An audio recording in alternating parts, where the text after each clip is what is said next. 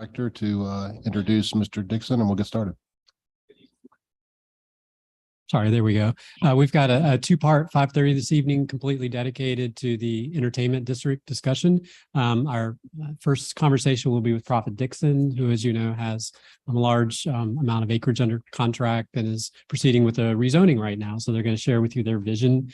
And the second part of the meeting, staff is going to chat with you a little further about the text amendment that is in conjunction with another developer's project just adjacent to what Prophet Dixon's working on. So we hope this will be a really fruitful discussion this evening. Thank you. Thank you. Thanks, Mike.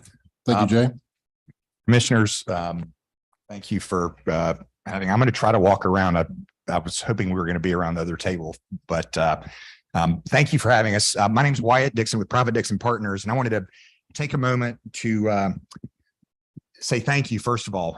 This is really designed to be an informal conversation about the entertainment district. And I joked earlier that I thought we had an hour and a half and we got 45 minutes. So we're going to talk fast. So what I would ask is, as we go through this, as questions come up, the end of this is very much designed to be interactive, because it really is a conversation. And what we hope this will lead into is further positive conversations about how we can realize the vision that was put in place. Well, it's not working.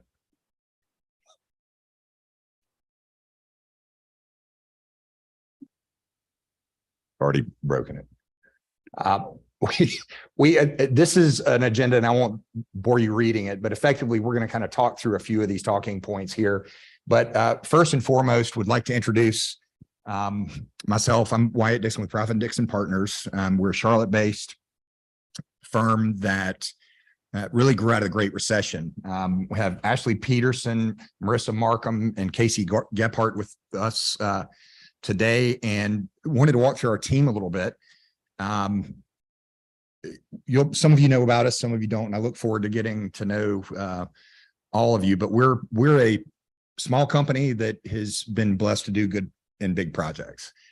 An important part of how we're able to do that is to have great consultants. And so Richard, and I don't think Hattie's here, but Richard Petersheim with Land Design has worked with us for years. And Richard, you want to chime in a little bit? Yeah. So can you hear me? Good. I met a handful of you a while ago and been working with you for some years on this, but we're from a land planning and landscape architecture and civil engineering, been assisting them, and have had a tremendous amount of experience with TODs, with the Charlotte district, the CAT system, worked on the system and the planning for that, but also really large scale master plan visions, Ballantyne, Eastland, Waverly, some of those that have a lot of the similar ingredients, maybe different scales, but we've been a good partner with PDP for about 20 years now, and John and Housing Studio that are part of the team. And Housing Studio is one of our architects on this, but obviously the context of a really big mixed use project, it will grow. But they've been a great partner of ours for years.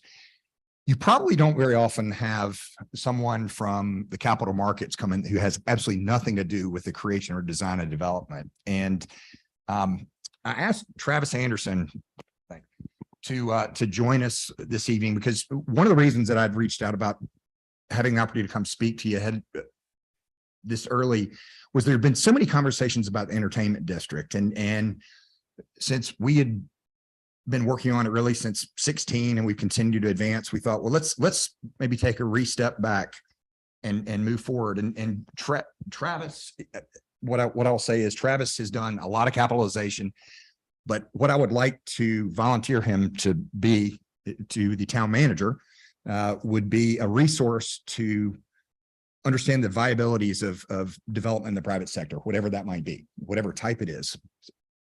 Yeah, again, thanks for having us here. Travis Anderson, I oversee the capital markets division of JLL here across the Carolinas.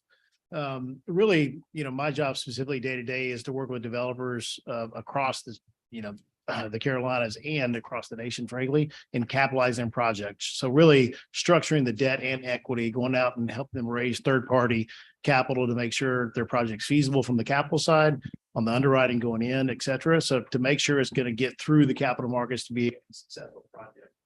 So we're doing that every day. And I worked with Wyatt and his partners for like 10 years now on most of their projects. And this one, we've already been part of Brierley, the first phase of development, and look forward to other opportunities with them as well. But I thought that would be just an interesting perspective as we're talking about what comes first and how you do it and what are the economic realities of it, because it's one thing if I sit up here and say it, right? But someone who does this for a lot of different folks, I think would be hopefully a better voice to have opinions. As we're thinking about this, I'd really kind of in my mind developed what I thought would be two simple goals for the meeting this afternoon. One is really just to introduce ourselves, the team, and share with those of you who we've not interacted that we are here, we're committed to and very dedicated to the town of Matthews, and we very much love it. And the second part is to really start an ongoing, and I would say maybe even restart, but an ongoing and collaborative process and dialogue that really gets us from where we are now to realizing the vision, that was established as part of the Family Entertainment District.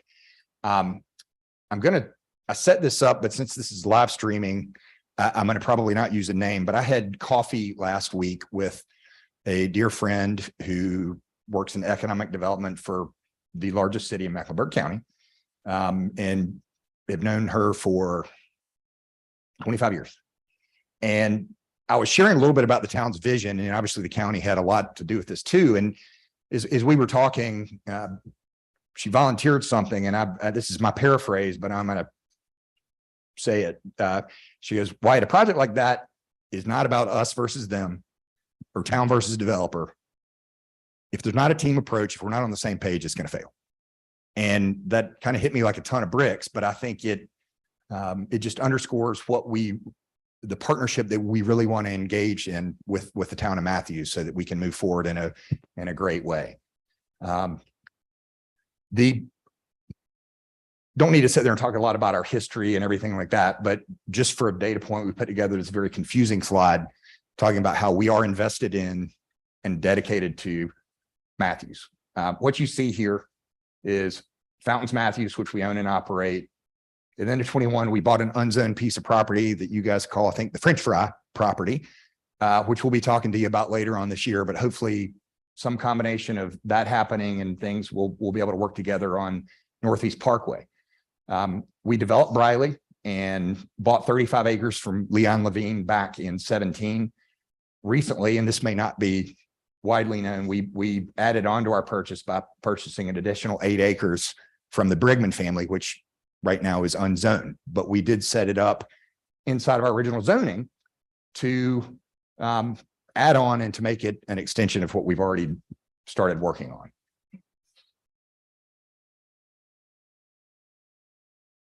It's no secret you guys have seen the plan for the Sportsplex that was developed a long time ago in conjunction with the town and Mecklenburg County. And what we want to say is the first time we came in and talked to Jay and Kathy back in 16, we just had an idea for an apartment project on the Levine property. And they're like, now you're missing it.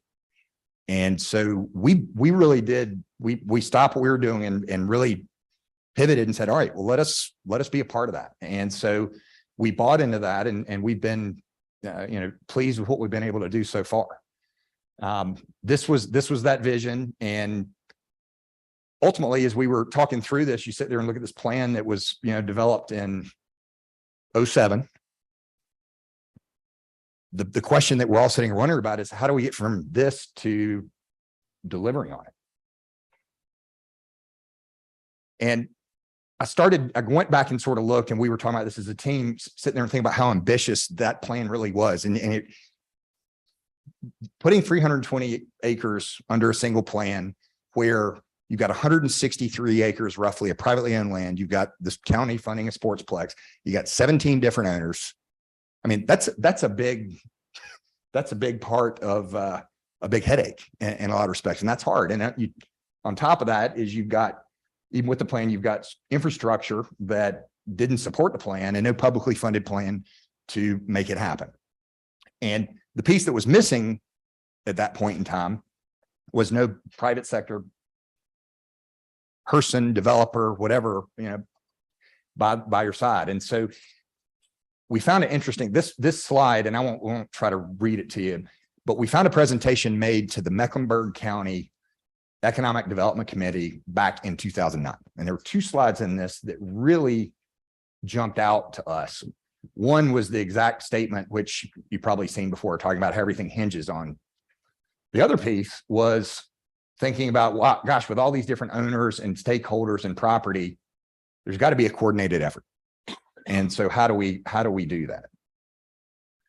So we looked at that plan and we said, all right, well, let's take this 35 acres and let's plan for what was going to be a state-funded extension of IPP, the path that Katz had said that will work. And then we worked hard with the town to say, all right, let's set this network up so that it can prove to be a great first step.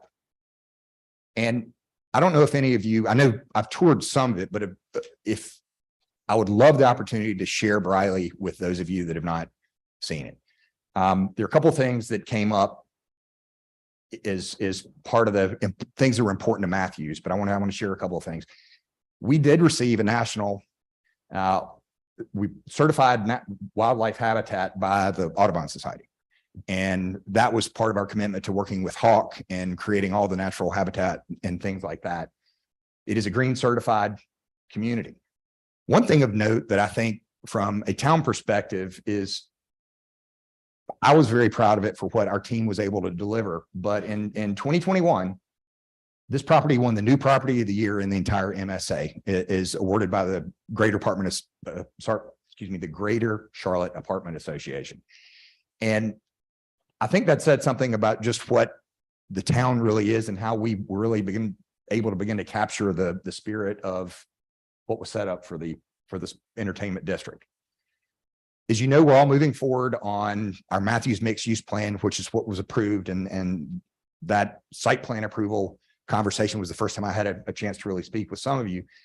And now we're sitting here in front of you beginning a process of, gosh, we really want to help the town deliver a vision that we bought into, and we hope we can align ourselves to be able to do that. One thing of note is, oops, I might have just gone forward. We own or control 84% of the non-developed property in the ENT district. We started with 35, and so this is really what got me thinking is like a little bit of, I wish we'd been in front of the other person, the other group you've been talking to, because I thought a lot of the things that had come up might have been answered just in the context of what we're trying to do. So this is where we are today, and which we'll be talking about in the future, but effectively the combination of the Matthews mixed use plan with what we call Brigman West and Brigman East, the 8 acres behind Elevation Church, and combined, it really does get some scope. And there is a lot of commercial that we plan on making happen here. As we were trying to figure out, and Richard, you might want to chime in here. One of the things that we were trying to do is figure out, let's look around and see some well-executed projects and see what we can take away from them. Yeah, I mean, there's a uniqueness to an entertainment district that's trying to leverage off of sports or hospitality or entertainment. And we looked around pretty much the Southeast for different examples of that. Sort of close to home is Riverwalk and Rock Hill. We were part of that. And there were significant investments from BMX and the velodrome and roadways from the town of Rock Hill or the city of Rock Hill. And you go to the other Battery Park and what they did for the Braves down at Truist. And although a much bigger scale, but how they began to layer in mixture of use in a very public realm, tying public.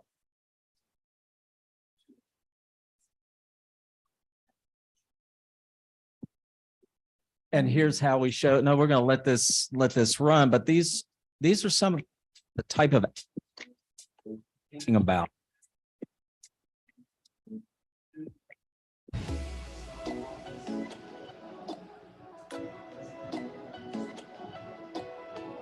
Tie it to nature. How do we interconnect with the greenways? How do we complement what's downtown? And so some of these things can, some of these types. There you go. Is that better? More consistent? But it was really the inspiration of what is going to be unique about this district and how do we leverage where your head was at, decades ago about an ENT district. And the good thing, what you were talking about, Wyatt, about you establishing Briley as the first portion of this at such a high standard from not only delivery, but also, confidence in the marketplace now to understand the level of quality to invest here is a huge step, right? Because that really is going to attract these types of complementary uses of performance or hotel in the future as we build this thing out.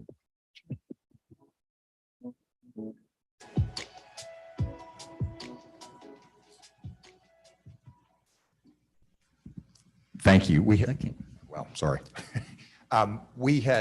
one of our marketing firms that we work with actually go to some of these projects in Atlanta and around because we really wanted to begin to feel a little bit about the character of what makes them special and unique, because we felt like those were things that we could learn from as we move forward. And Richard doesn't like to brag on himself, but at least one of the ones down in Fort Mill had a pretty heavy land design hand in it as that was going forward. Kingsley. This is a 10,000 foot. I have no idea what that is rendering of what we're talking about, but obviously you see the hello. I apologize. You're good. Now this is zoomed in. So Richard, you want to talk a little bit about this and maybe you can point. Yeah. So to get you oriented, we're looking over Bolero, Matthews Mint Hills on the right. You'll see Independence Point Parkway kind of coming through there. And what's in the lavender color would be the Silver Line alignment. Right at kind of the middle of all that is your station. And this is very consistent with the Kittleson effort that they had done with CATS for your station area planning. We met with them. I know JQ, I've worked with them in many different avenues before, and we flushed out sort of a framework of thinking together and figured out where the heart was of the NT district. And this is very consistent with where they were. At the centerpiece of this will be your living room for Midfield Station. It will have the greatest diversity of uses. Again, it's anticipation of a future light rail and station to be there, right? So that's a bet. That's rolling the dice and a bet that asset will actually land at some point in our future, right? Same thing with Independence Point Parkway. We're planning for that, but where it goes and how we interconnect it in the interim until the eventuality of that is very important to us because we need that connectivity. Now, from that point on, you will have a diversity of, maybe go to the land use one, maybe the blown up one, right? Well, back it up. Thank you. Got a lot of faith in me here. No, you're good. There, you're good. So part of it, what's in various colors, purple being hospitality or entertainment, red being commercial, retail, food and beverage, ground floor of that, single use buildings of that, office in blue, the sort of the beige color are residential choices, a variety of options for residential. But what you'll see is a deliberate bookending of this sort of east-west road that connects from Sports Parkway all the way to Crestdale eventually, and goes right by the station, right at the heart of the station. And we've deliberately created sort of a dumbbell approach of activity. You have Elevation Church and them trying to reorient activity to the back of the church, right? And a tie to that with a commercial hub. And then the heart, which we have the greatest diversity of uses at the station. And then in between is, housing options and or other things. But we try to create these two centers of gravity within this larger context, and we tie them together with network. Oh, sorry. Also have those opportunities that we've identified in your phase 1 and 2 on Matthews Mint Hill as a gateway moment. That's where logically retail and commercial wants to be right now, because this is down in a hill with no interconnectivity beyond it. It goes down to the fields, but it really isn't tied in a strong way for a number of trips that you're really going to need for commercial. So that we believe that's probably going to emerge first, and then this heart kind of comes later, right? And one thing that I will say is, although I didn't say this when we were meeting, talking about this, but since we are 100% engaged with the whole concept of, as the mayor says, we'd love to have entertainment in our entertainment district. And so in a conversation, I shared that we don't know what it's going to be, but we're going to start on with what you just approved. We're going to add some commercial at base for that. It will be something that'll be a coffee shop. We're not exactly sure what it will be, but we are working on a plan to be able to make that happen. And I'm saying that publicly. And so now you know that I am serious. It's not 1 million square feet, but what it is it's a place that will begin to set the catalyst, because something's got to lead the charge. Richard, anything else? No, I think you're right. And the good thing about how we've thought through this fabric is it's somewhat flexible. If and when you do land some significant entertainment user that really wants to be here, or a larger platform activator, could be a lot of different things. We have spaces that can accommodate different sizes of things, which is important at this stage of the game. I need some degree of flexibility to allow the market and the plan to kind of come together and not box them into too much yet.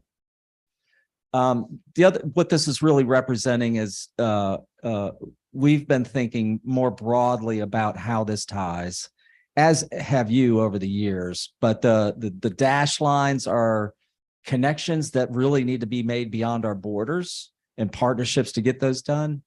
And thinking about the pedestrian and bicycle realm of how we make greenway, bikeway, and trail connections, not only the Silver Line rail trail, maybe we advance that ahead of the Silver Line, but all these other ways in which we connect multi-modes. Probably like a lot of people, I spend a lot of time at the Sportsplex with youth sports. And one of the things that was shocking to me is that we learned a while back was that in 2019, Sportsplex had 780,000 annual visitors that year. And you're not surprised when you see the cars lining up for soccer and things like that. But one of the opportunities when we talk about ways to work together is, how do we make this something more that really does become a little bit of a catalyst? And that's going to be part of the conversation. And it certainly goes beyond us and goes to the county. But I think there's some questions that, working together, we can begin to engage in. Well, one of the things that we've heard a lot about is talking about connectivity and how that works. And Richard and his team were kind enough to put an exhibit together that will be a good talking point for what are the challenges standing in the way of realizing this vision. And it's this, which I'll let him explain. Yeah. So we're involved with not only this, but the NRP district at Matthews Lofts and LATS, Matthews Gateway. And what's imperative is that we don't think about these in silos. They are all different things, and they all are in service to downtown Matthews in the heart. So that is a unique offering of a mixture of uses that needs to be the highest priority of focus for a town. But all three of these are complements to that, and how they manifest the mixture of uses that they're projecting. What is the differentiating proposition for Midfield Station versus Matthews Gateway is an important question. And how all of those tie together to leverage each other's investments is equally as important. If they're all dead ends and you can't get from one to the other, you really are not able to leverage what they've landed. They kind of function with like a hand behind their back until you make these interconnections. And so we've been strategically ensuring that the theories of connections and streets that we're planning for Brigman and Midfield Station have a logic in how they're getting to the gateway and to district lofts, and how all of those tie in a stronger way to the town. So what's in blue, what's in gray are things that have already landed from connections. Blue is what we planned from a private sector standpoint. The dashed red lines are the gaps. That's where those are. There needs to be a partnership to deliver those, because those are not funded and very critical connections to make in order to catalyze the mixture of uses that we're all looking for. Same thing for ped and bike. We've got things that have landed in light green that are transitioning to planned things that are on the town's greenway plan, and then things that we're implementing in concert with all three of these developments. And so again, those all need to be talking to each other. Those all need to be interconnected, and there needs to be a strategy and partnerships to help develop. The one thing that Wyatt had mentioned was the Independence Point Parkway connection. And while there's challenges of that getting over 485, how that ties to the Sportsplex and maybe even loop to the Sportsplex Parkway in the interim to make that a nice seamless, I'm going to pull people in and get a fair amount of visibility to the heart of this thing, I think is a discussion, that we'll continue to have until we figure out a strategy of getting it done. Thank you. That's Yep. great. And so then the question, and this is an open-ended question, but how literally do we collectively come together to think about the things that are between where we are now and what that envision is, and how do we turn it into something that really we can all be proud of? And I appreciate you letting us get up here and yap at you a little bit, but we really, there's a lot of conversation about commercial stuff and folks that we've talked to that I will share individually with you as we've talked. But one of the other things that we try to do is begin to put together a library of sorts as a resource for something that Becky and the town staff can utilize to pull stuff together from, Fortune 500 companies like JLL that, okay, we're delivering the information. So it's not, there's no color of our opinion on it. It's simply information there, because it's important. You get a lot of people in front of you like me, and you hear a lot of things. Some are right and some aren't. And we want you to, know that we want to work with you. So thank you. All right, thank you.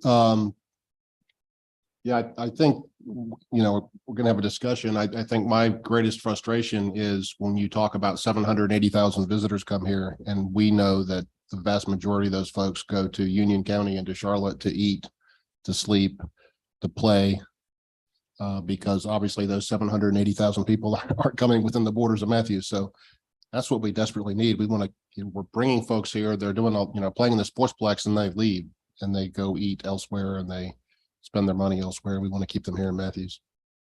There's a picture that we need to be able to paint, because you're 100% right. I mean, aside from the whole discussion about the Silver Line, where it's going to go, what that's going to do, and all this stuff, just if you, that's created a giant circular conversation that's going on. You were kind enough to ask me to be part of the Matthews Town Silver Line Task Force, which I served for about 1.5 years. And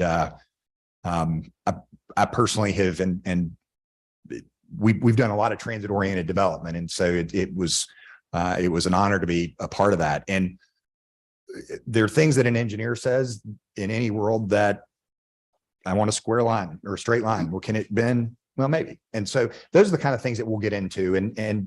But outside of that, you're right. We've got to make these roads go somewhere.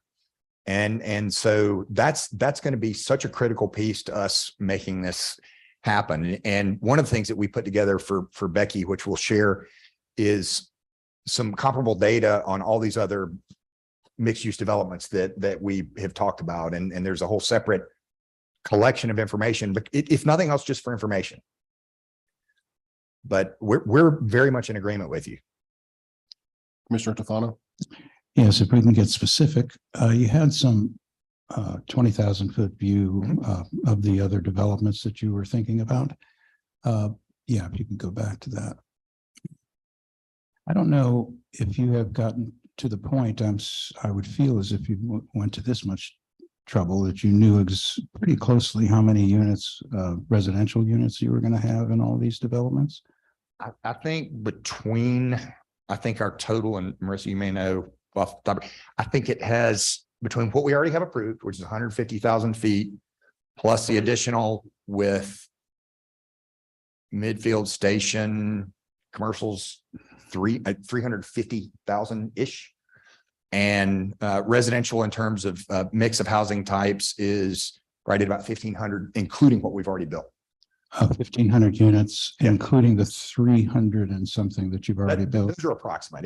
But yes, sir, correct. And the square footage of those residences? It varies. I mean, total. Let me tell you where I'm going with it. Sure. Is I want to find out what the mix of how many square feet of commercial that you're going to have in proportion to the square footage of residential.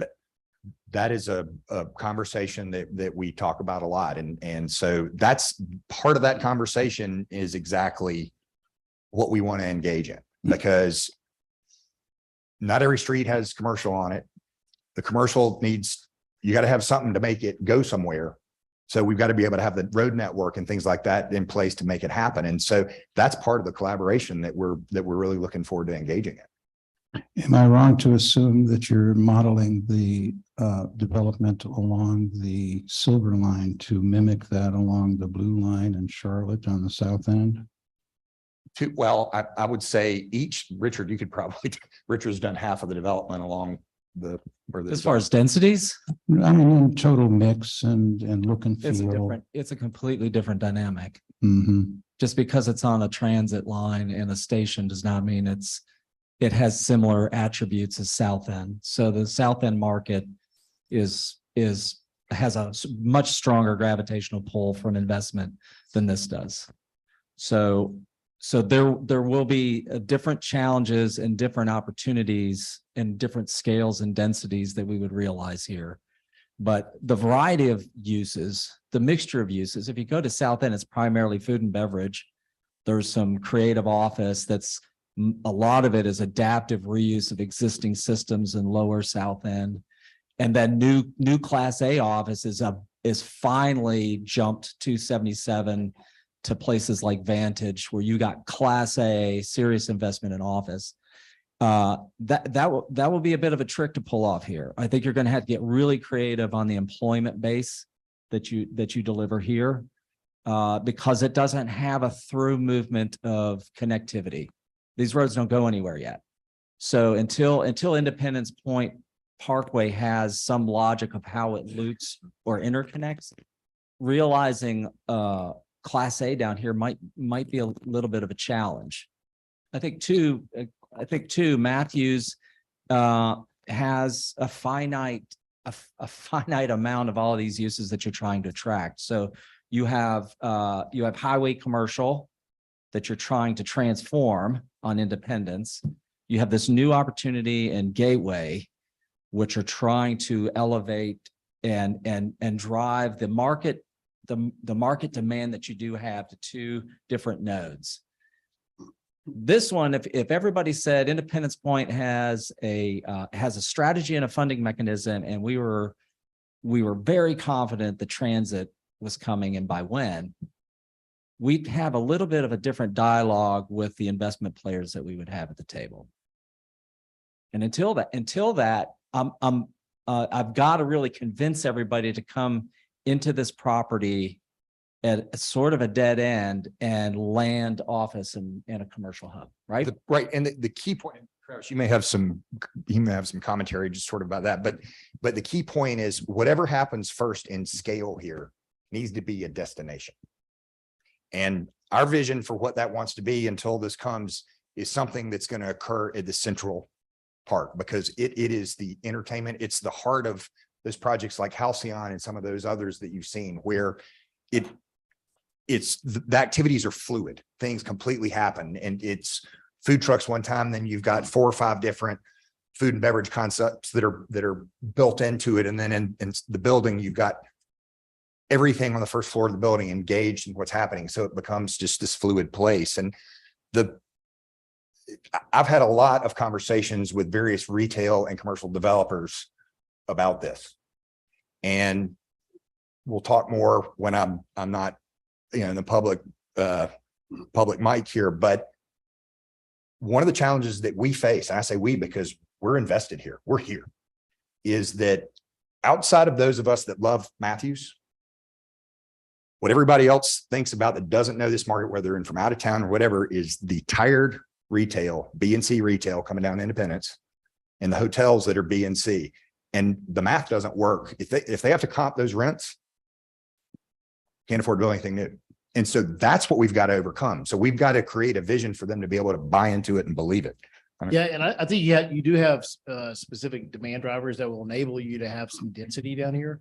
In general, you mentioned, South End. South End is completely different because you have so much density in and around that. So you have the unique opportunity with the rail going through there to really densify specifically that area. This area, you have to create that. So to create that over a longer period of time, frankly, with a bunch of the right uses, you have to be very strategic about what the time frame you deliver those into, because the financial piece of this is why it's mentioning, you got to be very strategic. You can't go just plop down 2 or 3 office buildings here. The math, as he says, won't work here, because to build, office buildings today and or specialty retail today, in today's market right now, given cost of some of the other constraints, I mean, you'll be pushing the limits of where you would see rents feasible here. So if you can parcel off, meaning piece by piece, bring some density here with living, residential, then you can bring some retail, then you bring an office, then you can bring more residential, bring some more retail. You have to create it over, what's that? A bit more incremental. Yeah, that's right. You got to create it over some time, right? And each part of this has to be financially feasible along, each development's got to be, specifically looked at and built to at the right time, the right rents, the right people, who you're obtaining. Commissioner Urban. Thanks, Wyatt, and thanks, Richard. So, Richard, can you point to Kingsley and Riverwalk to the approximate square footage or approximate acreage of the commercial retail component? Because I think one of the things, and this would be a good road trip for the board, is that both Kingsley, more so Kingsley than Riverwalk, is in, let's say, 200 acres. It's only 10% of that, which is highly energized. You can't say, well, I want 50% office retail compared to 1,200 units of housing. An accelerant of Kingsley was the landing of state incentives for 2 major employers. Yes. Yeah. Office. Yes. So I had 4,000 initially. Thank you, dear. Employment centers there, 4,000 people working there on a daily basis that catalyzed that. Kingsley would not have evolved as well as it did without that employment base. It had lots of the same attributes that you do. It's pretty close to the freeway, to a freeway or a major, limited access. But it also had a lot of better interconnectivity to other networks. So there were some through movements, but that was the accelerant on that. I think the retail portion of that's maybe 100,000 feet outside of the office, but the retail, which is really some goods, food and beverage heavy. They have a Courtyard Marriott, and then they have apartments, and then 2 massive employers. Part of the evolution, you sit there and think about what happened in South End. I delivered the very first transit-oriented project ever developed in Charlotte at Camden Grandview, which is at Moorhead. I was a young developer with Summit Properties. Back then, the light rail was just a trolley, but we embraced it. And since that time, I've spent a lot of time studying transit. It's something that we love. Richard warned me when we found out about the Silver Line going through. He said, "Wyatt, you really wanted to go by you, not through you." And boy, was he right. So But when we did a project, one of our first as a company, when we were coming out of the recession in South End, where we were like, oh my gosh, look at all these apartments that are popping up. It took 10 years, well, not 10 years, 6 years of apartment delivery and how many 7,000 units or whatever for the office folks to go, oh wait, that's where we need to be. Yeah. And so there's definitely a carrot and stick and you know, chicken or the egg or whichever that really comes into play with all these. And we'd love to help figure out a carrot. I mean, it definitely takes patience on your end and on the town's end to perhaps reserve those particular blocks for an evolution into the market. But it's important for you to plant that flag. I think you mentioned Wyatt, sort of at the centerpiece, or what's that moment that talks about what this place is going to be like from a visitor. That has to be planted pretty soon. And it can be smaller increments of retail or food and beverage, or maybe some smaller office, but you have to plant that flag pretty soon. And that really is at that heart. We've been really wrestling with the scale and size of that moment. Public space, public realm, Independence Point Parkway built, connectivity with greenways, and then celebrate it with some commercial and light a match for this thing. And I think that starts to generate. And if you do it well, if you deliver quality, that's what Kingsley did. Kingsley built out their Main Street architecture to the nth degree. I mean, there was a high degree of sensitivity of what that felt like. Kannapolis, what we're doing down Kannapolis, same thing, the renovations. There's a commitment to character, quality, and attitude of that place. And you've set the bar pretty darn high. So that's good. If you That's drive good. through Briley, what I would say is pay attention to the parking and the designs. And that was nothing that we were mandated to do in terms of the concrete separation, the things, angled parking, and really trying to make it like a street grid in the middle of the woods, kind of, at the time. We did that because we wanted to set the stage for everything else that was going to happen. And we knew that if we didn't do that well, chances of being successful with anything else are not great. All right, we need to wrap up because we have a second half here. Commissioner Tefano, you have a final comment or question? Yeah, just a question. I fully understand you have to have people in place to support the retail, but my ongoing concern is that we're constantly told that. So consequently, we're having yet another cycle of residential development going into the ENT district. And that gives us all of the traffic and all of the problems and all of the things that people complain about in town, but it doesn't give us the entertainment part of the entertainment district. So I understand the chicken and the egg and all of that sort of thing. But from our perspective, or at least mine anyway, the ENT district is slowly evolving into nothing more than a residential community. And especially with the text amendment that is about to be considered and all of that, it even makes it more feasible that it's going to be just nothing more than a residential community. So this is my ongoing concern. I don't expect any answer to that, but that is where I'd like you to give some thought to. Commissioner Tefano, what I would offer is we're not just talking about some piece of property that we're trying to rezone. We own it. It's entitled. There's nobody that wants it more than us. Okay. That is absolute truth. And so getting from here to there is the conversation that we really want to engage, because it definitely is going to take a team effort. And I absolutely share those exact same thoughts and concerns with you. All right. Thank you, Wyatt. Thank you very Thank you much. for We your appreciate team. your time. Appreciate your And comments. Thank you. Jay, are you going to present the second? Okay. Jay and Darren.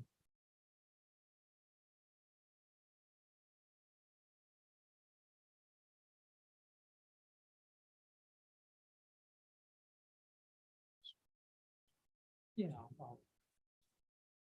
Okay.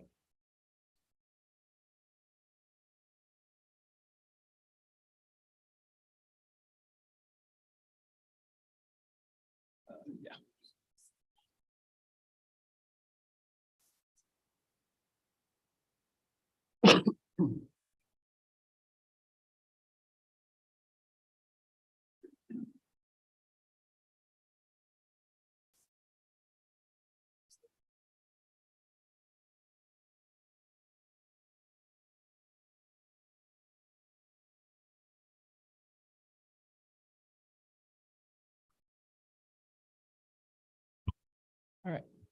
All right, all right, thank you, board. Again, we're just going to do a quick recap of the entertainment district overlay. I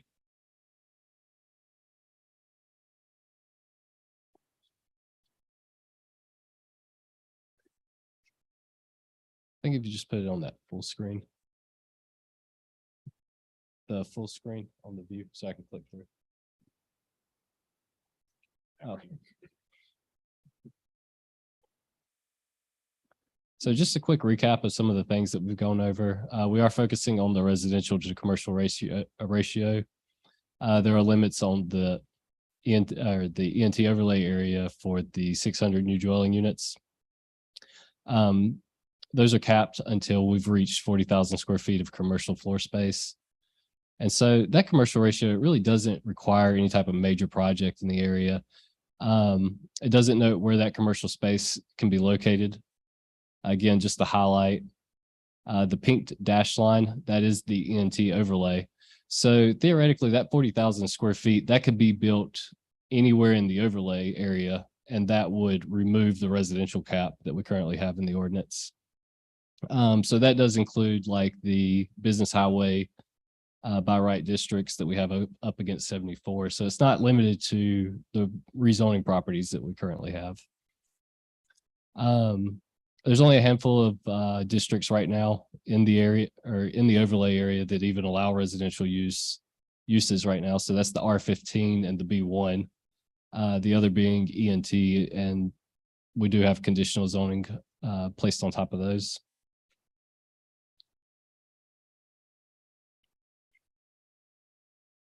Right, so that residential is beginning to kind of reach its cap. And there's general concern about the lack of commercial space in the area. Small area plan calls out specific primary streets. We'll go over that in a minute. In general, commercial properties kind of used to help activate the streets. So some of the discussion that we've had in the past is about, well, what are some alternatives to creating that on-street activation for the pedestrian experience? And there were concerns about some commercial or some of the commercial space remaining vacant. And then it was noted that downtown has a 50% first floor requirement for retail space.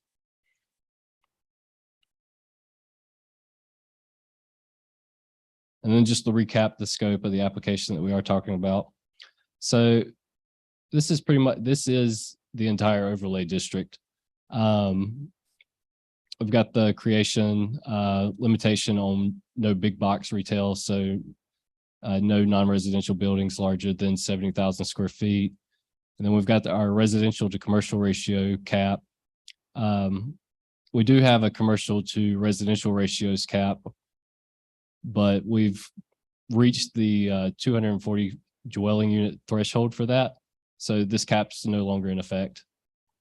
And then there's right of way with requirements for Independence Point Parkway.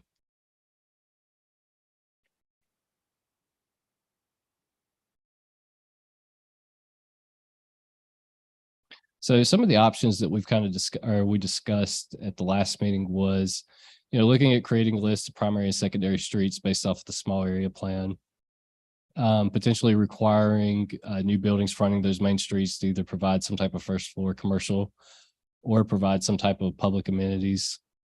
On the note of first floor commercial space, just again, downtown does currently have a 50% retail requirement on all ground floor buildings within a certain area. Public amenities, we could list that as a linear foot requirement along those main roads. So that could include some of the things we talked about, like benches, art, food truck space, pop-up retail, et cetera, et cetera.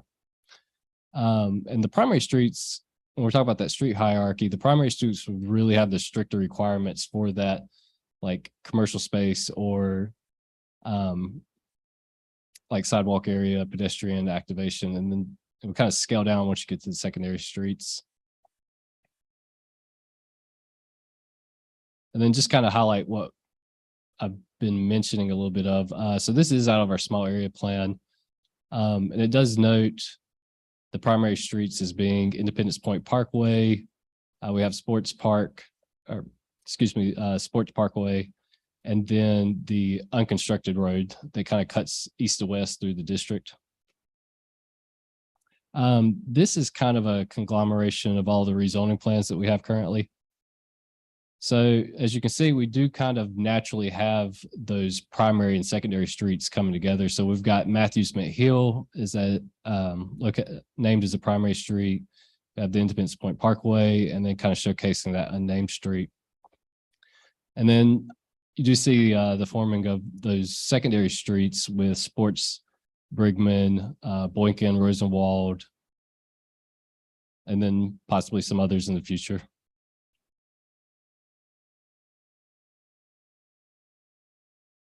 So really, we're just looking for feedback at this point, kind of based off of those options, some of the other things that you may have heard tonight, really just to get some direction for the upcoming public hearing next month. Okay. Which one goes back? Okay. So I want to make a couple of points. The first is the hierarchy of streets here. So having your primary as Independence Point Parkway, and then our new East-West Street as another primary street. It kind of shapes up to be a little bit like Trade Street and Matthews Station downtown, where you have two streets with one intersecting the other. So I think I see a lot of similarities, which is one way to look at this. Our 50% first floor retail requirement has been in place for about 25 years now in downtown. So I don't know if you all are aware of that, or if we mentioned it last year, but we've mandated ground floor commercial downtown for about a quarter century, at least in the HUC district. And it's been really successful in preserving that active, ground floor activation and that entertainment aspect that we also want in our downtown. And then finally, the challenge I would throw out to you all in your free time, Paris, France, nothing to do with the entertainment district, but if you go to Google Street View, go to the center of the city. 5-story buildings, 6-story buildings.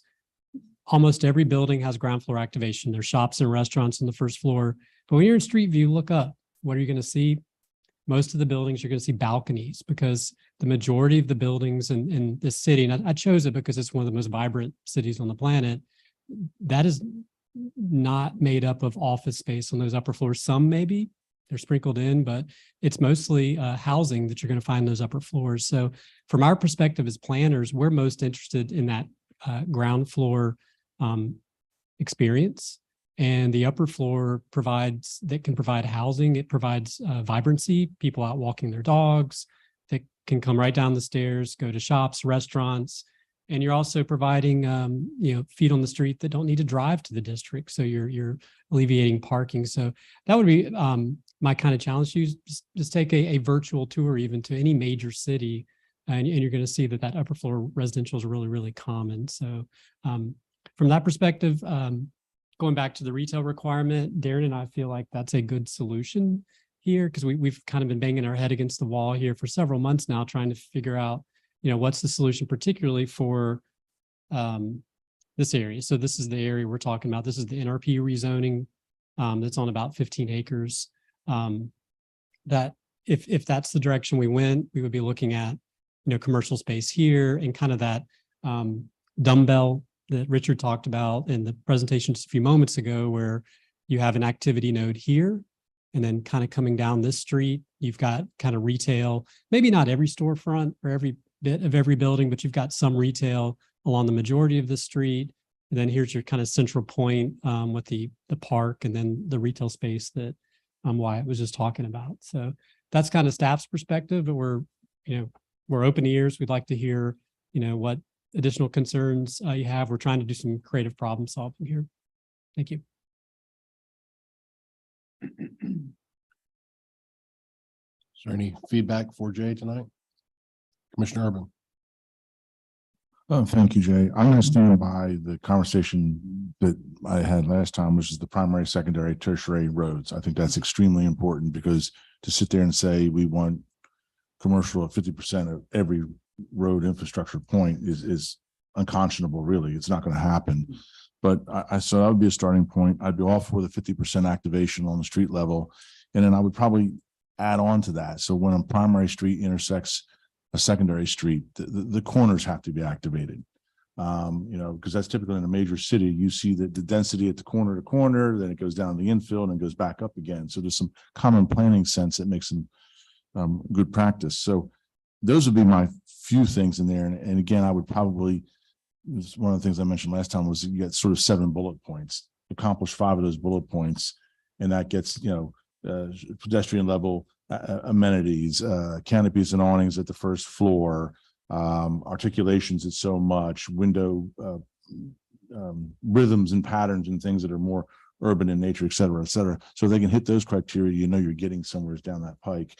But overall, I think we're seeing the development of where the primary roads are and the secondary roads are, and that's an excellent starting point. And we just grind it to that level.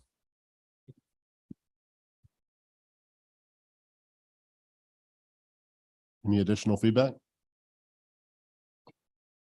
Commissioner Gardner? I do have some feedback, but I'm still processing it a little bit.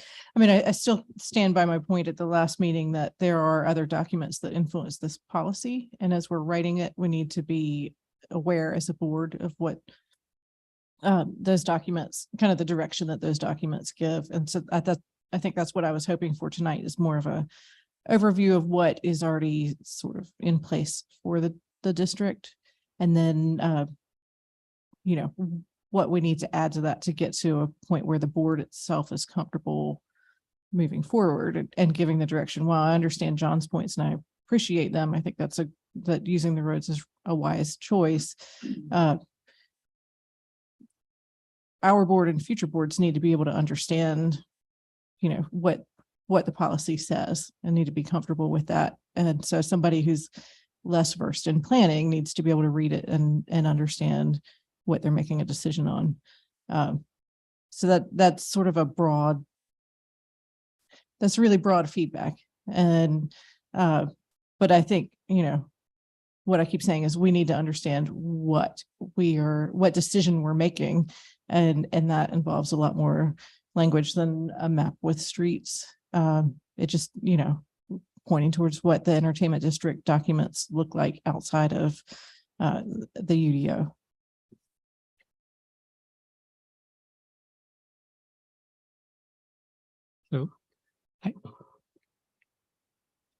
So my question would be, do you get overly prescriptive, which you could run afoul of doing that, or do you sort of set the bar and allow sort of organic things to develop, but you put the rails up on the alley? The ball can't go in the gutter, so to speak, but you got to let the marketplace dictate some things.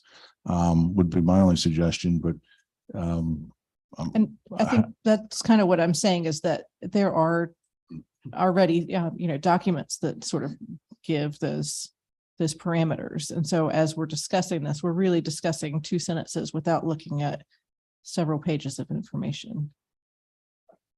Okay, I gathered that, but I think it was Commissioner Garner was like, we'll just come back here in 3 months and be doing the same thing over again. So I guess we need to ratchet this up. I mean, really put the heat underneath of it, because we've got zoning cases backing up. And the reason I mentioned Kingsley and Riverwalk is, there's an opportunity to see that and quickly see 3-dimensionally what they could graphically show you in plan. This is what it looks like in plan. This is what it looks like in 3D. But I was really looking for more of a sort of high level description that had the rails on there and that you could fine tune it over time. I get your drift. But I'm also looking at, I don't want to do something expedient and get caught sideways, but I think since these are conditional zonings, we have that ability to continue to modify it. So we can be a little bit more sort of descriptive and kind of apply through this thing. I think it's going to be more important that the developer hear that the board wants to see that activation, and we're going to set some parameters that hold a minimum standard. And so there's no getting around that at this stage in the game. Commissioner Urban, could you maybe reiterate some of your bullet points, because you said, mandating things such as awnings and stuff like that. How does that drive commercial necessarily? Well, I think one of the things is, if we just said we're going to activate the street level with retail, that's fine. And so you get a developer comes in and does a 1950s Miesian box and hits the sidewalk and goes straight up with glass and says, well, there you go. I think you have to look at the characteristics of how Matthews is developed and how Southern towns are developed, and you realize that you have a base in retail and glass and recessed entries and canopies, and then you have what they know as the shaft, which is a sort of the second, third, and fourth floor, and you have a capitol to a building. So there's some languages that you could generically put out there and let the architects come up with their solutions, because it's 10 accountants will give you 10 different solutions, 10 architects will give you 10 different solutions, but you got to give them some boundaries. And working in a lot of jurisdictions, whether it's Savannah or Charleston, they'll overprescribe. They'll tell you'll go 20 feet and you'll have an articulation of 2 feet and the glass will be clear and it'll have a solar heat gain of X. And then when you go above, the awnings will be this type, this type, this type, this color, this color. So I don't want to be overly prescriptive, but I think you could set the boundaries of this is good commonplace way you develop architecture on a streetscape. Mr. Architect, we expect you to sort of understand that and then knock our socks off beyond that point.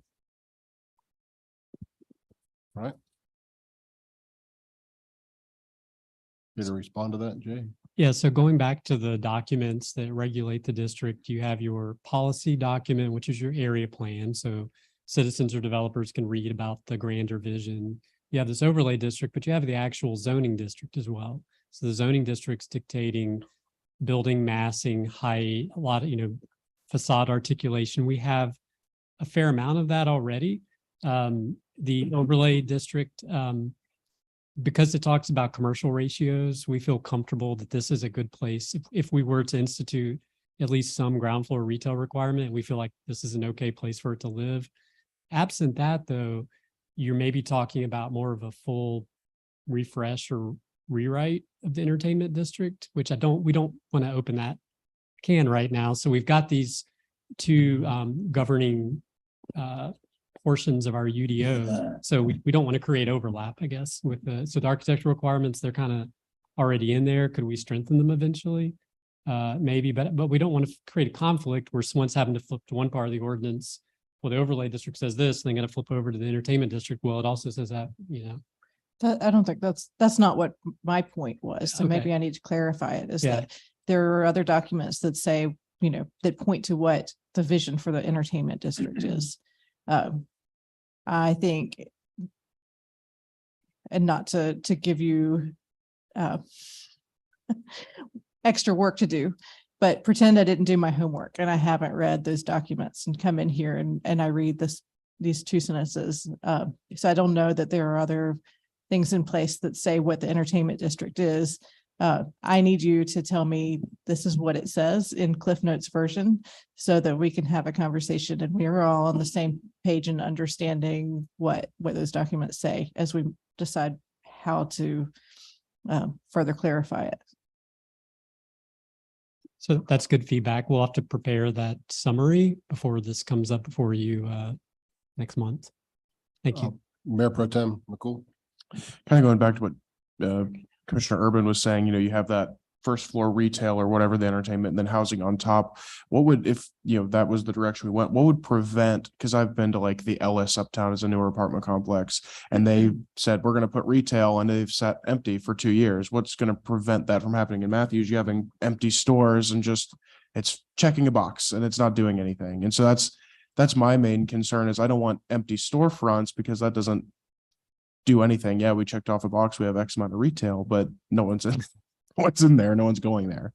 And so how do you prevent that? That's a excellent point you're making. A lot of larger cities around the country have instituted mandatory commercial, but it's been more stringent and you're putting it everywhere. And perhaps, and you all might look at this and say, these are streets that don't want to be retail streets, but they still mandated it. So as we look at this map, I think the goal would be we would have it where it makes sense and where it's feasible. And kind of going back to our earlier conversation, I think that Prophet Dixon's spot on and where it's going to materialize first in this area. And it's, you already have, let's say 10 or 12,000 cars a day on Matthews Mill Road. You've got cars driving by. It's going to kind of start here and filter down as Independence Point Parkway is built. This is going to take longer to materialize. You're going to need a critical mass and some kind of draws down there. So, But absolutely, it's not a good look for the community if you've got that vacant space. That's my main Yeah. concern is you don't, that show, it makes you look like a dying community when we're not, we're a thriving community. So how do we prevent that? Ken, you're absolutely right. I mean, there's nothing to prevent that, but I think what Wyatt's talking about is very much akin to, and it's an extreme example, but when Bank of America and Human Call said, we're going to put wells down out of the end at 77 and Trade Street, and everybody's like, you're absolutely out of your mind. But within 10 short years, the 2 points were connected. And what Wyatt's saying is give him a spot right there at that intersection, let him drop a stake right there and start a catalyst. The train will be the second piece of that component. Those pieces will fill in, but it takes time. I mean, that's the reality of it. Commissioner Tafano, do you have a comment? Yes, what I'm hearing consistently is residential with small retail at the bottom, and I'm not hearing anything about large scale development for the entertainment district. So again, back to my initial fears or initial concerns is that this is going to be nothing but a residential with small retail, and it's just going to develop that way. I totally understand you can't put anything major there unless you have some draw to bring things there. But if we allow this to just creep and creep and creep in this particular way, we're going to end up with nothing but a residential area with small retail, in my opinion. So this is, again, my ongoing concern. It has been for over a year and even before I was commissioner. So it was, and I see it happening before my very eyes. Thank you. I think the number I heard from Wyatt earlier was 350,000 feet of commercial space. That's, I think our Costco is about 125, 150,000. So there, I mean, this is a large amount of commercial space that's being contemplated. I think the question is, you want to see it delivered eventually, right? Right. In other words, I realize the economics of it. I realize the financing of it. I realize all that stuff. I've been in business for years and I totally understand it.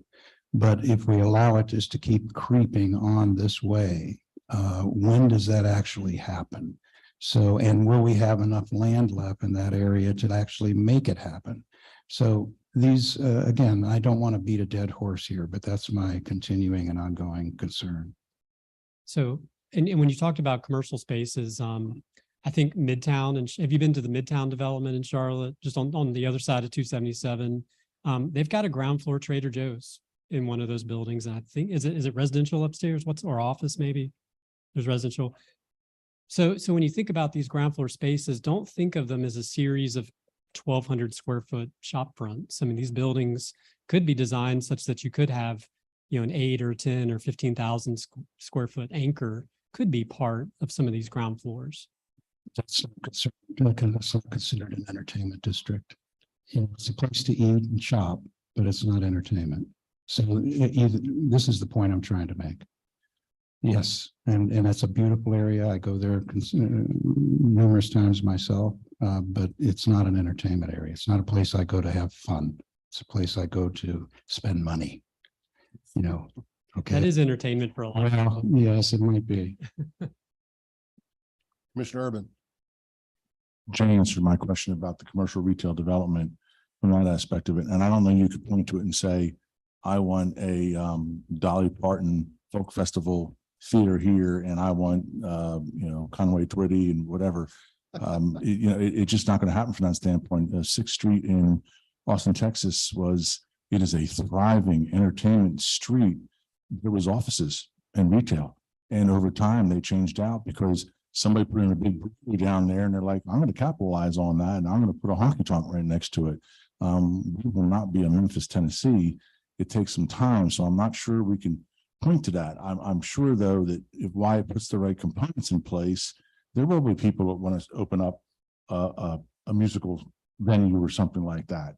Of course, then we're going to get complaints from the citizens that everything in town are bars and honky tonks, but that's just the way it goes. But I think we just have to just think big terms and broad, and I don't think it's going to incrementally kill itself. I think anything, if you set the base plan and the catalyst in place, it will grow in fruition in that direction. Just my opinion. All right. Any further Comments or feedback? We were hoping to get maybe a thumbs up that you want, if you want us to work with the applicant to draft language, is the ground floor commercial and amenities, is that a direction you want us to go, or do you still want us to go back to the drawing board? Can you go back to a slide, the previous slide, and while we're doing that, go ahead, Commissioner Garner. I was just going to say that I support moving in that direction to give it at least something. I think that we had a meeting to talk about what entertainment means to different people. And so, we aren't going to attract a museum unless we're willing to put in $1 million or more. And so that's where you have to wrestle with whether you let private developers sort of have some a larger influence over what entertainment means than what the town, can put into it. So I wanted to go back to this slide. Jay, are you suggesting that we come up with a percentage tonight, or? Not necessarily, just that we're at least beginning to move in the right direction, so we can work with John and the applicant on some better language and kind of tighten it down as opposed to what we, were discussed last month. The only other thing to talk to Mr. Trefano's point is if you can grease the skids and say, if you bring an entertainment type venue, then you can get an extra floor, you can get more residential, you can get a density bonus, something like that. If you want to try and prime the pump, you can sure have at it. Now, of course, the market's going to dictate one way or the other, but if you want to have some more carrots into the program, I'm all fine with that as well. And it's up to Wyatt and developers where to see what can happen. And that might influence some things, but as it stands right now, I stick by activate the street level, the amenities aspect of it, the primary and secondary streets it's just the reality of it. That's the way it is. And we start there and let him fine tune, because we got to get something on the books. Otherwise we're going to be backing up on some petitions. I think I, for one, would not want to live on top of a honky tonk or a musical venue personally, but. It goes to another conversation. Yeah. Yep. So I think this is a good first start, and keep on going on. You have another comment? Sorry. The last time we had a meeting, Mr. Carmichael said he might have some input at this meeting. So I wanted to see if that was an offer that we wanted to put out there.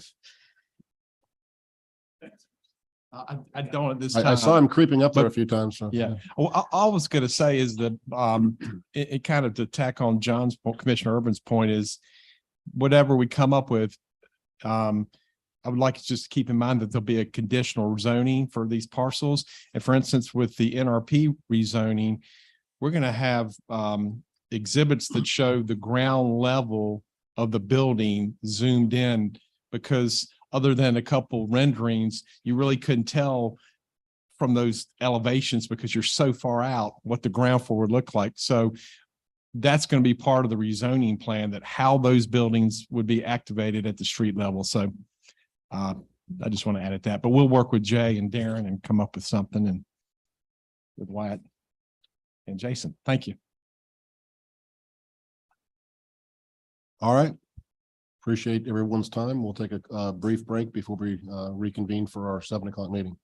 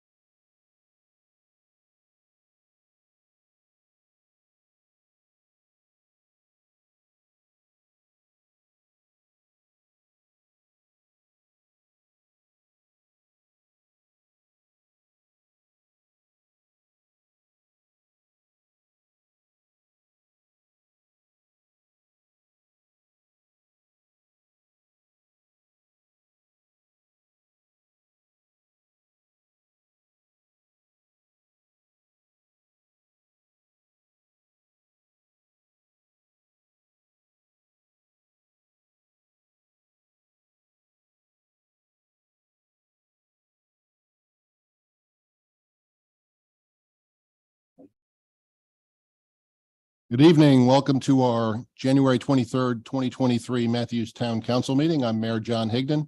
I'd like to start with some introductions. On my left and your right is Assistant Town Manager Malia Gordon, Commissioner Renee Garner, Commissioner Larry Whitley, Mayor Pro Tem Ken McCool, our Town Manager Becky Hawk, our Town Attorney Charlie Buckley, Commissioner Mark DeFano, Commissioner Gina Hoover, Commissioner John Urban, our Town Clerk Lori Canapino, our Planning Director Jay Camp, and our Communications Coordinator Maureen Keith.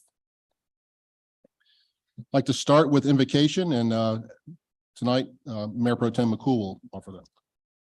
Tonight, I'm going to share a very short quote by Martin Luther King Jr. I feel like this quote is relevant with Martin Luther King Jr. Day just last week and how it'll apply to our meeting tonight. The time is always right to do what is right. Tonight, let's remember that we're here to serve the town of Matthews and make decisions on behalf of the people that have elected us. Let's try to do right by all in our meeting tonight. Thank you. Thank you, Ken. Please join me for the Pledge of Allegiance.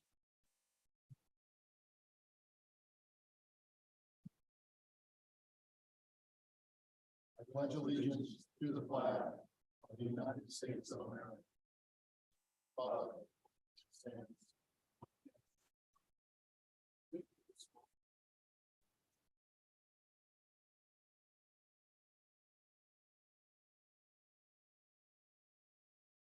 Pledge sounds especially good when you have a lot of veterans joining you.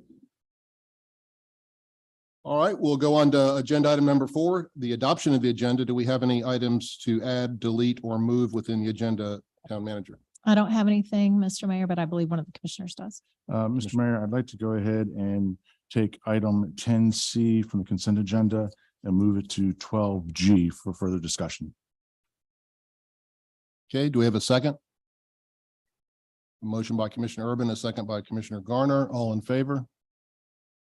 Any opposed? That passes unanimously. I will now entertain a motion to adopt the agenda as modified. Adopt the agenda. Second. A motion by who made the motion? Commissioner Topano, second Yes. by Commissioner Urban. All in favor?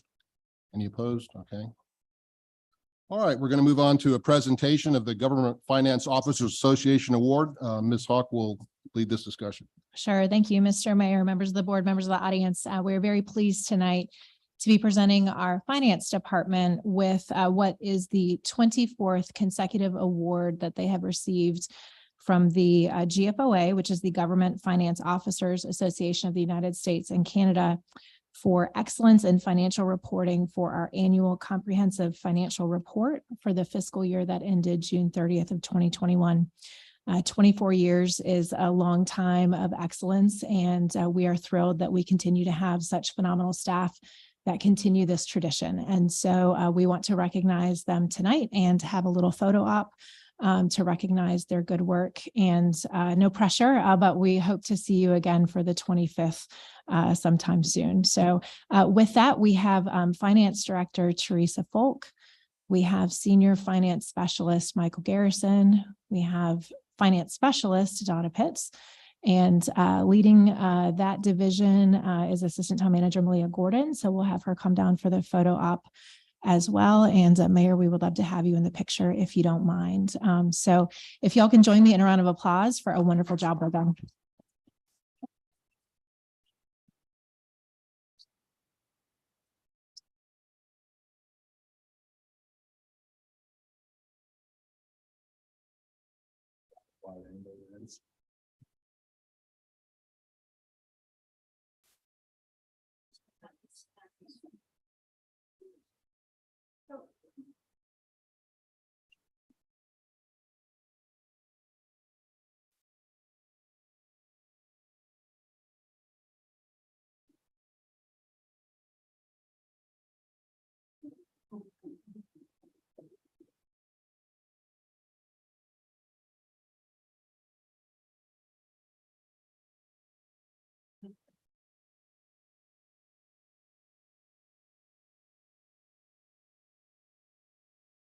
You know, as the town manager said, we kind of take that for granted, but I think we all realize it takes a lot of hard work to continue to get this presentation year after year. So thank you so much.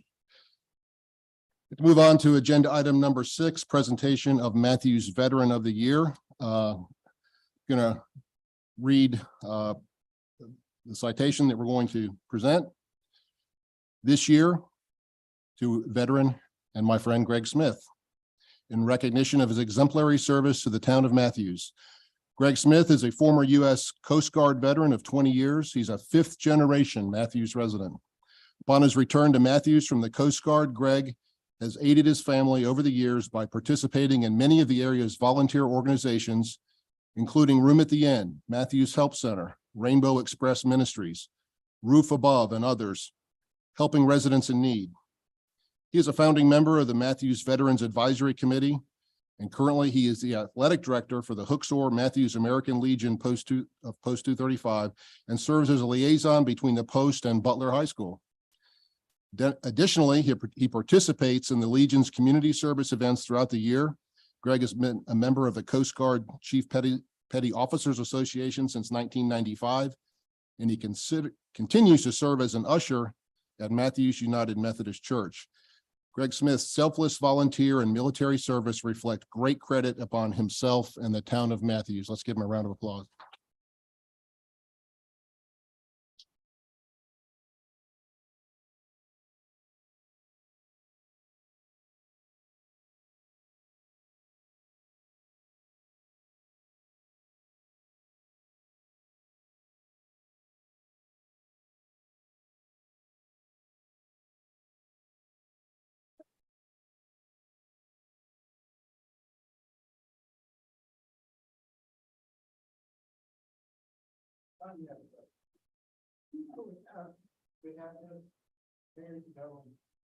Certificate. You need a bag. We have this plaque for you to put in your house. I told you. Last but not least, the mayor will present to you Mayor's medal.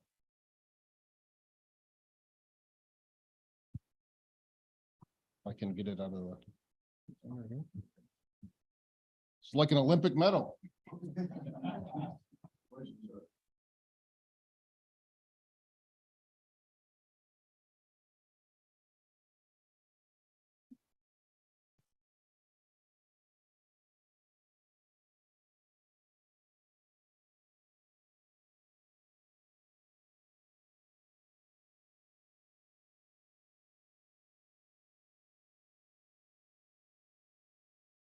Would any of the veterans like to come up and join?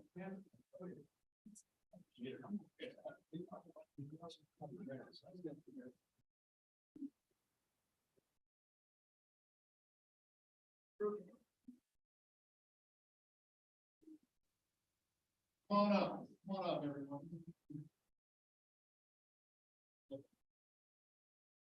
You're a veteran, come up and get a picture.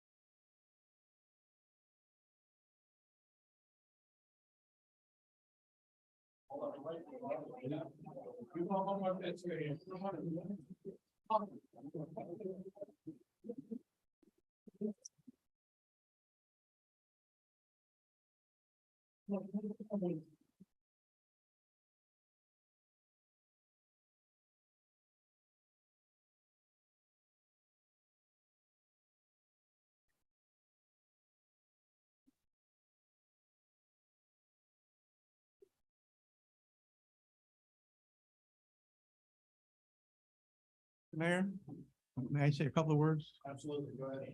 Okay.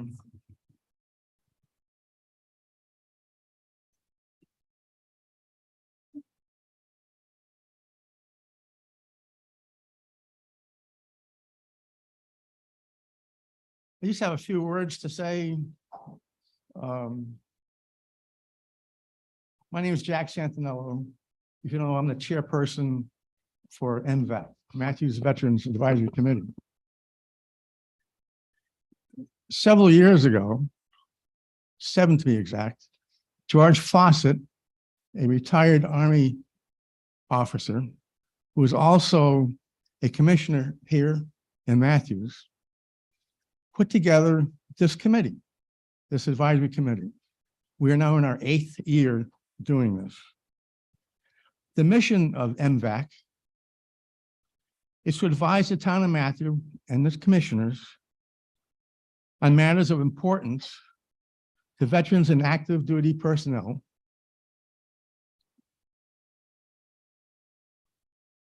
such as the Veteran of the Year. We do a lot of other things also. One very important matter affecting the veterans and the town and of importance to veterans and the active military is the Matthews Veterans Memorial Park. A few years ago, the American Legion took on the task of revitalizing the park. With public donations exceeding $50,000, they began this task. In timeless hours from the veterans, the Legion, and other citizens of Matthews and surrounding areas. The Parks and Recreation Department, under the direction of Corey King and his gang, and his team, okay, has continued this task. A great job. They put up a unique lighting system, completed the mural, as you see it now in the park, and we have calendars here for everybody that has that mural on the front page.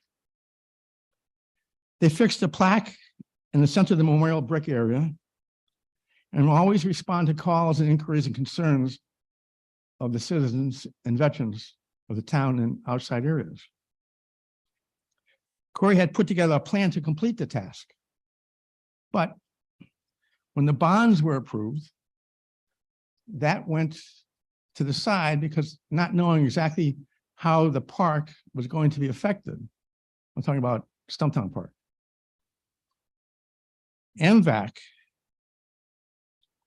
is now advising the town, the mayor, and the commissioners to keep the Memorial Park, the Veterans Memorial Park, within the Central Matthews Park, wherever that may be, somewhere here in the center of town. I've been informed by Corey and Becky that they are aware of this concern and veterans, by other veterans and other residents, and have put that in their planning process. And I thank them for that. Thank you. I want to say a few additional words about Greg. And Greg, do you want to say something? Would you like to come up and address your colleagues? Come on up. Greg goes to my church, Matthews United Methodist Church, and just respect you so very much. I see you assisting your mother and always see you doing things for others in town all the time. Every time I see you, you're doing something for someone else. So thank you, sir. And please approach the mic and you can.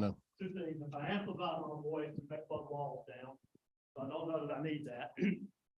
But secondly, with a microphone in my hand, we might be tomorrow morning, as many of you who know me know. But no, Mr. Mayor, thank you very much for this opportunity.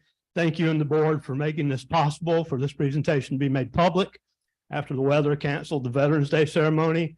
It's truly an honor to be here tonight in this presence to receive this, and I greatly appreciate that very much. I'll be as brief as I can. He mentioned I'm a 5th generation Matthews native. My name, representing my family on the plaque here in Town Hall for the Veterans of the Year, is as humbling as anything I've ever known, because I have my father and 6 of his brothers who served. My father is a 2-time recipient of the Purple Heart and a recipient of the Bronze Star for Valor in Combat. I have a great uncle who saw action on Guadalcanal in Saipan, and I've chosen to honor him tonight by actually wearing, you might notice it's out of date, but I'm choosing to wear his American Legion service cap from when he was a member back in the 50s and 60s of this post. As far as the career, I understand that was a minor part of this award. I consider myself successful. I've been involved in immigration enforcement, drug enforcement, fisheries enforcement. I've done over 300 search and rescue calls, many of them in hurricanes. So in that manner too, that's one of the reasons I chose the Coast Guard, because I knew of the service. But just two thank yous real quick, if I may, Mr. Mayor, and then you mentioned a couple of organizations, but the reason I'm here tonight is based on my volunteerism are two groups that have changed my life. One, about 6 years ago, a lady called me and asked me if I would a group. And I'm gonna tell you what, I have no qualms in saying this. If you've never met her, on her energy and everything else, I say that this lady is as incomparable to serving other purposes every bit as Annalisa Watley. And I've been privileged to call Annalisa Watley a friend since when they moved here. And the Rainbow Express Ministries young adult group of special that I had some trepidation about volunteering with, and I've never known any more genuine love than I've received. Lori Little, you're a rock star. Thank you for changing my life.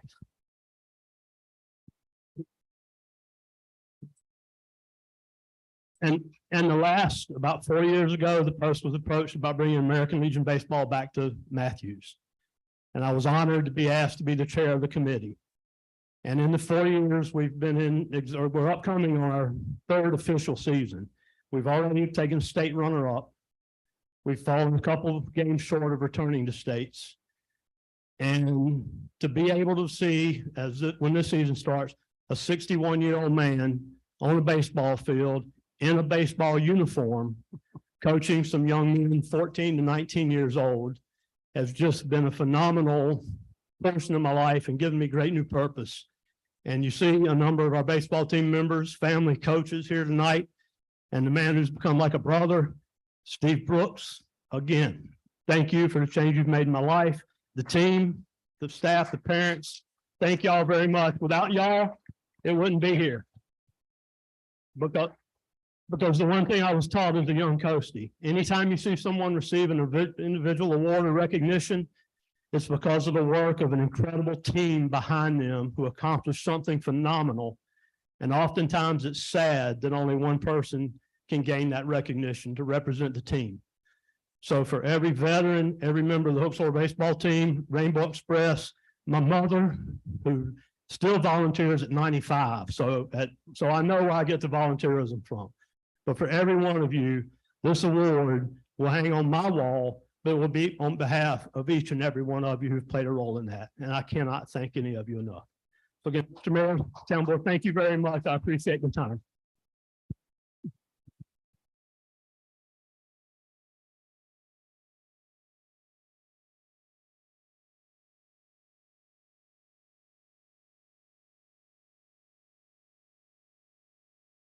We might have to have a Mother of the Year award for your mom.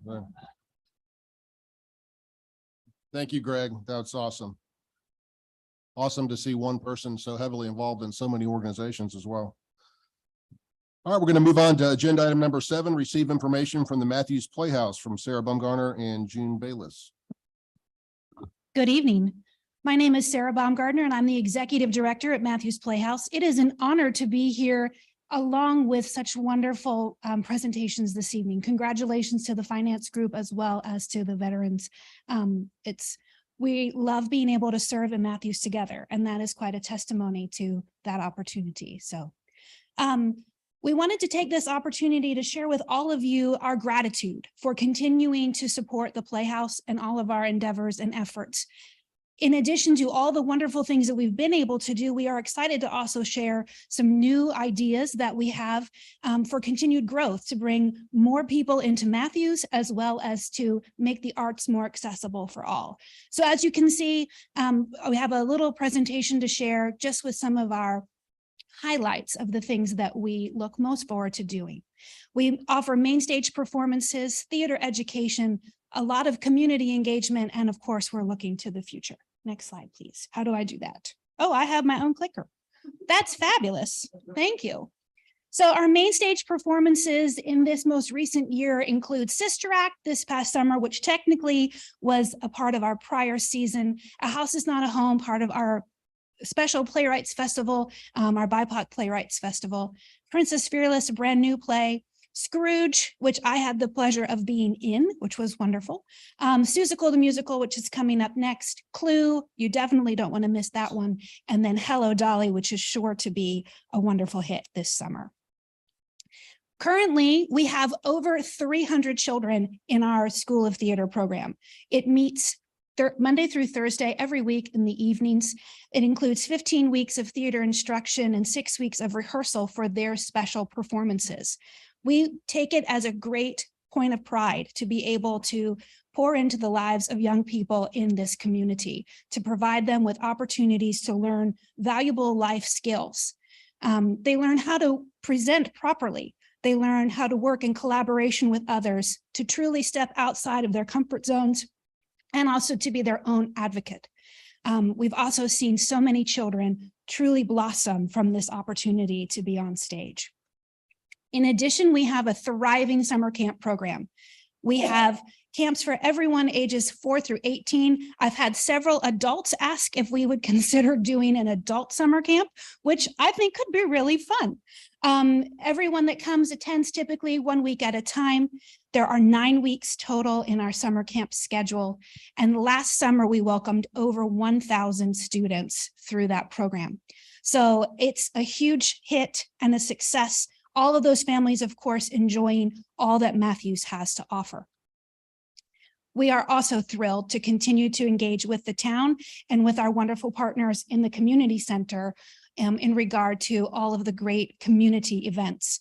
We loved being a part of the Matthews Town tree lighting from year to year, the Matthews Alive parade, as well as being a part of what goes on in the community center during that special weekend.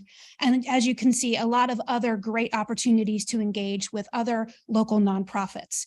In addition to that, we select a Matthews area nonprofit to be benefiting from each performance.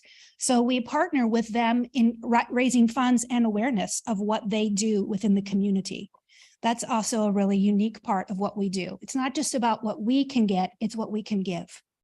And then also for everyone in this room, particularly all of our honored council members, we offer special guest walk-on roles in some of our shows. So even if you don't want to audition, you are welcome to come and be a part. In fact, this last summer, they even let me walk on as the Pope in Sister Act. Also, the Haunted Trail is a huge hit in the community. This past October, we had over 2,400 patrons. We are so appreciative to the American Legion for their wonderful service to us as our security volunteers. They are a wonderful group to work with, and we're very thankful for them. Also, the Matthews Chamber was able to participate by helping us to spread the word. And we have something truly for everyone. Even if you're not interested in the scary aspects of Halloween, there was something there for you to participate in. So that's another great community event. More about our BIPOC Playwrights Festival. So that stands for Black, Indigenous People of Color. It's our opportunity to truly amplify lesser heard voices in our community. And we are very proud to be able to bring this as a partnership with the African American Playwrights Group. The show this year was A House Is Not a Home by local playwright Kenyatte Godbolt, and we are excited to bring this program back again this season. We are so glad to be able to not only receive community support, but also to give community support. Over this last year, we have welcomed over 250 students to attend a performance with little to no cost to them. Many of the Title I schools in the region reach out to us for an opportunity to bring students in to see a show. We also offered a special needs camp, and we have plans to continue to grow that program. We also raised over $5,000 for our local area nonprofit partners, and then offering free performances such as Princess Fearless right in our very dear Stumptown Park. So what's coming up? Seussical, which is a wonderful musical celebration for families and children. Clue, an adult whodunit. Hello, Dolly, a wonderful Broadway classic. Of course, our School of Theater shows, and also summer camp. Our question to all of you is, what would you like to see from Matthews Playhouse? We are always looking for ideas and engagement opportunities to continue to serve in the Matthews community. And then our future. I'm going to highlight two things with this, and then I would like to invite our founder, June Bayless, who just happens to be visiting right now, to share a particularly fun and exciting new opportunity that we are working on exploring. But those second two, the community holiday celebrations, we are excited to partner with Parks and Rec to continue to bring some future opportunities, potentially with the Breakfast for Santa opportunity, as well as continuing on with Kids Camp, Haunted Trail, and many others to come. And then a new venue that we are exploring is with dinner theater. We would love to be able to offer that right here in Matthews for a very intimate and unique theater experience where you could come and enjoy a wonderful meal while you also take in a great show. I would love for June to explain a little bit more about our summer theater idea. Good evening. Thank you for taking time to hear from us tonight. We are so excited about the summer of 2024. I don't think I can count that high even. I didn't think I'd still be here then. We, as Sarah said, we've been here 28 years serving the Matthews region and delighted to be here, but would not be here without the support of the town of Matthews. So we are eternally grateful for what you all do for us and with us. We've had hundreds and thousands of Matthews residents and children and adults from our region, as well as outside of our region, who've experienced the great things that happen at Matthews Playhouse. As far as a new initiative goes, over the last year, Mecklenburg County region has lost two of its major live theaters. This is a great loss for the county of Mecklenburg, but however, we are hoping to turn it around into a gain for us, for our own community. We would like to announce the beginning in the summer of 2024, we are announcing Matthews Summer Theater. This will serve the entire region. The inaugural season, we would like to offer 3 shows, a blockbuster musical in Stumptown Park, a classic comedy in the community center, and also a children's and family-friendly production within the community center. We feel this is a golden opportunity for Matthews to fill a void that's been left in downtown Charlotte and bring audiences out here to us to enjoy the wonderful things that happen in our own community. We will add another show the next year, ending up with a 4-show season the summer of 2025. This will increase our audiences, but will also increase foot traffic for the entire town, from restaurants to the bars, to coffee shops, to the gas store. You have to stop and get gas when you get out here. It's going to be a win-win for all of us. We're not here asking for anything tonight. We're just wanting to share with you this wonderful thing we are proposing and asking for your support and what we plan to achieve 18 months from now.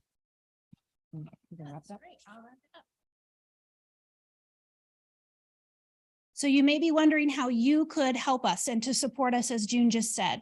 First of all, you can always help by volunteering with a show, whether that's as an usher or coming in and helping us paint some sets. Maybe you have some skills that are going underutilized in your world. We would love to put your skills to use with what we are doing.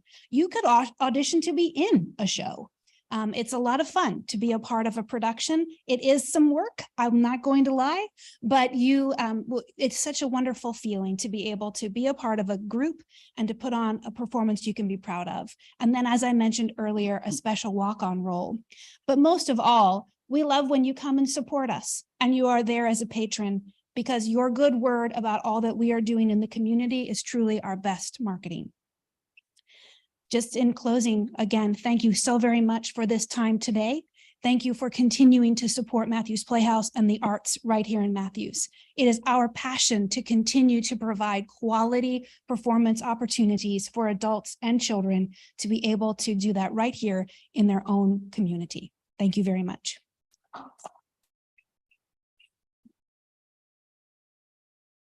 Thank you, Sarah and Jim. We really appreciate all you do. I hear lots of favorable comments from all the children that participate in the summer camps. Believe it or not, I participated in children's theater when I was little, but I always had to play like a tree or something like that. For some reason, or the father. I had to be the father. I was like, 6 feet tall at 12. So, but it is a lot of fun. What's really amazing to me is the professional level of quality these plays are. If you haven't been to a Matthews Playhouse play, dare say it's like going to Broadway or something. It's just really, it's really phenomenal how talented the people here are and how much effort they extend to practice and do a really good job. And so thank you for all you do. We really appreciate it. Thank you.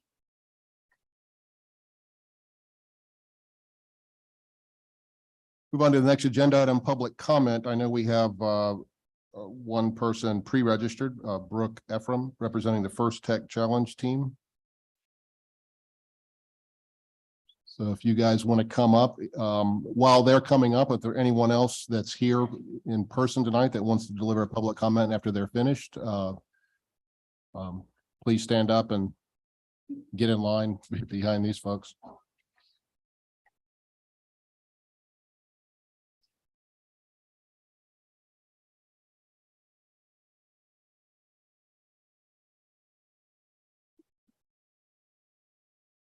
Hello, everyone. Thank you for having us this evening. We are a high school First Tech Challenge Team 16461 Infinite Turtles from the nonprofit 501c3 Matthews Community Robotics. And FIRST is an international organization in which teams of students design, build, and program robots to participate in global competitions. In the process, students gain valuable communication, technical, science, and engineering skills. Through FIRST, students are able to build connections that can last a lifetime and gain invaluable exposure to STEM. We've had the great honor to represent Matthews for the past 4 years in various statewide and global competitions. During the 2020 to 2021 season, our team represented Matthews in the North Carolina State Championship and qualified to the World Championship that was unfortunately canceled due to COVID-19. Last season, our team placed first in the robot game during the North Carolina State Championship, and we competed and represented Matthews at the World Championship in Houston, Texas, where we won the International Programs Innovate Award and placed in the top 10 in the robot game. Our team has also had the great privilege of representing Matthews on another global stage at the Maryland Tech Invitational this past season, where we were nominated for an International Software Award. We plan on continuing our success this season as well. Our team recently qualified for the state championship for our 3rd year in a row, and we look forward to building on this accomplishment and making our town proud. Robotics has benefited us in many ways and allowed us to gain valuable STEM skills in engineering design, robot programming, power tool usage, and valuable life skills, including teamwork, communication, persistence, and creative thinking. Robotics has also allowed us to build relationships with industry professionals from companies around the world. Our team would like to ensure that people in our community are able to get the same opportunities that we have and would like to inform our fellow members about FIRST Robotics. As a part of Matthews Community Robotics, we've come here today to increase the presence of robotics in our community, inspire our town's youth to engage in STEM, and hopefully create a thought for potential funding for more community robotics teams to increase the presence of robotics and STEM in our local areas. Thank you so much for listening to us. Have a great evening. Do you guys have any questions? I have a question. First of all, I'm an engineer. I don't know if you guys knew that. So you're my people, and engineers aren't supposed to be quite as articulate as you are. You speak all very, very, very well. The question I have is, where did the name Infinite Turtles come from? So there's actually a funny story behind that. There's a theory where some people believe that the world is a flat disk built on top of a turtle, and that turtle is standing on top of another bigger turtle, and it's turtles all the way down. So we're infinite turtles all the way down. Fantastic. That's very neat. Have you brought your robot? Yeah. Can you demonstrate it?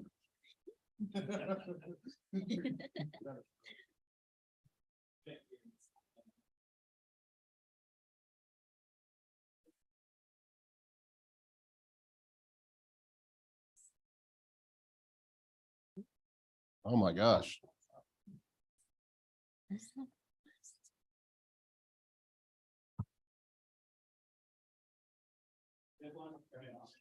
Absolutely. As long as it doesn't attack the dais, we'll be good.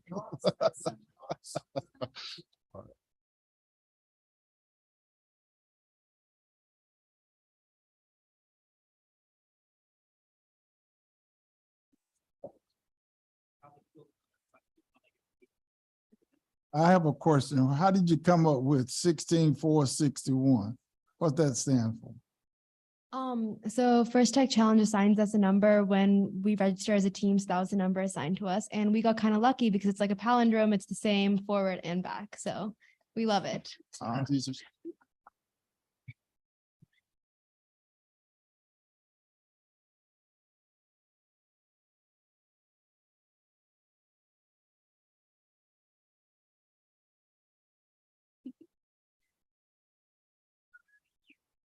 Uh-oh.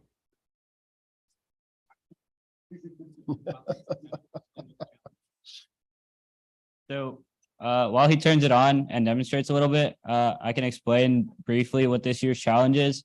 So if you're able to see the robot right now, there's a cone in its hand. And this year's challenge involves these poles ranging from around 12 inches off the ground to 3 feet off the ground at various heights. So we have to place those cones on a sort of tic-tac-toe grid of poles and try and compete with other teams to place as many as we can in a set time period. So you can see it in action right now. It's going to pick up the cone and it's going to pick up the cone and raise it to a certain height, which is yeah.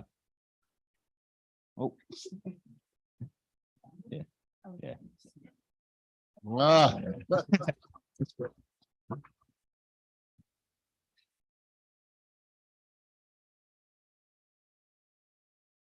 All right, very cool.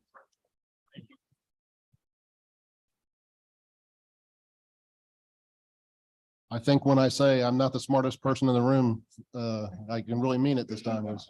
All these folks are fantastic.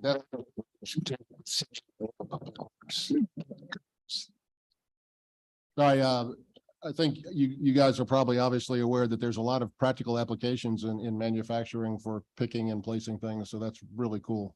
Great job. So we're really proud of you. Congratulations.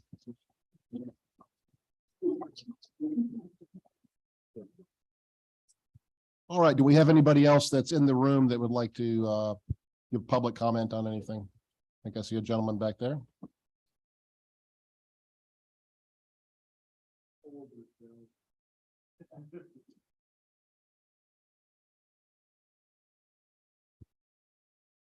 I'm not sure about the protocol here, but does this have to be an agenda comment or just anything you want to speak about Anything. for 5 minutes? And you Okay. need to start by saying your name and address, please. Right. I'm Mark Rieger, been in Matthews since 1989. I live down Courtney first on Holly Bank, and I live down Reverdy now on Stevens Ridge. I hope they don't get ideas about basketball with the ACC using that thing to make shots. That'd be cool. Yeah, it'd be awesome. They start that. I just wanted to comment about Reverdy being a very high income area. I know for property taxes and income, and yet it's a cute thing being Reverdy Lane, but it's also dark, it's skinny, it's non-bordered, it's non-marked, it's very dark, it's difficult to drive, and cars are very, very frequent, and a lot of times it's amazing there aren't more side swipes or something. So just didn't know if Matthews had a plan to address any of Reverdy's street condition and size and markings. Well, sir, it just so happens that our traffic engineer is here tonight. Susan Havina Willard, would you like to, town engineer, I'm sorry. All-purpose engineer. All purpose. Thank you for your comment. The town does not have any current plans to improve Reverdy Lane at this point, but we can certainly investigate about getting lights installed. That's a petition process by the neighbors to all sign and say, yep, we do want lights on this road. And then we can also, I think, it's got the swale system, and we can also look into crash data, working with the police department to see if there have been side swipes there. Well, there are a lot of turns too and a lot of signs. And I know a couple people who have had accidents down at the end where the thing takes that real sharp curve to home place. So anything to help, especially with the markings. Appreciate it. I'll leave him with my card so that he can Great, reach out for more fantastic. detailed information. Thank you. Appreciate that. Is there anybody else in the room that would care to give a public comment? And do we have anybody online, Maureen, that's raised their hand? Very good. We'll move on to agenda item number 9, reports from advisory committees. First, one of my favorites, the Appearance and Tree Advisory Committee, where I got my start as a wee lad many years ago. And here I thought you just liked us. Thank you for allowing me the opportunity to give you an update tonight on some things we've been thinking about. One of the things that really galvanized us was the opportunity we got last year with the master's level GIS student from NC State University.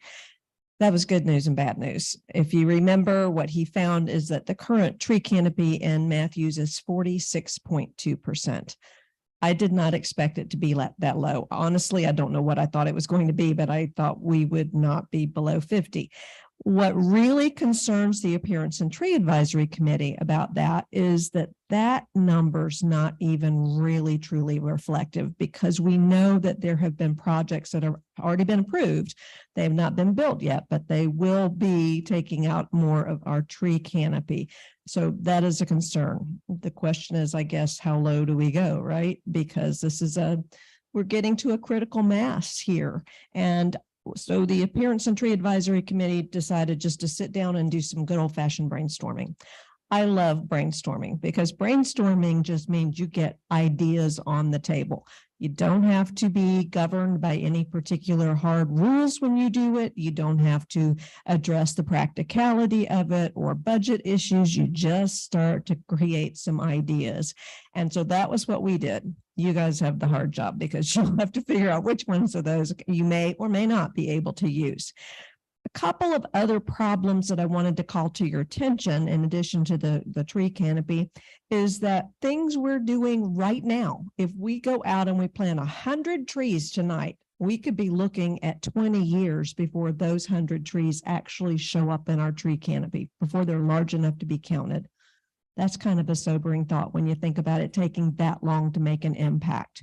We are doing some pay in lieu of fees now recently, which is good news and bad news too. The Appearance and Tree Advisory Committee will be using that money, which you all have awarded us, in order to do tree stores in Matthews. And stores is a little misleading. Basically, we're giving trees away to residents of Matthews.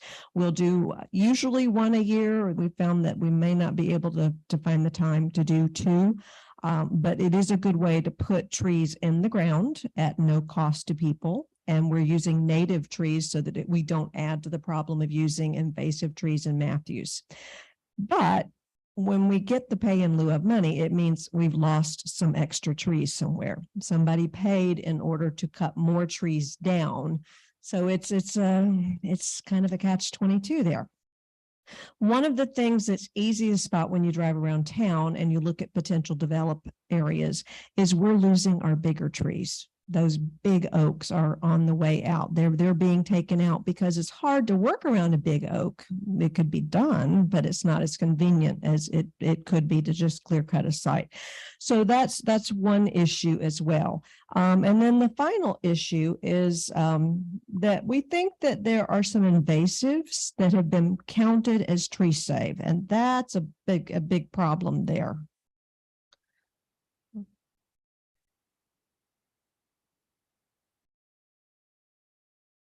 So I brought some pictures. Here's one. See all the stuff that's outlined in red? That's Baccharis. If you turn off of Pleasant Plains onto McKee, like you're going to Weddington, you will see this huge run starting just about at the corner of McKee and Pleasant Plains and going straight on down to Windsor Run. Okay. It is highly invasive and it starts as this shrubby thing and then can take over. Here's just another few things. And what's interesting to me here, and what led me to think this must have been counted as tree save, is you can see the deliberately planted landscaping in this area, and the Baccharis is in the middle of it. So I have to ask, was it allowed? And if so, is that something we want to continue? Maybe we need to make sure that that is not allowed. Baccharis technically is not a tree, it's a woody shrub, but it is highly, highly, highly invasive. So those are some of the problems we're looking at right now. And we wanted to talk to you about benefits of trees, because that's going to be something that we can make decisions on as well. We don't make decisions just for convenience or for development or to get new development in the town. There are other things, and these things are benefits of trees to Matthews residents. And that's, I think, really, really, really key here. So we have environmental benefits. There was a great study, and you have a copy of it on the end of this presentation, by the way, by Michael Kirschman, who was a former employee with Mecklenburg Parks and Rec and Natural Resources. And he actually gathered a lot of material and studies that have been done showing environmental impact of parks, of trees in the area. And one of the things we know is it is really highly beneficial in terms of cold, hard cash, because trees impact runoff. The more impervious surfaces you have, like roofs and like parking lots and like roads, the more runoff you have, the more flooding you have, the more water treatment cost you have. So trees actually impact that to a huge degree. That's not enough for us. It also is beneficial to us because it removes carbon dioxide, particulate matter, and ozone, which is definitely beneficial to all of us who live here. If you want to look at it from a habitat standpoint, they are host plants for huge numbers of insects. We need our insects because it's all part of the food chain. Things eat insects such as bugs. Bees or pollinators are something we need only if we want to eat. That's all we need pollinators for. The benefits also provide food, water, shelter, places to raise young for many different kinds of animals. And I remind you that Matthews is a community certified wildlife habitat by the National Wildlife Federation. Other benefits of trees are in terms of health. Anything that impacts carbon dioxide, for example, is going to be beneficial to the air quality in our town. So if we're breathing, this is an impact on us. Interestingly enough, there's been a lot of study done on the impact of obesity in the population, having trees around, having walking areas, having people where they can get out in public and walk. And that also impacts the health-related cost due to obesity. And then we all know we get out in nature, we have a sense of mental well-being. There was a great article in the New York Times within the last week and said a little bit of awe is such a healthy thing for human beings to experience. And when we get out and we go for a walk in the park or we go for a walk on the greenway, we get a chance to experience that little bit of awe, almost on a subconscious level in some cases. Third benefit of trees is that they are economic. So they are valuable to us, again, in cold, hard cash. Studies have shown that property that has trees around it have higher sales prices and property taxes as well. So that means income for the town. Tourism dollars. Can you imagine if Matthews had never changed from Stump Town, how much tourism dollars we'd be bringing in? Come see the stumps. I don't think that would be a big draw. And then we have income from admissions, facilities, athletics and programs. All of those things bring dollars into the town, and it's all directly related to trees as well. So here are some suggestions we came up with. You notice I'm saying suggestions, I'm not saying solutions, because again, this is just based on our brainstorming session. Number one, we've got to update that GIS program. Luckily, our student, Jeremy Davis, built in a way of doing this. So Darren at Public Works should be able to take a look at those projects that have been approved but not yet built out and come up with the impact that will have on our overall tree canopy percentage. Now, certainly it's going to vary a little bit, but it's better than starting and not having an idea at all. So I would strongly recommend that we do that because he did build that in at our request. Number two, we're going to continue to host tree giveaways. So as long as we can find the money or you guys provide it to us, we will continue to do that. We talked about potentially targeting other areas such as low-income neighborhoods for this. There are a lot of different ways we can do this to get trees into people's hands and get them in the ground. Our former landscape manager for the town told us that he thought that the public areas were planted out for the most part. And so he thinks that the idea of getting trees into residents' hands is going to be one of the more beneficial ways we can approach this problem. We can't allow invasives to be counted as tree save on sites, whether it is a Bradford pear, which is a tree, horrible tree, but it is a tree, or whether it's Baccharis, which is a woody shrub. Consider raising the tree save percentage by a small amount. I understand we all talked about this, understanding that that may be a problem potentially with developers going to Raleigh. But I think we can present the benefits to the Matthews residents and hope that someone will support us on this because it is a big deal here. I'm not saying raise it by 5%, but hey, maybe 1, maybe 2, anything will help. Encourage leaving large growth trees such as oaks and sycamores. Over 700 species of moths and butterflies use oaks as their host plant. Over 700 species. And every time you see that research, the number goes up a little bit. So how can we encourage developers to leave these trees on site? You know, we've got a few trees marked in the town of Matthews as legacy trees, significant trees. It's been a long time project. I think you guys both probably, John and John probably both had that when you were serving on the Appearance and Tree Advisory Committee. Right now, there are 2 oaks in front of Matthews Elementary School that are marked. The giant magnolia in front of Reed House is marked. And then we also have a new one lately. If you go to Seaboard and look at the giant sequoia in front, it is now marked as a significant tree. So we need to be looking at those trees that are irreplaceable for the next 100 years and try to figure out a way to save those trees or save a portion of those trees. Think through the pay in lieu of. You know, I don't even know what to call it. It's such a quandary. It's a gift. It's free money, but it's not really free money. We're paying for it in the loss of some of our trees or a lot of our trees.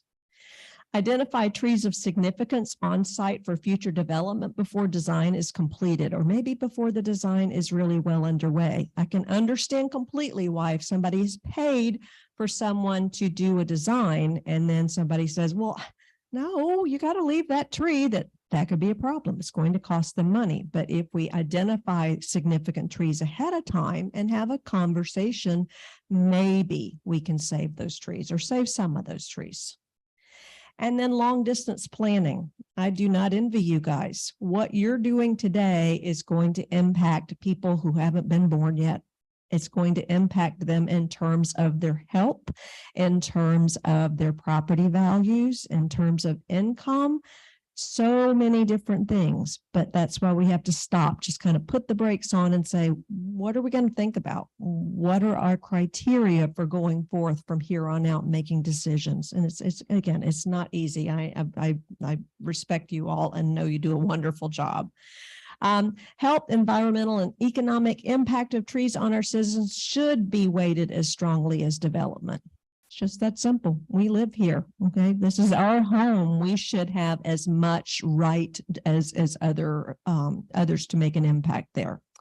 So we need to live up to our labels. In conclusion, we are a Tree City USA. Let's keep that. We are a Bee City USA. Let's keep that. We are a certified community wildlife habitat with North Carolina Wildlife Federation, meaning we provide food, water, shelter, places to raise young, and sustainable practices in our town. We should keep that as well. The 2 seminal documents that I referenced are on the bottom. And so I would encourage you to read those. One of them is from 2012. One of them is from 2022. So they really bring up some interesting outside the box ideas that are well researched. And I think it would be a good tool for you to have in making decisions. Thank you so much for letting me speak to you tonight. Thank you, Debbie. I have a few comments I want to share with you. First, a few of us and the town manager met with a potential rezoning applicant today. And gave me a lot of solace to know that this individual or representative from the folks that were applying had seen a very old, maybe 150-year-old oak tree on the site that they want to develop. And he stated, we really want to save that tree, even though it's not in a convenient place. It's just such a beautiful tree. So that gave me a lot of hope for. Yeah. The other thing is, and this is a little bit self-serving because I live along 4 Mile Creek, but when neighborhoods through there, including the one I live in, Ashley Creek, and when Greylock Ridge and other adjacent neighborhoods were built, some of the developers came in with a bulldozer and moved the creek. They said, we're going to move the creek over here. Let's just dig a 8-foot, 10-foot wide swath, and this is the new creek path. Well, Mother Nature, water flows to the lowest point, not where you cut a path. And so there are several areas along 4 Mile Creek where the trees are falling into the creek, and Charlotte, the county's coming in and removing those trees and making the creek less deep and spreading it out. So there's some opportunities all along 4 Mile Creek Greenway, I think, where you might be able to get involved as a public place to plant new trees, because they've cleaned up a lot of those areas and they're just like meadows now. So they're like calling for new trees. Commissioner Tafano? Yeah, Debbie, what is the technology that you use to determine tree save? I'm a little confused how bushes can be categorized as tree save. I'm not 100% sure that was counted as tree save, but again, because it's in the middle of deliberate landscaping, it was not removed and the landscaping is around it. It leads me to believe perhaps that was the case. So Mayor Higdon, who would be the best person to ask? Probably Jeremy, but in speaking to him, I think it was done with like drones going over and photographing. And he said even there were some fields. I think even the parts of the sportsplex were counted as canopy, even though it's a turf. So it's just done from a GIS and photo shots of from 10,000 feet. Yeah, he realized there were some flaws in the 2016 study and found that soccer fields had been counted as trees.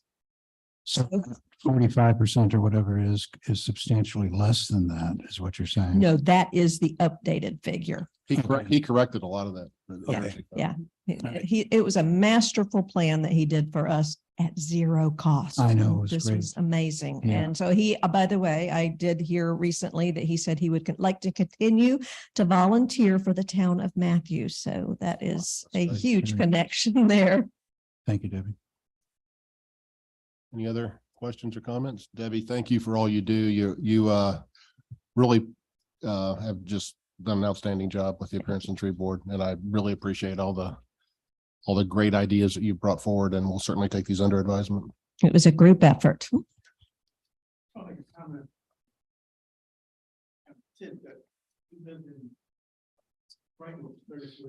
That's where I Yeah, live. could you speak into the microphone, please, or a microphone? I'm just saying that we lived in Brightmoor for 34 years. And when we moved there, we hear the cows in the morning. And that field across Pleasant Plains Road was flat. There was nothing growing there. Now, like she says, and you go Pleasant Plains and McGee Road, there's these bushes way tall. If the cows were there, that wouldn't happen. Yeah. Amen. I'd like to have the cows back. I remember the cows. Those were great. I remember the same thing. We've lived here 26 years and I could hear the cows mooing. That was so wonderful. Okay. Thank you, Debbie. All right, we'll move on to the Matthews Committee on Education from Joanna, I'm sorry. I pronounced your last name correctly, but couldn't get Joanna, so that's pretty bad. Well, you got it. Thank you.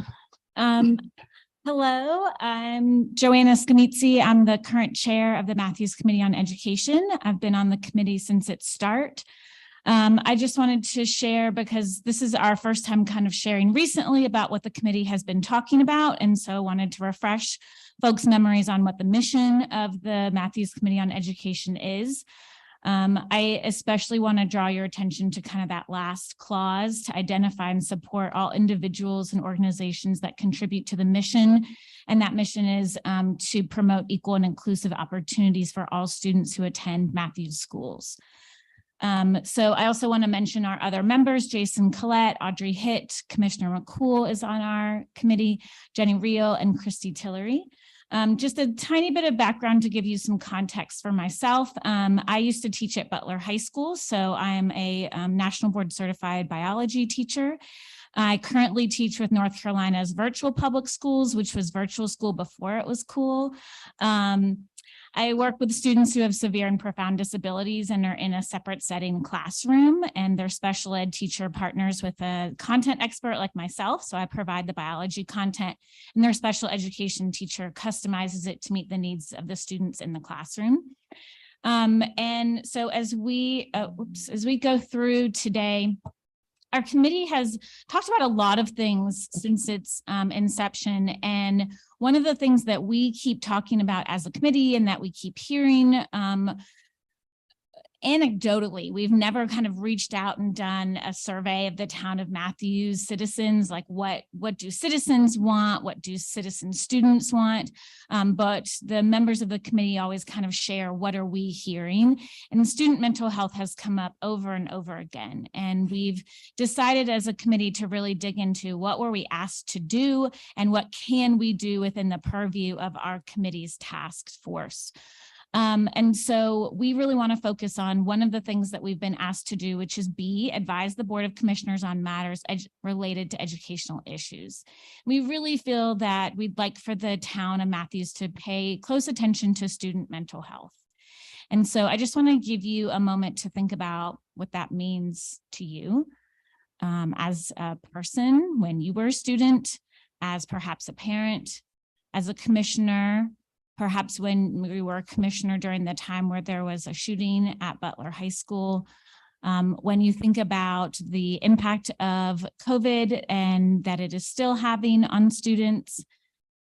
And so I have kind of a few things that are on here.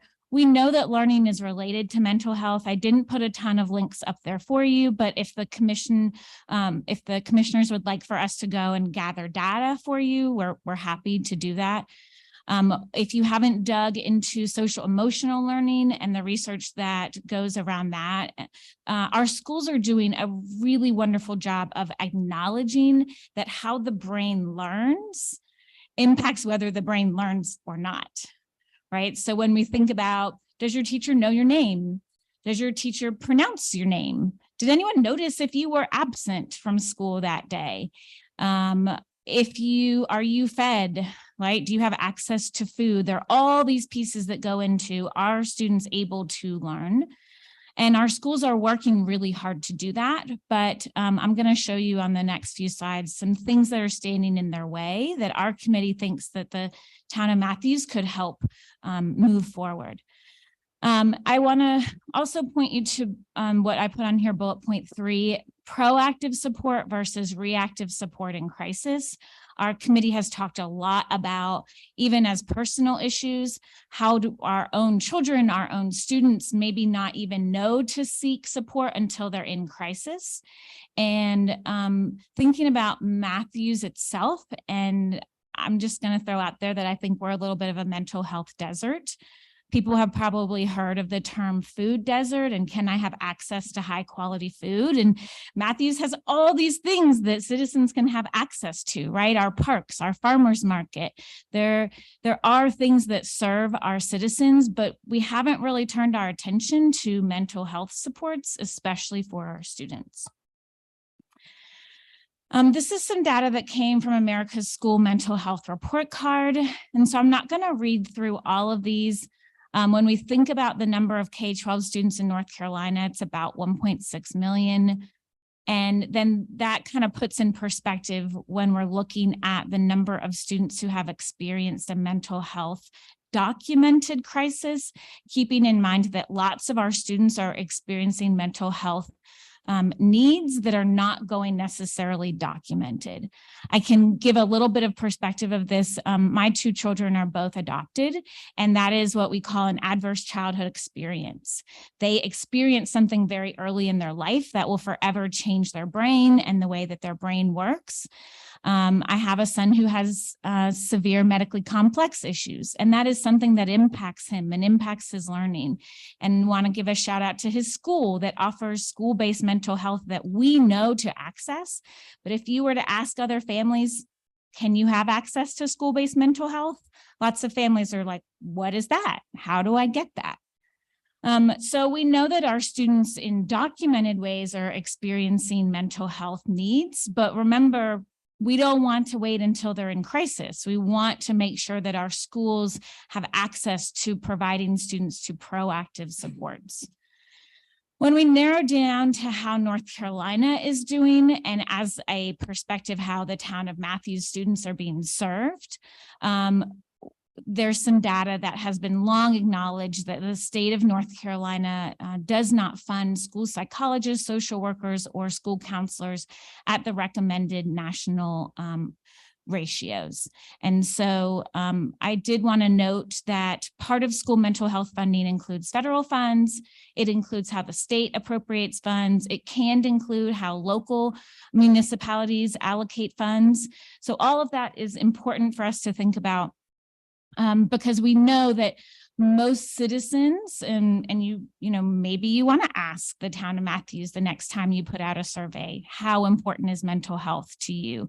How important is your students' mental health? These are some statistics on a national level. So our committee wants to share with you some of the things that are going on, that are serving town of Matthews students in terms of their mental health. Charlotte-Mecklenburg School does have what's called school-based mental health. I'm not going to visit each of these links, but I think that you have access to them. School-based mental health, just as an explanation, it's where students can either be recommended or self-identified for receiving therapy in the school setting so that they don't have to leave school to receive therapy. My son gets school-based mental health because we know that his medical conditions require him to have excess support. And we didn't wait till he was in crisis, but there are a lot of families who don't know that this is available. And when we think of our committee is asked to think about homeschool, private school, charter school, and Charlotte-Mecklenburg schools. And so we don't know if private schools are understanding the importance of this. We don't know if homeschool students have access to it. Charter schools do not necessarily have the same regulations about offering counselors and psychologists and social workers. So it's something that we want to ask the town of Matthews to consider thinking more about when you think about the whole life of your citizens here. The Sante Group is I just grabbed some links that are affecting Matthews. They help support Charlotte-Mecklenburg schools again with providing mental health supports. So there are things out there that are happening. Just recently, North Carolina NCDPI, which is the Department of Public Instruction on the state level, received some federal grants that is going to add direct support to increase the number of psychologists, social workers, and counselors. But it's really important to know that a federal grant, as you know, is not long lasting, and that we would want that to not supplant funds that the state should be providing, but rather to supplement those funds. So there's a lot that is happening and that is not happening. We as a committee haven't pulled all of the data because we're not the experts on it, but we would encourage you. So here's our ask as the committee. We'd like to ask you to add to your annual legislative agenda when you are working with our state elected officials.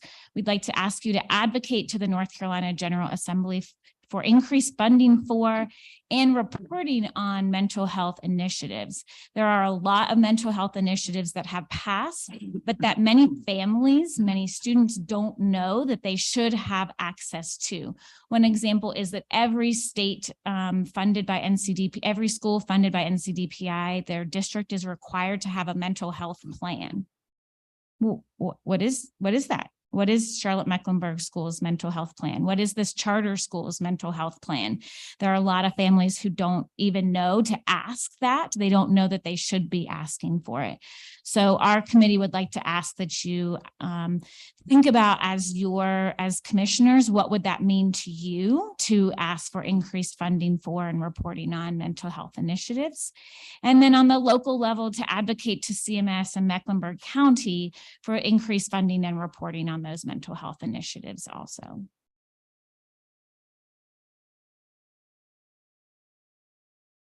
Thank you. That was great. Like to ask the town manager if we could possibly look into some of the suggestions as like adding questions to our regarding mental health to our citizen survey. I had another point here, but I lost it. But anyway, a lot of good recommendations there. You should know that we met recently with our State House Representative Laura Budd and did ask for additional funding as part of the legislative agenda for Matthews for mental health. And when I speak to our school resource officers and the students themselves, I think it's pretty obvious that this is a desert, or this is an area that we need additional help in. Sometimes our school resource officers are de facto psychologists because the kids don't have anybody else to talk to.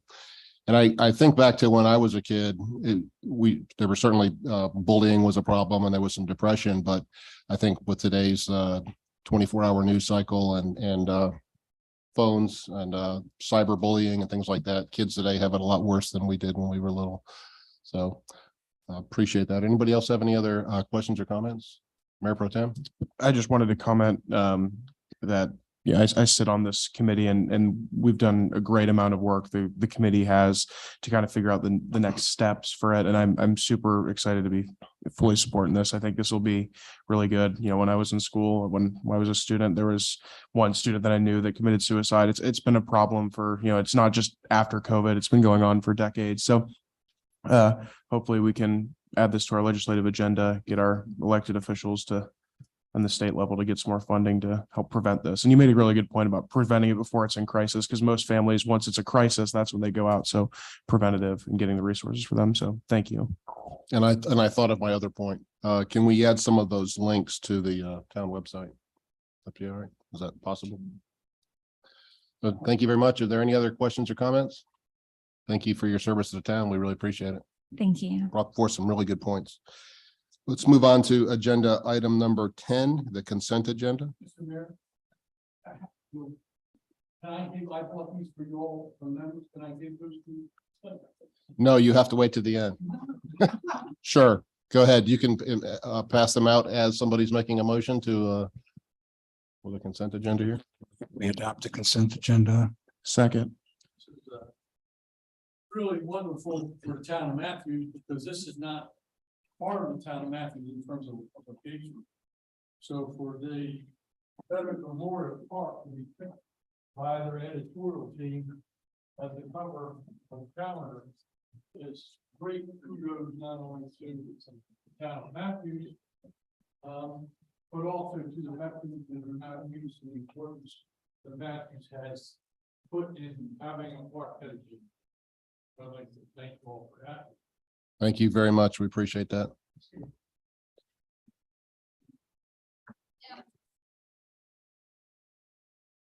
All right, we have a motion to accept the consent agenda. Remember, item C has been removed and will be under new business.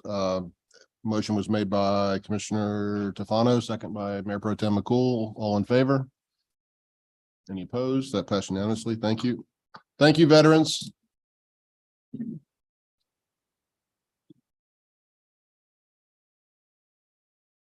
All right, move on to item 11, unfinished business. Consider creation of an ordinance, chapter 104 for outdoor seating. Ms. Bennett. First, I want to say how nice it is to be in a room full of happy people who are here. It's nice for a change, isn't it? And I don't have to be nervous when someone speaks. Wasn't dodging tomatoes? Or... I know. Yeah, that's great. It was unusual.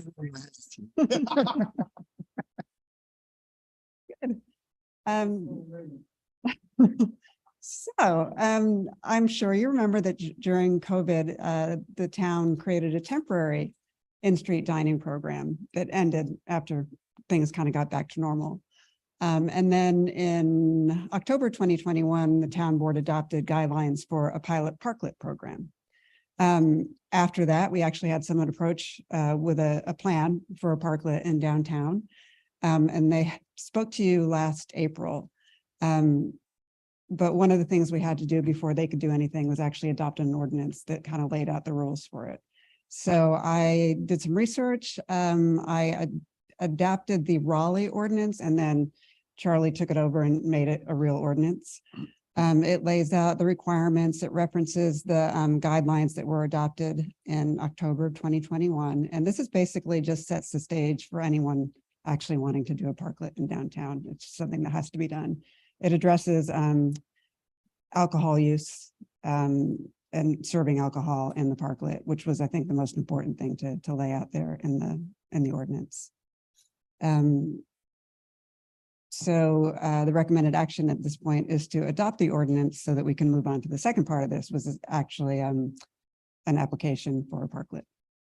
Okay, thank you. I think a few of you know that my son lives in New York City, and I visit him sparingly because it's a little too crowded for my taste, but parklets are big time in New York, and it definitely adds. I mean, New York's already incredibly vibrant, but just seeing all that activity on the street, people eating and enjoying a drink or a coffee, sitting outside is really nice.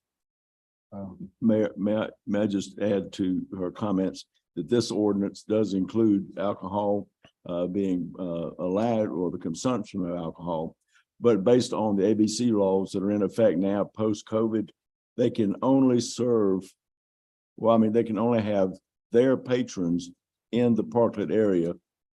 No other body there other than their patrons, and their patrons have to go in. They cannot get outside service. They have to go in and get their drinks and their food or whatever, and then come back out into the parklet. So be aware that it's not an open invitation for them to be served alcohol there. It's just that alcohol may be consumed there. See, I guess I need a clarifying question. So they can't even have like a server come. That's correct. So you're sitting outside. I mean, there's like defeat the purpose. I mean, I'm a little confused then. But that's an ABC regulation. We have no authority. But even if it's food and not alcoholic. Well, no, it's just that if you're going to, that you cannot serve alcohol. It can be consumed there, but you cannot serve alcohol. But you someone can could, serve food. but someone You could can come serve out food, there and yes. serve them food, because you said Yes. before, so the server come out and Yeah, serve this, food. I was just addressing the alcohol. Okay, consumption. because you mentioned food with that, so I was confused. Yeah. Yes, sure. Commissioner Tolano. I just want to make sure, one of the complaints that I have received from some of the bar owners in town, where there are concerns that people can take alcohol and bring it in from the outside, and if they're allowed to consume alcohol on the public street. So this, I think this clarified what I was trying to It's get not at. not a social district where you're Right. walking around. Right. This is that for that specific area. And it only can be actual- occupied by patrons of that particular establishment. Okay, good. Thank you. Yes, sir. Any other questions, comments, or motions? Commissioner Urban? Nadine, can you refresh my memory on the guide? What did it talk about aesthetic issues? Let me preface that. Received an email, and I don't know why I didn't think about this. And they commented that the parklets should be uniform in design, or, if they're all very similar in nature or have components that are similar, because we're a very small downtown area, and it could be sort of a cacophony of noise if they're all really radically different. And so does the guide point to each applicant coming up with their own unique design? It doesn't have specifics about what it's supposed to look So like. I'm wondering in this arrangement, and maybe it's, we approve this and we talk about what's coming up next.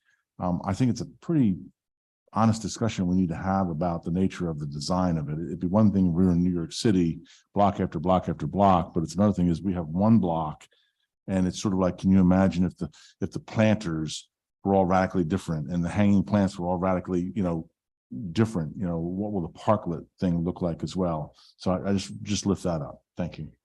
I don't have too much of a concern from that standpoint, but I do have a concern that we're going to put up, bright orange plastic jersey barricades or whatever. Well, that's my point is if you can take some kind of basis of design and it has to be wood and it has to be stained, and it can be a little bit different, not all exactly the same, correct. but I mean, yeah. some creativity in it, but the thing is, can you imagine if you let everything go? Yeah, we'd have orange jersey barricades.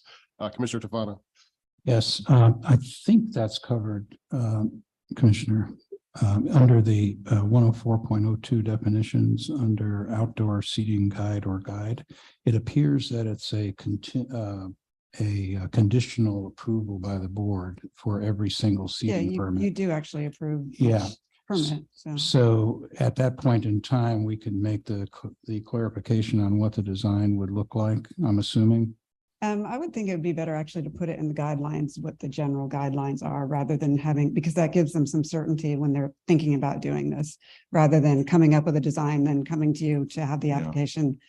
Because it's not really like a conditional zoning. It's really something that they probably just want to do the work on, get here and have it approved. That's why I think we need to lay out some prescription, and so they can see, again, the infamous I think we can, rails. it references the guidelines, and I think we can update the guidelines. Yeah, it just says that contains the requirements that must be met. Right, so we can Okay. update the referenced guidelines.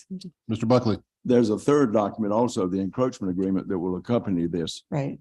And that has some reference in the encroachment agreement as to having to go through and be approved by the Public Works Department and by the town. So there are some guidelines there that we have some say so as a town. Of course, at this point, we've only had one person actually interested in this to start. So I think we have time to make some modifications if we need to. Mayor Pro Tem McCool. Well, I guess I have one more question. The fee aspect of it, obviously, because the parking spot is our domain, and so we'll be charging a fee, will be a rent, like, what does that look like? Luckily, we just discussed this today. At first, I kind of gave you a range of what I've seen out there in the world for these. But we were talking about it, and we think obviously it's a better idea to just go ahead and establish that. The range was kind of 500 to 1,500. We talked about it as staff, and we feel comfortable with 500 because the town's not necessarily trying to make money off of this, and it's something that's going to improve the streetscape. So we just kind of wanted to go onto the low end of it. So we recommend $500 annually. Okay, so and then they'll be responsible. Say someone has their drink cup out there and drops it and shatters glass everywhere, they're responsible for the cleanup and all of that. So it doesn't. And is that explicitly written that they? Yeah, I believe it is. Also, the liability they're responsible for good. as well. Yeah. Thank you.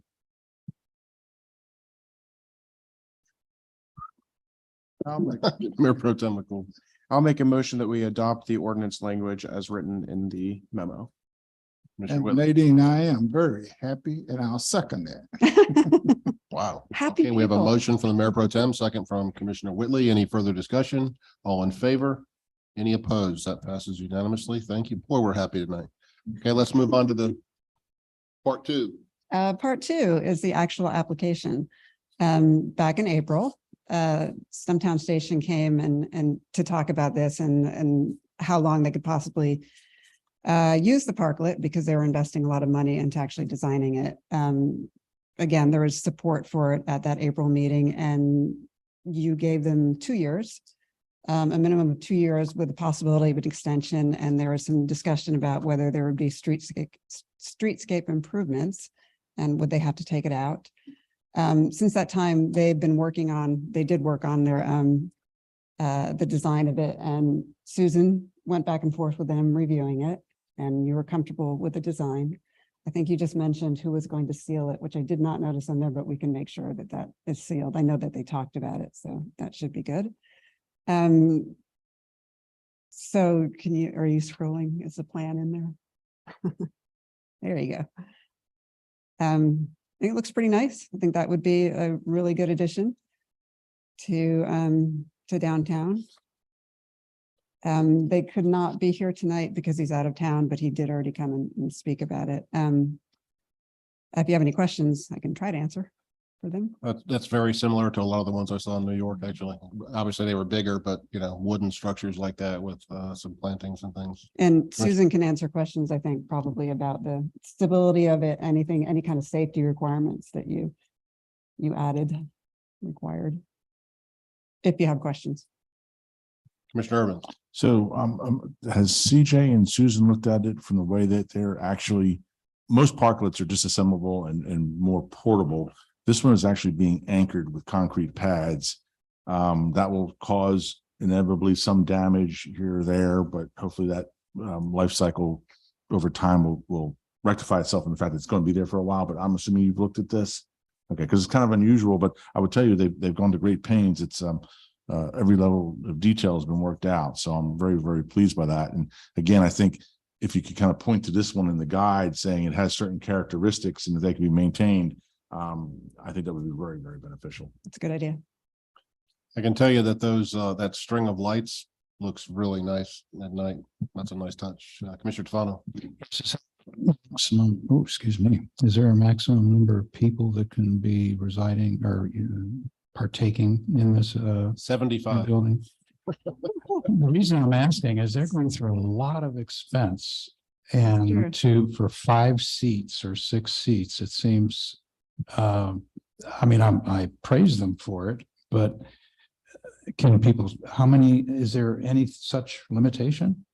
Yeah, No? I think I remember saying one.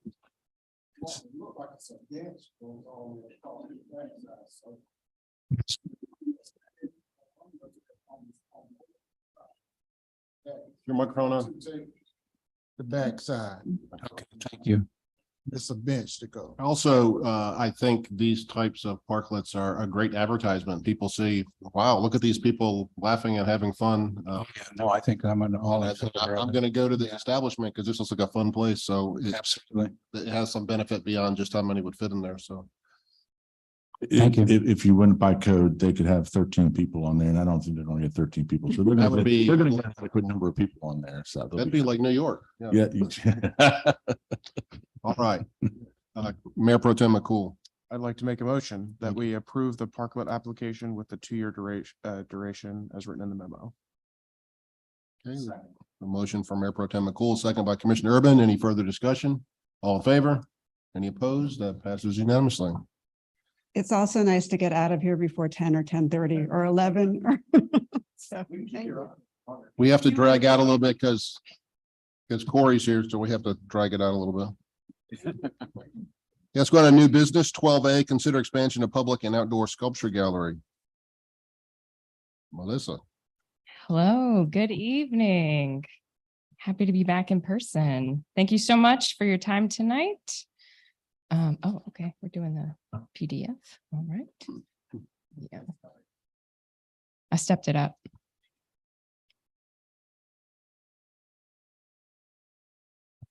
Yep. All right, thank you. So I am presenting our outdoor sculpture gallery applications for the 2023 to 2024 gallery display. We had a total of 10 artists apply this year, which is twice as many as last year. And we had 19 total sculptures that were submitted for this. And currently we have 5 different sculpture locations for the outdoor sculpture gallery. And we are planning to add 3 additional locations, which I'll talk about. So that way we can have a total of 8 different sculptures in our outdoor sculpture gallery. So seen here, we have the sculpture at Trade Street at the Greenway entrance. We have Charles Street and Trade Street at the corner near the railroad tracks across from Beer Temple. We have in front of Matthews Community Center in the raised brick planter near what is going to be Flying Biscuit Cafe, and here in front of Town Hall. So the additional locations, these are the 5 that we already have, and the additional 3 will be on the Greenway. This one to the left is close to Fountain Rock Park. It's across from the big green cage that Matthews Playhouse uses as storage in that mulched area. The next one is at Purser Hulsey Park. This is on the dog park side in the large median. Looking at this picture, to your right is the dog park and to your left is the open field. And at Rice Park, this is an addition of the sidewalk. If you are looking straight ahead at the playground, this is to your left, just to give you a little space. So the, how do I go back? The back button, got it. Okay, too far. It's been a day. So the Parks, Recreation, and Cultural Advisory Committee met on January 11th, discussed all sculpture applications, and decided on these 8 sculptures for these 8 different locations. So location 1 is here at Town Hall. The sculpture chosen is Blended Joy by Tom Risser. This particular piece is 7 feet tall. It is 18 inches deep and 24 inches wide. The stainless steel does shine, and it gives it has some patina on it, so it will shine a little different color there. So this was the one recommended for Town Hall. I'll just go through all of them. Of course, if you have any comments, questions, concerns, please feel free. Right now it's stuck. Melissa, when you are choosing these, do you know who the artist is, or is it done blindly? We know who the artist is. Okay. Yes. This location 2, the raised brick planter, the sculpture recommended is A Wheelie Good Gong by Drew Coombs. This is a piece that is made out of old farm equipment and steel plows, with the bell that's on it made from an old CO2 tank. This piece is 7 feet high, 24 inches wide, and 24 inches deep. No sharp corners, even though it kind of looks like there aren't any concerns on this. Also, the vegetation in the planter, which doesn't currently look like the left picture, but seems to deter people from climbing into the brick planter. That was an original concern with the first piece that's in there, but we haven't had any issues with it. This particular piece has ties to farming history, and the advisory committee felt with its location close to Renfro's, that could be a nice nod in downtown Matthews. This next location, the corner of Charles and Trade Street. This particular piece, Crimson Arcs by Matt Amante. This piece is just over 6 feet at 74 inches tall, 28 inches wide, and 24 inches deep. It is made out of steel with an enamel exterior paint. Location 4 in front of the Matthews Community Center. This is the Prismatic Aura by Jim Gallucci. And it is pictured on a concrete base, but it doesn't have to be. It is removable from that, and we can just attach it to the base that we have. The piece does not move. It is stationary, and inside of each cylinder is different colors. It measures 53 inches high, so it's just under 6 feet, not including the base that it is on, and it is 53 inches wide, 10 inches deep, and it is made out of aluminum. It's whimsical, kind of fits in with the youth and the art theme that happens there at the community center, in the art center.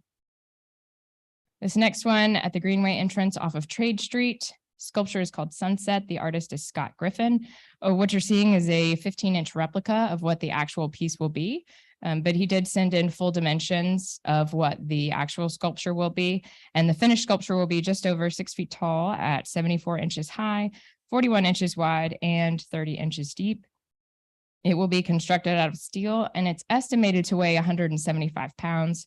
This is important to note, just because if it weighs more than that, we may have to put this at the corner of Trade and Charles due to the logistics of getting a sculpture at this base at this location. So the artist has to park on the Greenway and then manually carry the piece over to the pedestal and lift it up on top of it. So if this piece weighs more than what it's estimated to weigh, logistically, it's not going to work there. So there's a caveat there. But if it weighs less than 200 pounds, then we're good to put it there at that location.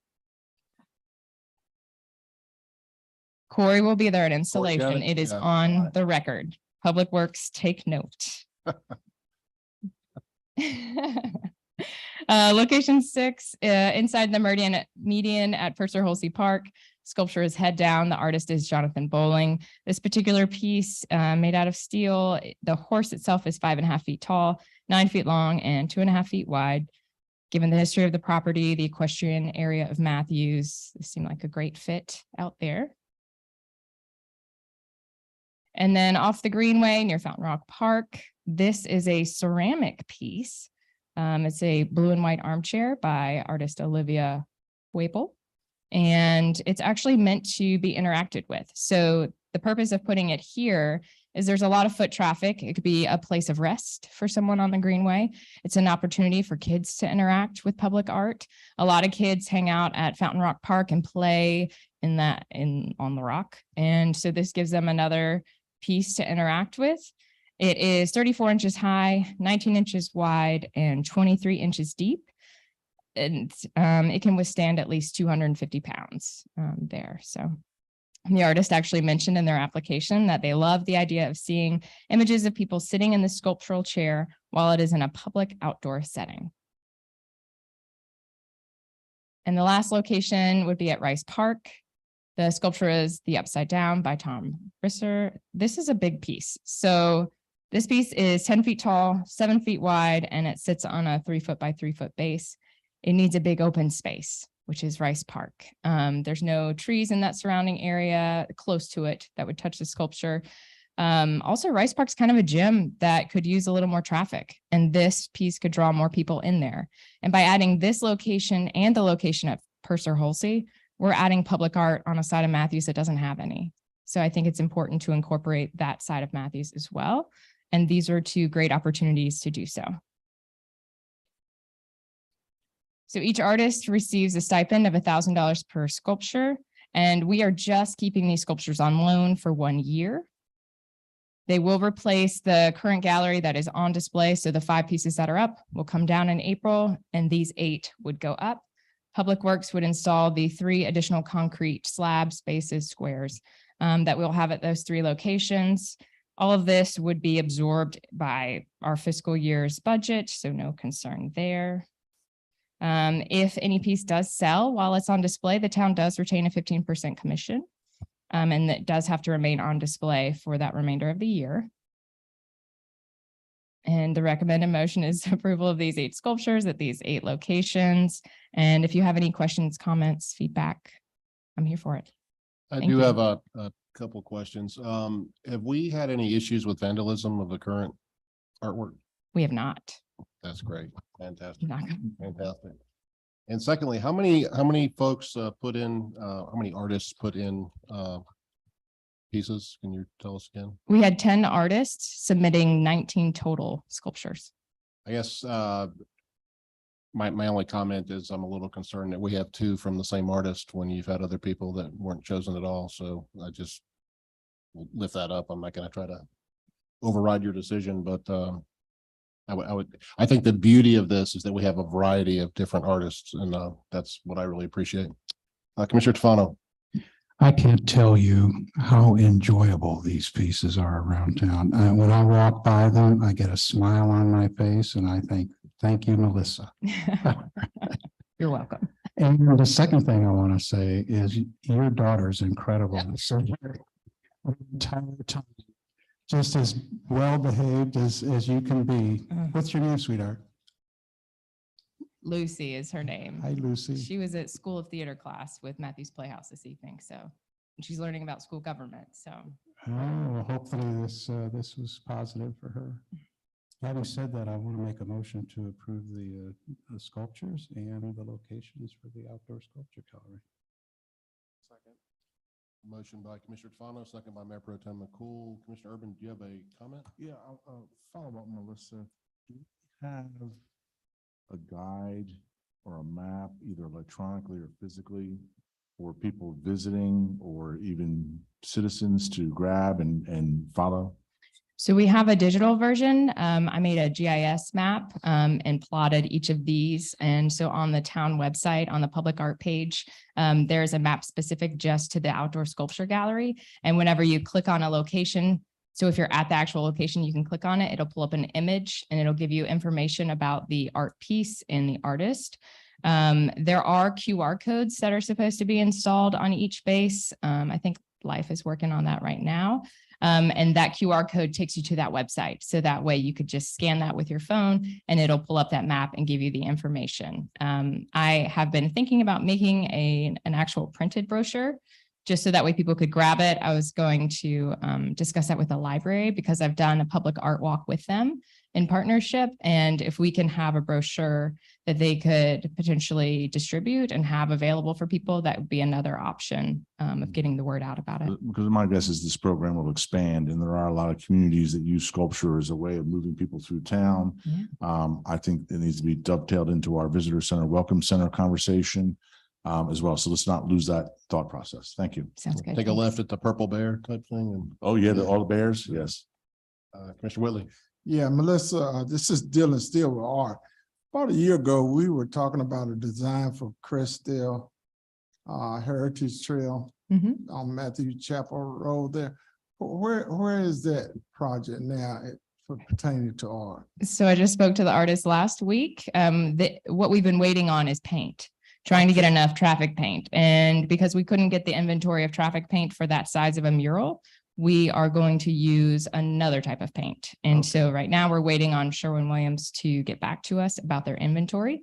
And as soon as we have that, I'm trying to get her to nail down a date this spring or early summer. So hopefully we can get Did that we ever installed. decide on a design for that area? We did. It's a geometric design that kind of looks similar to stained glass as a nod to churches in the area. Okay, sounds good. Thank you. You're welcome. All right, we have a motion from Commissioner Fano, second by Mayor Pro Tem McCool. Any further discussion? All in favor? Opposed? That passes unanimously. Thank you. Thank you. Move on to agenda item 12B, approve request for exemption from ordinance 93.06 and 130.02 prohibiting alcohol within park facilities for certain special events. Ms. Leanne Moore. Yes, thanks for having us all. Half of the team is here, apparently. I didn't know that was going to happen. Yeah, this is our annual request, along with the street closures that were in the consent agenda earlier tonight, for at several of our events annually now. On our schedule, we have served alcohol, beer or wine at those events. And we'd just like to list those events again this year and request the exemption of town ordinances 9306 and 13002 to allow that sale and consumption at those events. The list here, we're having our first March St. Patrick's concert, Shamrock. See what I did there? And that will be on March 17. Very similar to Jingle Jam, which is also on the list down in December. Same type of setup that we just did this past year. Beats and Bites series, which will be the last Friday of every month, April through September. Melissa's Festival of India, she left on April 29th. Symphony Night in Stumptown Park, Musica Matthews on October 21. Positively Matthews on November 4th. The Cool Vibes concert that Melissa also does indoors on August 12 and 26 coming up this year. And then, of course, Jingle Jam. We do still do just beer and wine only. The consumption is restricted inside each footprint. Our perimeters, points of sale are marked. We have a lot of repetitive signage, keeping people within the footprint, whether it's Stumptown Park, whether it's here in Matthews Station Street or inside the community center. We don't allow any outside alcohol to come in. And then we will use the brewery and winery staff. They will be checking IDs as well as if staff is needed for that as well. But we're also using the brewery and winery offsite premises special event permits. So that will, all of those systems will continue just the same as we've done in past years. No financial impact, obviously. If anything, it's an impact to the positive, because they will be giving us a percentage of sales. And again, it's just kind of to reach our continued varied demographic. We have tons of different ages still coming into Matthews.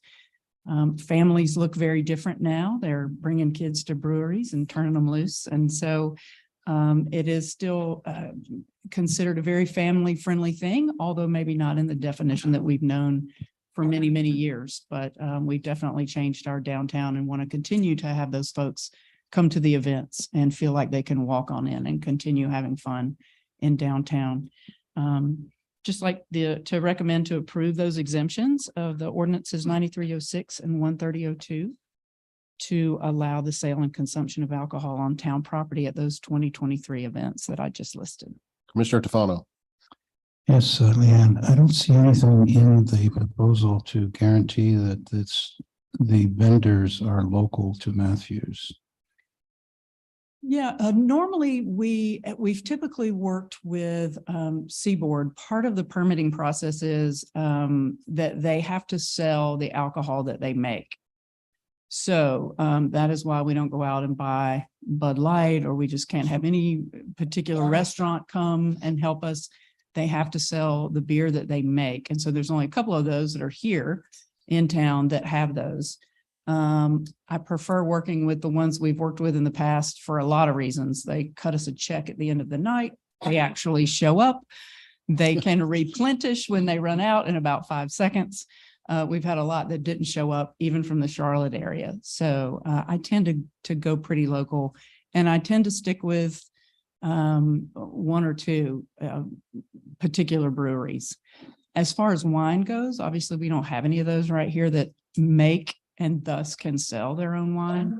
So we've had to go to places like Concord, or we may be looking at Monroe. Our new event assistant has some connections in the wine world, so we're going to investigate that and see if we can get some new types of wines at our events. But again, that probably won't be Matthews based. We do have, I mean, Seaboard is a great supplier of wine, as well as the Matthews Wine Bar. And I would like to see only wine and beer that is purchased through vendors here in the town of Matthews. And I'm hoping that some language like that can be inserted into this proposal. I don't like to see, especially if it's alcohol, that to come in from the outside and take that business away, because it will take that business away from our local businesses. Yeah, and I'll be honest, Seaboard has been kind of my go-to because they make that beer in the back on site.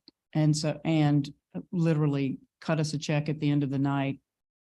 When they run out, they just run kegs down the street. I mean, it's great. If anything, sometimes we have folks that would like to see somebody different and different beers and different places selling. But for so many reasons, from an event standpoint, they're just great and they're very dependable. So that is actually not a problem. Through our local vendors here as well. They're going to have to make their own wine. So that probably won't happen. They sell a ton, but they don't make any back there in the back. So although they did say they might be talking to me about that. So are you saying that the wine vendors that you're getting from out of town actually make the wine? they have to make their own wine at their winery. Yes. And that's the criteria for any beverage being consumed. Right. If we're going to use their offsite event permit for them to sell offsite from their original premises, they have to sell what they make. I understand. Okay, thank you for that clarification. Sure, Right. sure. Sure seems to be some crazy rules with ABC. You know, I feel like we've you talked a wonder lot what the- about alcohol this evening. what the reasoning is for some of this. All right, do we have a motion? Mayor Pro Tem. I'll make a motion to approve the exemptions to town ordinances 9306 and 13002 to allow the sale and consumption of alcohol on town property for the 2023 concerts, festivals, and events listed above in the memo dated January 23rd, 2023 from Leanne Moore. Second. A motion by Mayor Pro Tem McCool, second by Commissioner Urban. Any further discussion? All in favor? Any opposed? We have that passes 5-2 with Commissioner Hoover and Commissioner Whitley in opposition. Let's move on to 12C, review bond project data and consider next steps. Becky Hawk and Susan Habinawal. Thank you, Mayor, members of the board. Back this past November, following the approval of the bonds by our voters, we brought to you kind of the concept of sort of where do we start to go from here? And during that discussion, we talked about how we could move forward with completing some of the design work for these projects prior to any bond issuance, that we would be able to front some of the funding for that. And then once either this board or a future board decided to move forward with actual construction, we could be reimbursed for the design costs. But basically it would make the projects shovel ready so they could go out to bid and we could get some firm prices in order to eventually move forward with issuing those bonds. So during that discussion, you'll recall that the board noted that they would like to see some additional detail as far as the anticipated timelines for some of that design work, anticipated costs. And so Susan and a number of our other staff members worked really, really hard to put that information together and also came up with some additional criteria that they thought might be of interest in trying to figure out how to evaluate which projects to move forward with. So when we also went back and looked at the discussion on November 14th, a lot of it centered around kind of the public input process related to what related to which projects to move forward with first. And we realized that there wasn't actually really clear board consensus on how you wanted to move forward. So we heard a lot of different ideas, but didn't necessarily hear a majority opinion on that. So where we thought we wanted to start tonight was to have Susan review the criteria that staff put together. And then we try to sort of formulate some questions for the board to consider as far as where do we kind of go from here. But we wanted to start with the data. So with that, I'll turn it over to Susan to lead you through what staff has put together.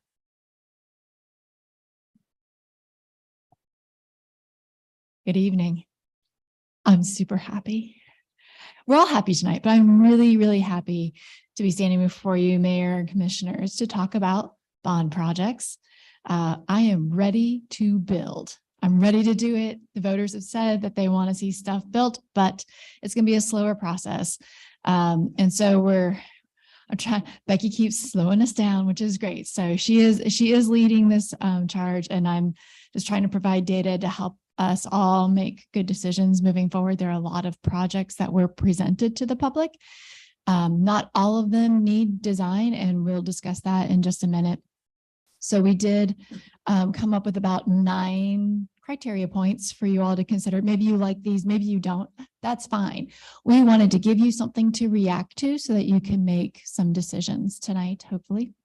The first 3 here are talking about the design and some costs. So the first one is how long we think it's going to take to design. And that I also included the public input period, because some projects are going to take more time because we want to be very inclusive with public input and make sure we take our time with it and not rush projects.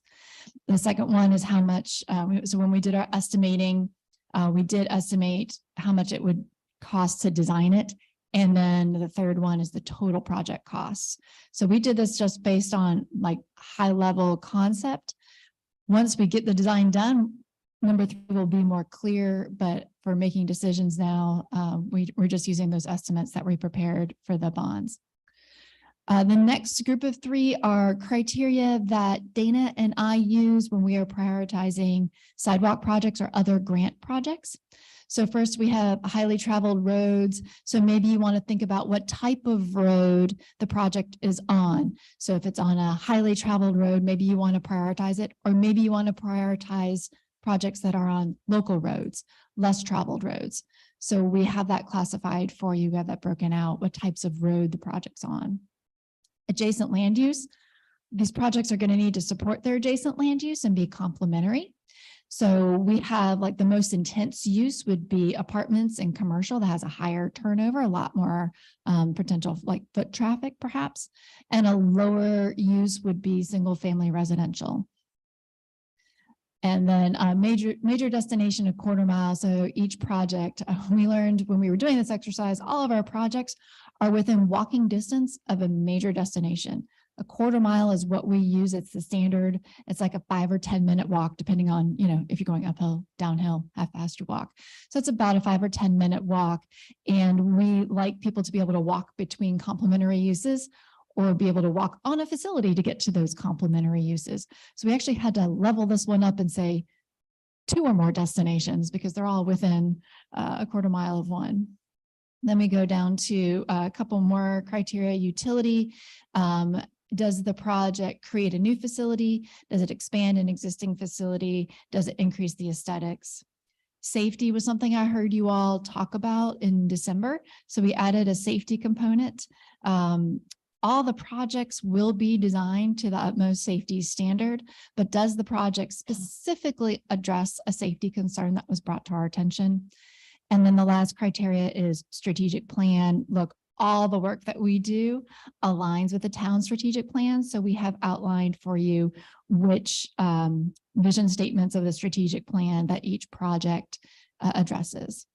Would you go to the next page, please? Thank you much.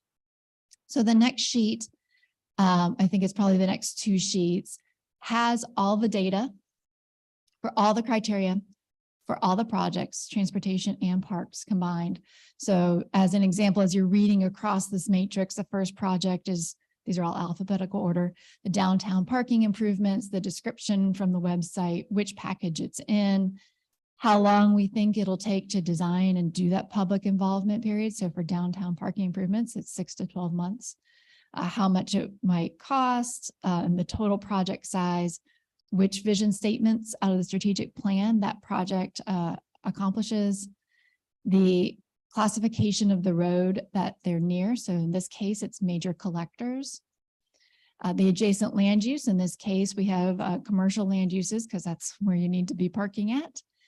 The major destinations within a quarter mile for these downtown parking improvements are downtown Matthews, shops, dining, offices. For utility, it does create a new facility, new parking. For safety, the parking improvements create, can you scroll to the side? Maybe creates parking with pedestrian connections. So when we design it, we are going to do those pedestrian connections. So that was safety. So that's how you read this matrix, going across and then all the criteria going down for your comparison. Of note, the last one that you see on the screen, John Street and 485. So remember, Becky said, what do we move forward with design?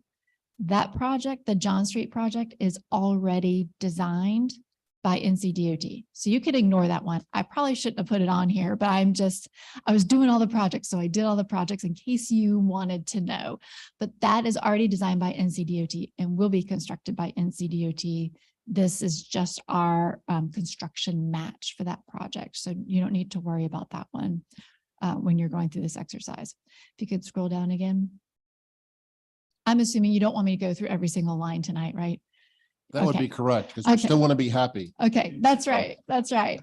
Well, so some of you like to just take this data, sort it in your mind, you do your own analysis, and some of you kind of want to know, what does staff recommend? How does this kind of bubble up? So the next 2 pages are rankings.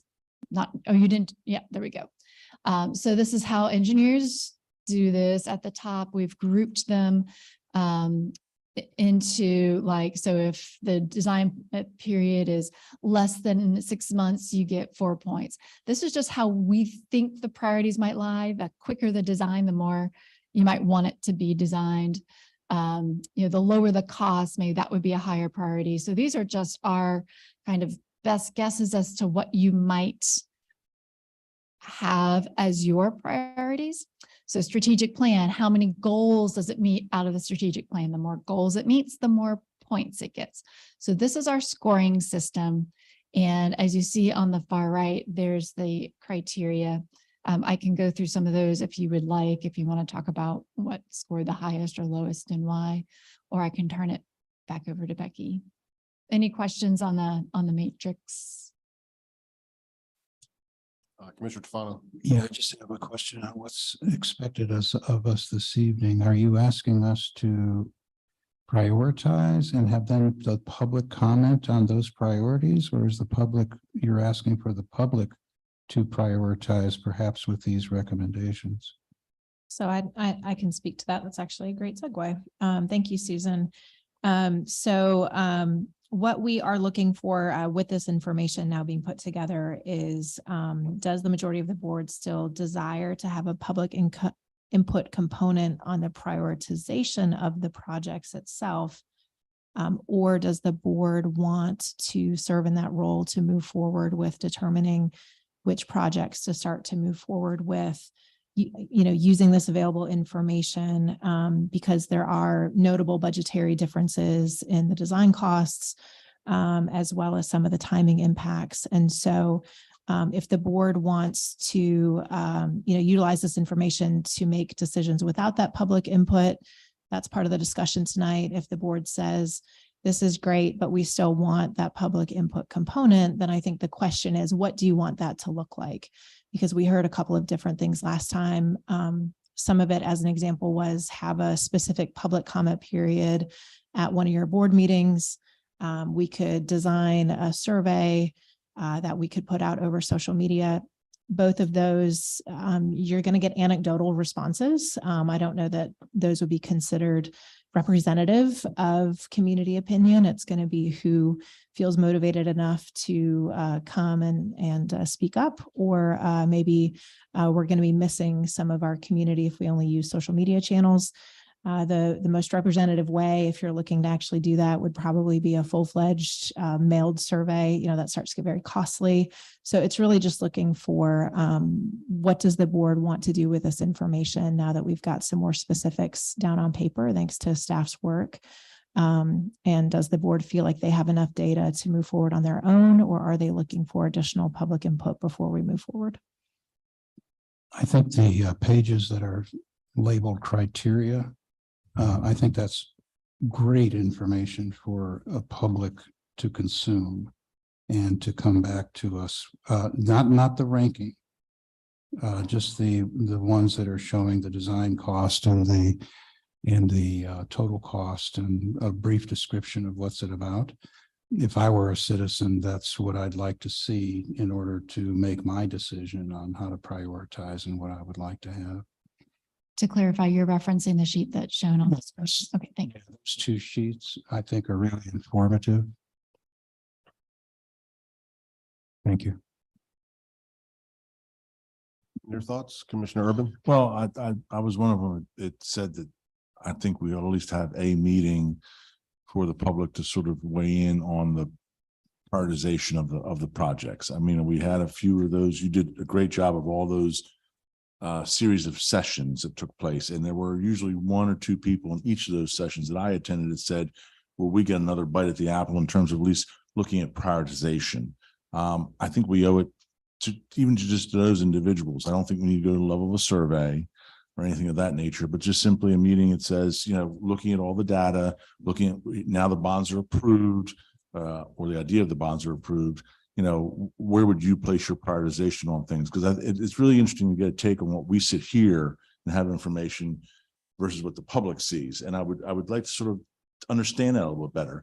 And maybe their priorities are taken, you know, full-heartedly and it makes sense. And maybe some of them are just, you know, just good pieces of information. So that's all I was really asking for. I'm not talking about reinventing the wheel and going back to the table or anything like that, but just allowing people the opportunity, those that express that interest, to have that.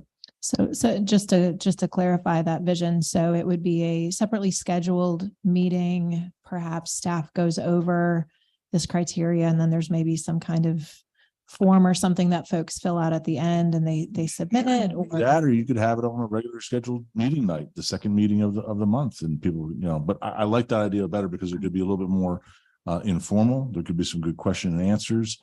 I'm not bothered by, you know, I'm not bothered by the ranking system that staff has put together. So the public could sort of see, well, okay, so I don't see that. Why did you rank it so high? And then have that discussion. Because I think education goes in both directions. Yeah, I have a little bit different take. Well, or maybe not. I don't know. Maybe I want to paraphrase what I think you said. I think those efforts should be limited. I don't want to debate for 6 months which projects are prioritized. And there's still an opportunity for the public to give input on each individual project. If we decide to go with Susan's, what she and her staff have ranked number one, there'll still be opportunity for the public to weigh in on different design aspects of that project.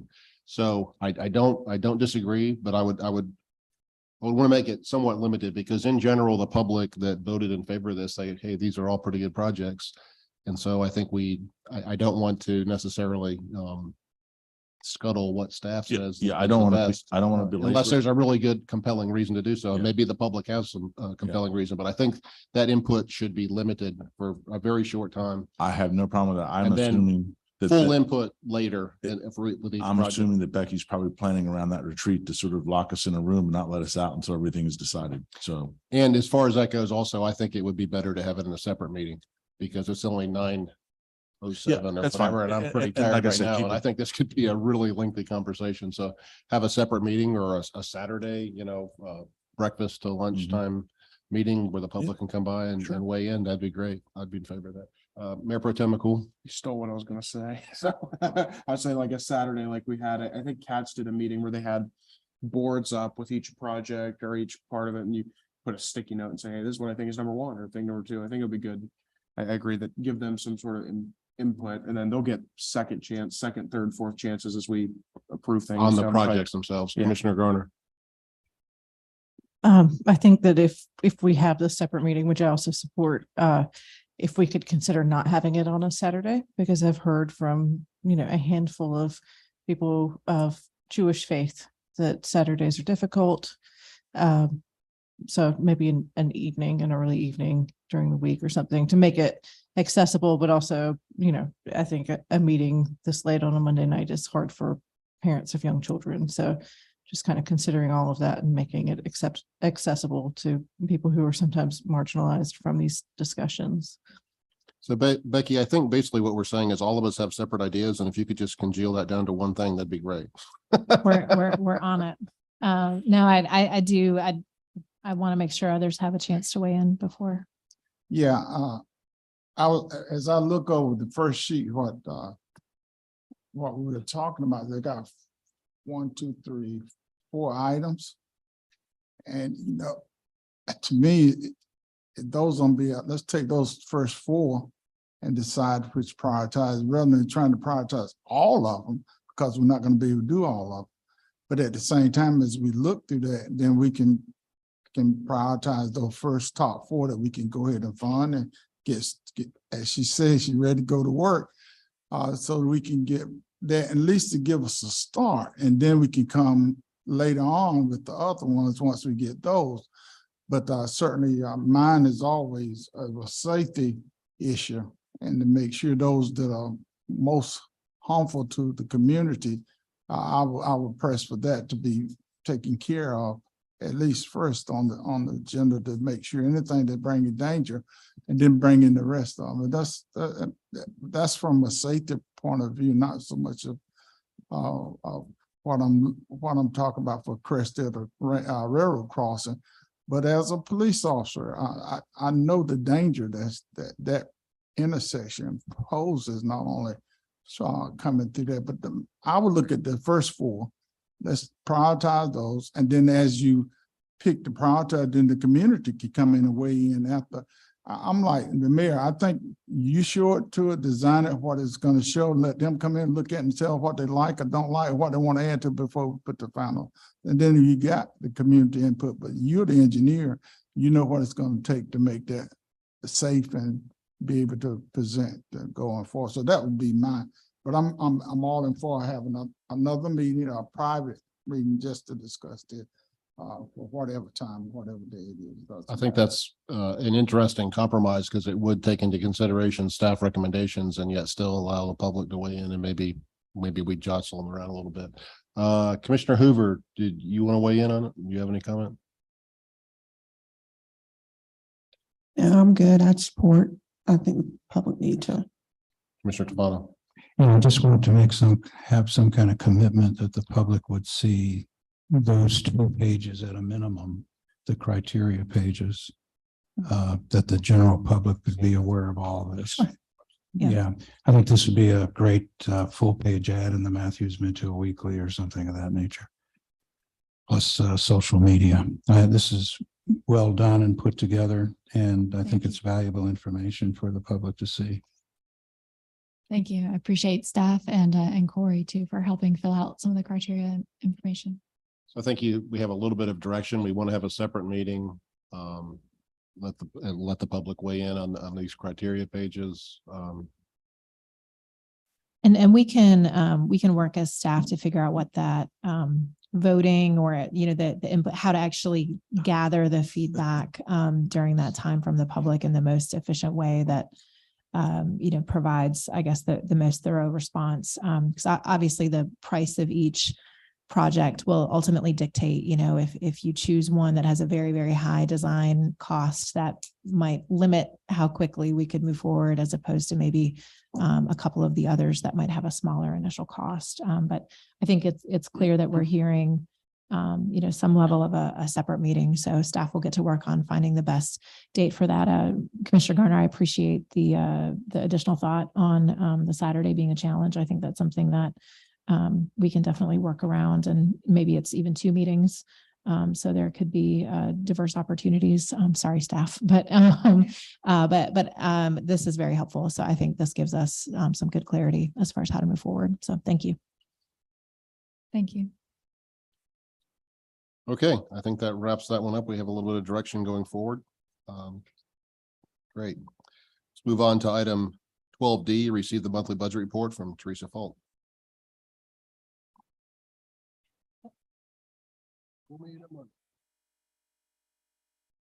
Don't make us not happy now. We've been happy all whole meeting.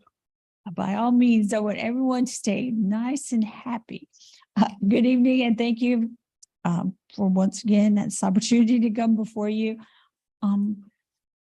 Things are still looking very good for the town of Matthews. I know that the ad valorem tax collections look a little well, they are a little lower than they were last year at this time. However, the timing of the January 5th cutoff day before interest is accrued this year, with the way that the new year fell, there was that period of time, pretty much the whole first week of January, that people could still make their payments and not have any interest. So people held on to their money because January's collections have been very, very robust. So anything that was somewhat of a negative to the December collections has been made up for in January collections. Sales tax still continue to be awesome and amaze me every month as we get those numbers. So the sales tax numbers for July were 22.07% higher year over year than last year at this time. So people are still coming to Matthews, spending their money, buying things, and we greatly appreciate that. And the tourism revenues are continuing to do very well.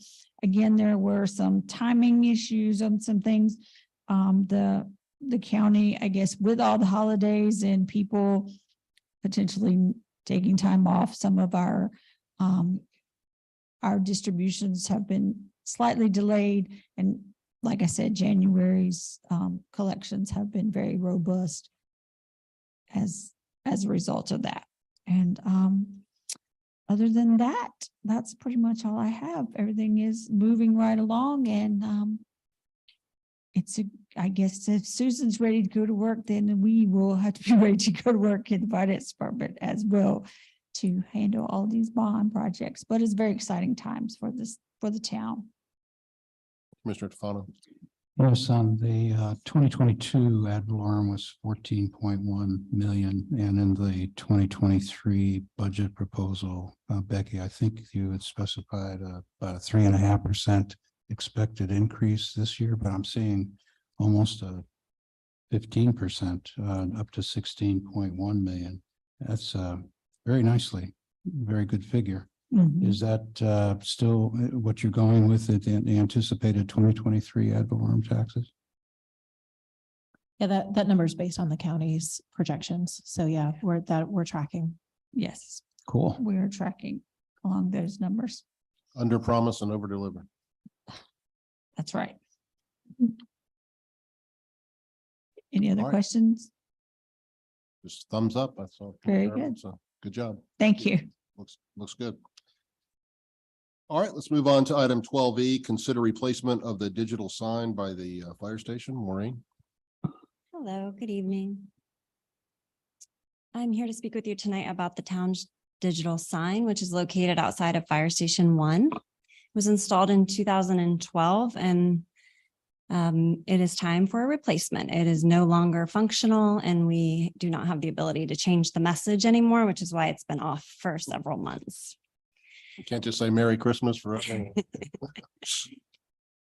We reached out to our vendor, Sign Connection, and they provided 3 options for a replacement sign. And I have them listed here. And the different sizes refer to the pixel pitch, which essentially is the resolution of the sign. So if you want to scroll down, I've put a comparison. And if you could zoom in too, because it's a little hard to see. Okay, sure.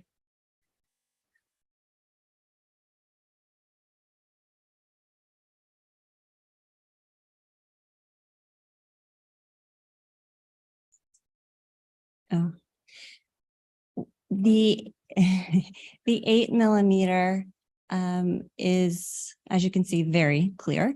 The 10mm is clear and the 16mm is less clear.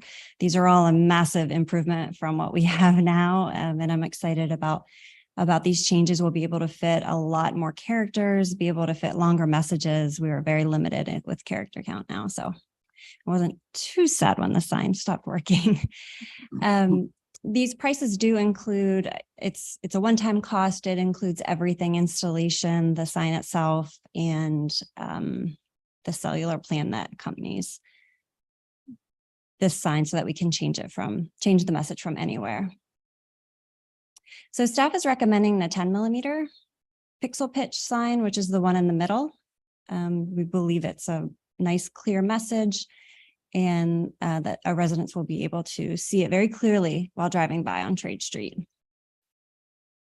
So the ask tonight is that you vote to approve the replacement of the digital sign for the 10mm sign as outlined in the memo. Maureen, can you go back? What is the cost difference between 10 and 8? Because I'm just wondering if this is going to be, obsolete in 2 years or whatever. Yeah, it's only $3,000. I mean, let's go with the 8 and. Yeah. Right. Yeah. Great. So I move to approve the purchase of the installation of the 8mm digital sign as outlined in this memo. Second. Motion by Commissioner Tufano, second by Mayor Pro Tem McCool. Any further discussion? Commissioner Urban? Well, how long did the first sign last? 10 years. About 10 years. Okay. I mean, and so the next one lasts probably about that. I'm just wondering about the next technology, and then it comes along and just kicks it out of the box. I mean, where's this money coming from? That's the other question. This is which fund?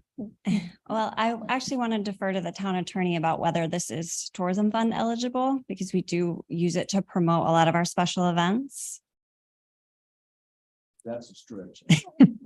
Okay. Work with us, Charlie. Come on, man. I didn't bring my ring tonight. In that case, it would be general fund balance. Maybe we tried, I Maureen. can't tell between We the 8 and tried. 10. I'm just sitting here. I could put that 3 to something else, but anyway. I think the old one, I know for a fact, was very pixelated.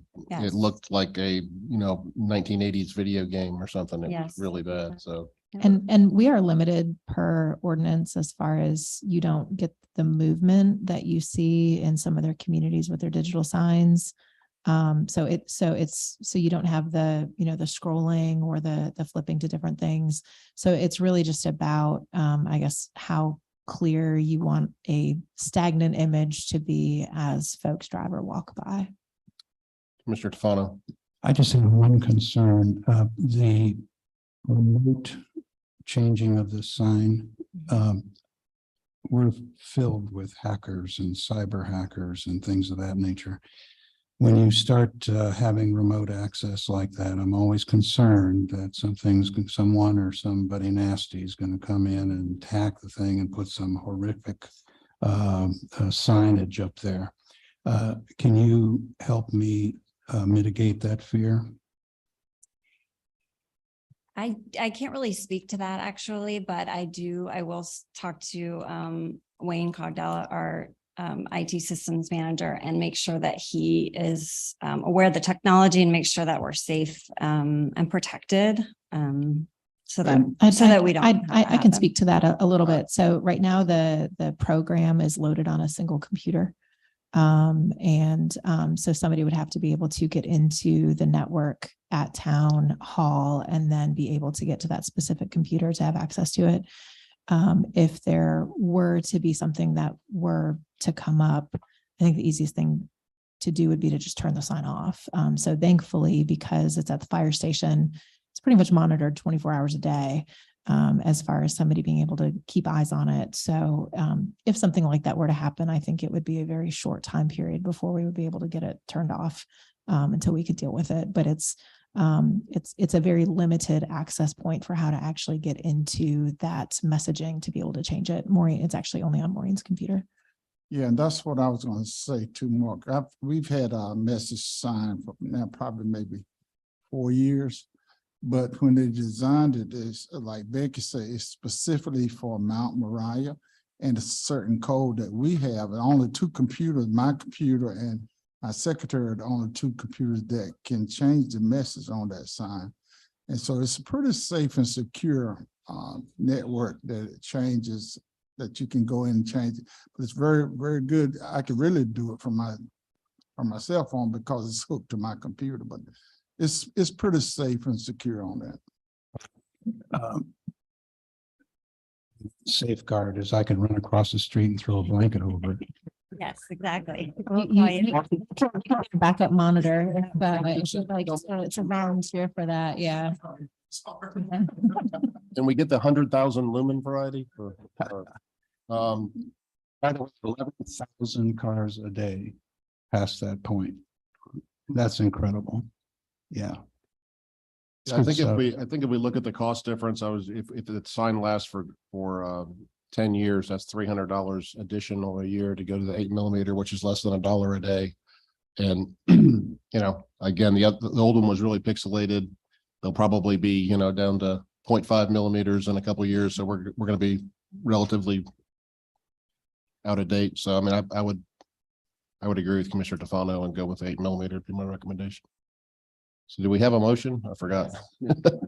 Motion and second. Is there any further discussion? Does this carry color with it as well, or just? Yes, it does. Color. Yep. Commissioner Hoover. Okay, I'm gonna be the bad person here. My question, is there really a need for a digital sign?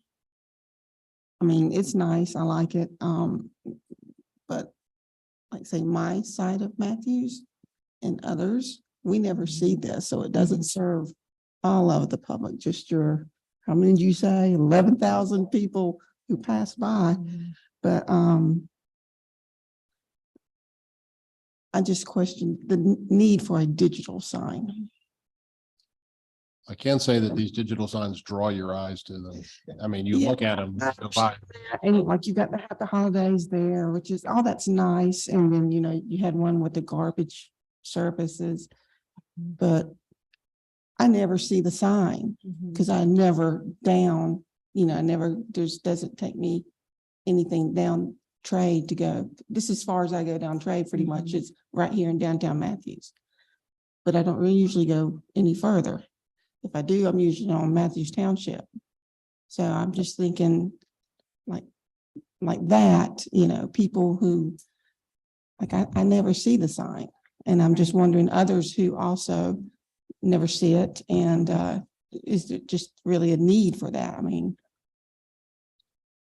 in fairness, Commissioner Hoover, there are many amenities that people on the other side of town won't see. Like folks who live in downtown, they go to other parks, so they're not gonna go to Mercer Halsey Park and see the sculpture that we're putting in there. So I don't understand how it's a significant difference. People on other sides of towns have different things. a park is different. A park, people are they're going to go and visit. This is where people actually drive up and down a road. Exactly. So that's just a travel. amount of people who aren't just living in that. And so I was just questioning, you know, that's a lot of money.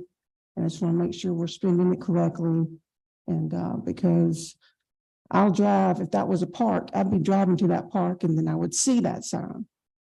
But to just pass by down the road and see it, I question if, you know, $30,000 is a good use. But then it is, you know, you've got your pros and cons for it.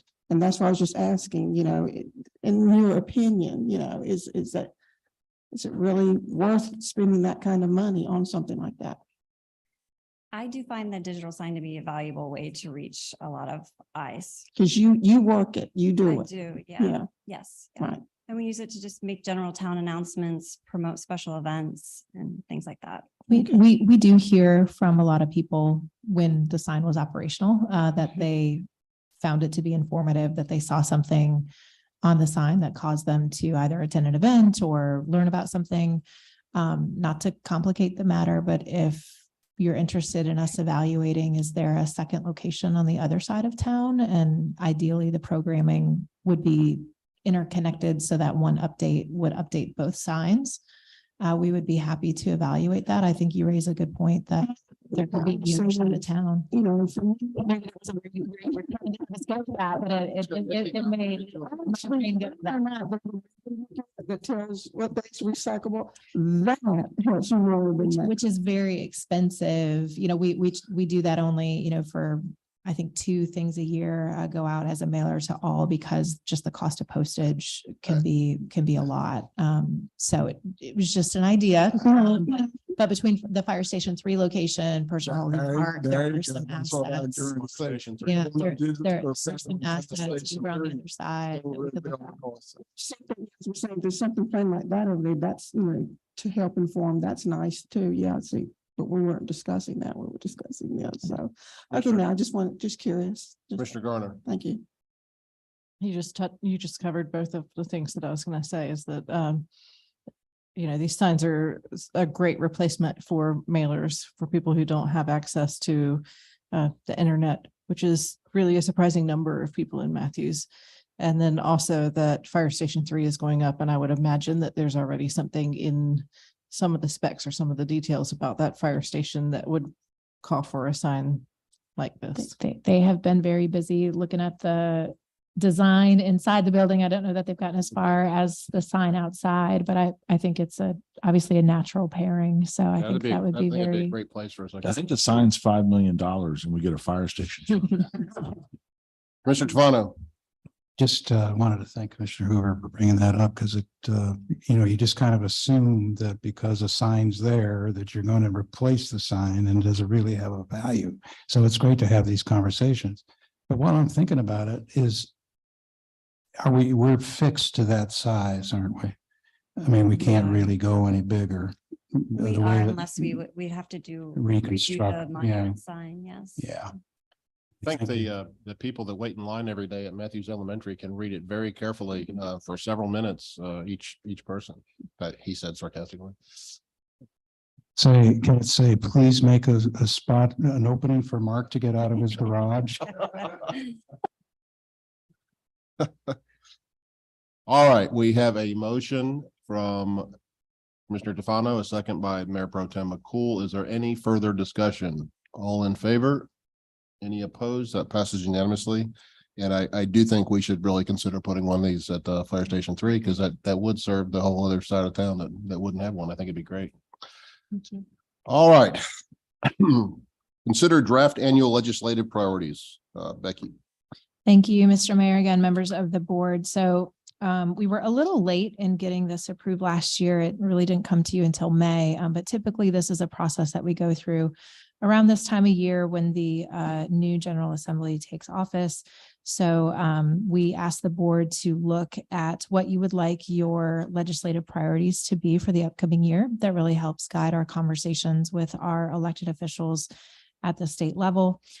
So we have provided a copy of what was approved back in May as sort of the starting point for this. So I didn't intend to go through all of them tonight so much as provide the document and maybe point out a couple of things that the board might consider removing or adding, and then either take any comments that you might have for things that you would like to see added or deleted, or if it's something that you would like to email between now and the next board meeting, we would be happy to take your input that way as well. So we're not looking for a vote tonight so much as just some input from you all.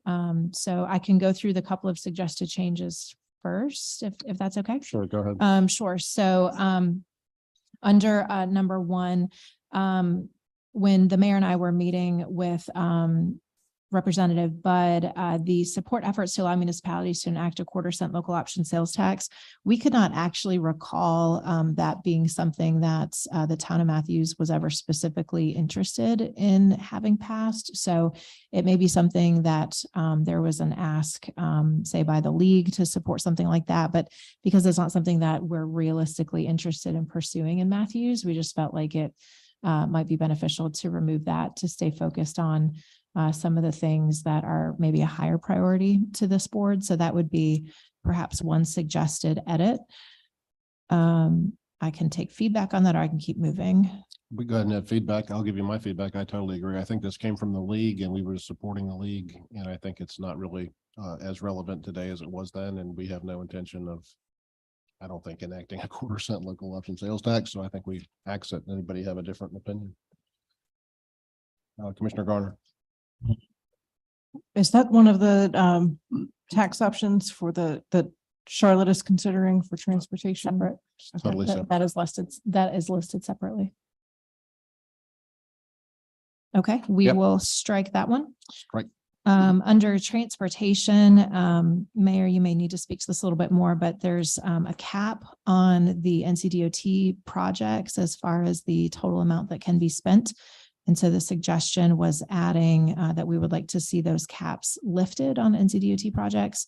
That would allow more funding to be able to come to some of our very expensive local projects. If I could speak to that for a second, of course, I'm Matthew's representative on CARDPO or one of our representatives on CARDPO. And the way the caps work, I believe you can only spend 10% of the entire budget for NCDOT on any one single project. And because some of the projects are so just off the charts expensive, for instance, U-2509, which is, Independence Boulevard, what this is doing is it's forcing us or forcing the state to, I think, favor public-private partnerships. And like with Centra that we saw up in the north on 77, what does that mean for people in Matthews? That means that managed toll lanes will be significantly more expensive. If you want to get in a managed toll lane on 77, when you're driving, from Matthews to Charlotte, you're going to pay anywhere from 4 to 5 times as much as if the Turnpike Authority did the same project. The Turnpike Authority says they can't do the project because they can't allocate enough money at any given time to get it done before like 2070 or 20, or 20, these ridiculous numbers they throw out, so I think that for some of these large projects, I believe there's another one up around Asheville that are they're multi-billion-dollar projects. They cost more. And I think the legislature has to realize that. And I think we should put in our legislative agenda that we want them to consider spending more money, because if we don't, good example is the Monroe bypass, which cost, I don't write on it, but those of you that might, it's I think less than $3 to go end to end. You write on it, Charlie. The same basic amount to drive from Cornelius to Charlotte cost over $20. Typically it's varied, but so that shows you what the impact is. So that's why I think this should be on our legislative agenda. I'm told that we don't have a great chance of them changing the funding mechanism, but I think we should at least state our opinion because it does affect everybody that lives there.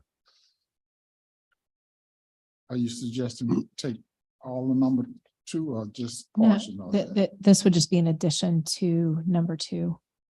And we can get more of the exact corrected details, but that's in the gist of what I just said is what the issue is. This is forcing the Charlotte-Mecklenburg area to almost exclusively consider public-private partnerships for toll roads or managed lanes instead of having the Turnpike Authority build them like they do in most of the rest of the state. Okay. The next one, and again, Mayor, I'm looking to you. You talked about planting trees in the NCDOT right away against the sound wall that we currently have some residents who are interested in doing that with some of the sound walls that are going up, particularly along 485, that it could be funded locally. But right now they are prohibiting any of that, which is leaving very wide buffers with no trees to help further cut down the sound. Do you want to speak to that? Sure. And this in particular impacts the neighborhood I live in, Ashley Creek, but all of the neighborhoods in Matthews, excuse me, that are adjacent to 485, where they've taken the sound walls down. And thank you.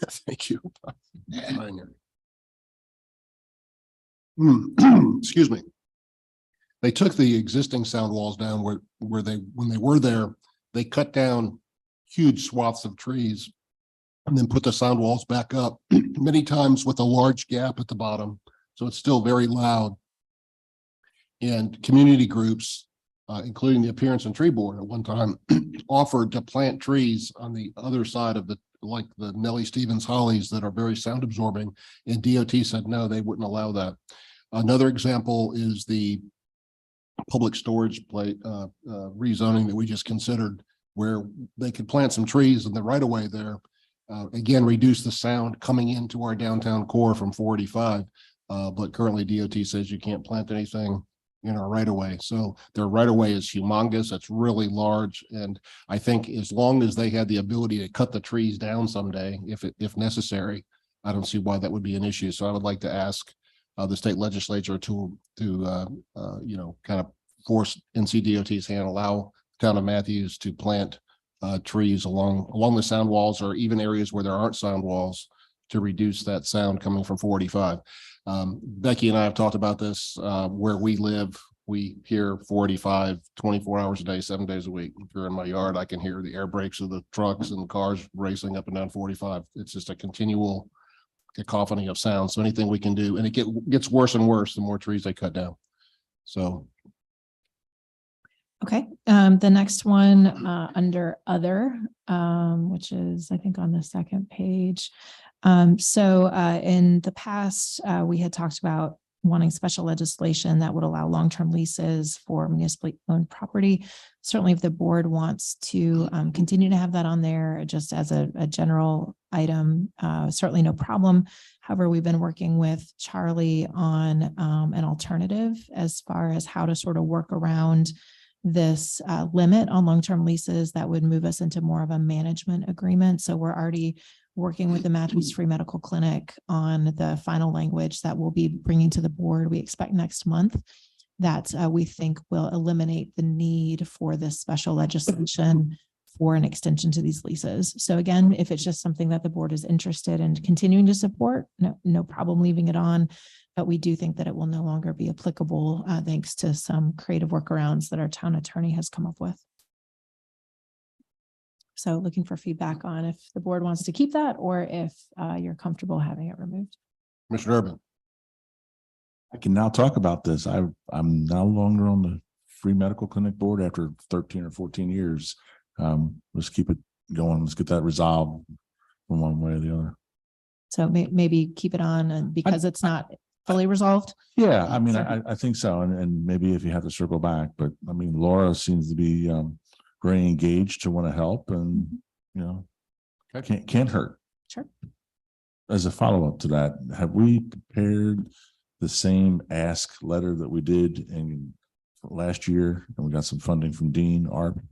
Do we have that in the, as soon as Laura won the election, I did contact her the following day and said, you will be receiving a funding request letter from us. We haven't, but thank you for reminding us. Yeah. On the to-do list. Yep. Yeah. Very good. Good point. And then finally, we heard tonight from our Committee on Education regarding mental health initiatives. And so the ask was to add language that would ask for increased funding for and reporting on mental health initiatives in our local schools. Right now, and I don't know the exact numbers, but in Mecklenburg County, we may have a nurse or a psychologist that travels from school to school to school. And, kids might have an opportunity one day a month to visit with them. So that's really inadequate, I think. So It's also incredibly expensive for especially like therapists or having a counselor. I mean, it's $200-300 a session. So if you're a family who's living paycheck to paycheck, you can't afford to put your child through that, even if they need it. So I think some of these initiatives could help that a lot. So that is it as far as notes that I had. Again, if any board member has something else that you'd like to discuss tonight, we're happy to engage with you now, or you can email staff and we can get it added for consideration on the, I'd say, final draft that will be brought to you at your next meeting. let me suggest that all the elected officials take a look at this. And if you think of anything else, this has been unfortunately become kind of a static document. So I applaud Becky for bringing it forward and let's, update it. This should be a living document that we finesse every year. So if there's something that we're missing, something that's on your mind, it's certainly not a big lift to put it on this list. And as long as the majority of us are in agreement. And I've been very impressed so far with Representative Budd as far as her efforts to work across the aisle and work with people of all political persuasions to get things done for Matthews. So I think we'll see what happens. All right, we will have something back to you at your next meeting. Thank you. Let's move on to item 12G, MVAC bylaws consideration, Commissioner Urban. Okay, thank you very much, Mr. Mayor. So the reason I asked to have this pulled off is we've had this discussion before for a lot of advisory boards. And the dilemma is that we have some advisory boards that a town board member is acting as a liaison and as a voting member, and some other boards they're not. And I think there's probably good reason for some boards to have a board member as a liaison, as a voting member, because there's some integral connection. But for the most part, the advisory boards are that they are citizens that come together, that vote together as a body. They come to us with their opinions, recommendations, criticisms, what have you. And so I find it sort of counterintuitive that board members, this board or body is on some of these acting as voting members and influencing the citizenry group. So I took the opportunity here because I did talk to Jack about this, and he said the reason for this was that there was a lack of quorum. And so I'm not so sure if that's the reason why you make this change. But then again, he made an interesting comment, and maybe we could just get a follow-up, because Jack said that he's chair, that he was only a vote in a tiebreaker. And I checked it, you checked it, Becky, and there's no such item in the bylaw. So I'm not sure what's going on there, but maybe they need to adjust their bylaws on the number for quorum. I don't know, but I just want to lift this up because we have this problem across the board. So I think at least the voting by the chair would just be a misunderstanding that Gotcha. we can readily clarify. Commissioner Hoover, you're a representative, and I really want to know what you think. Yes, I just want to remind and let you know that I was appointed a voting member by the mayor. So that's why but this is incorrect. I am already a voting member.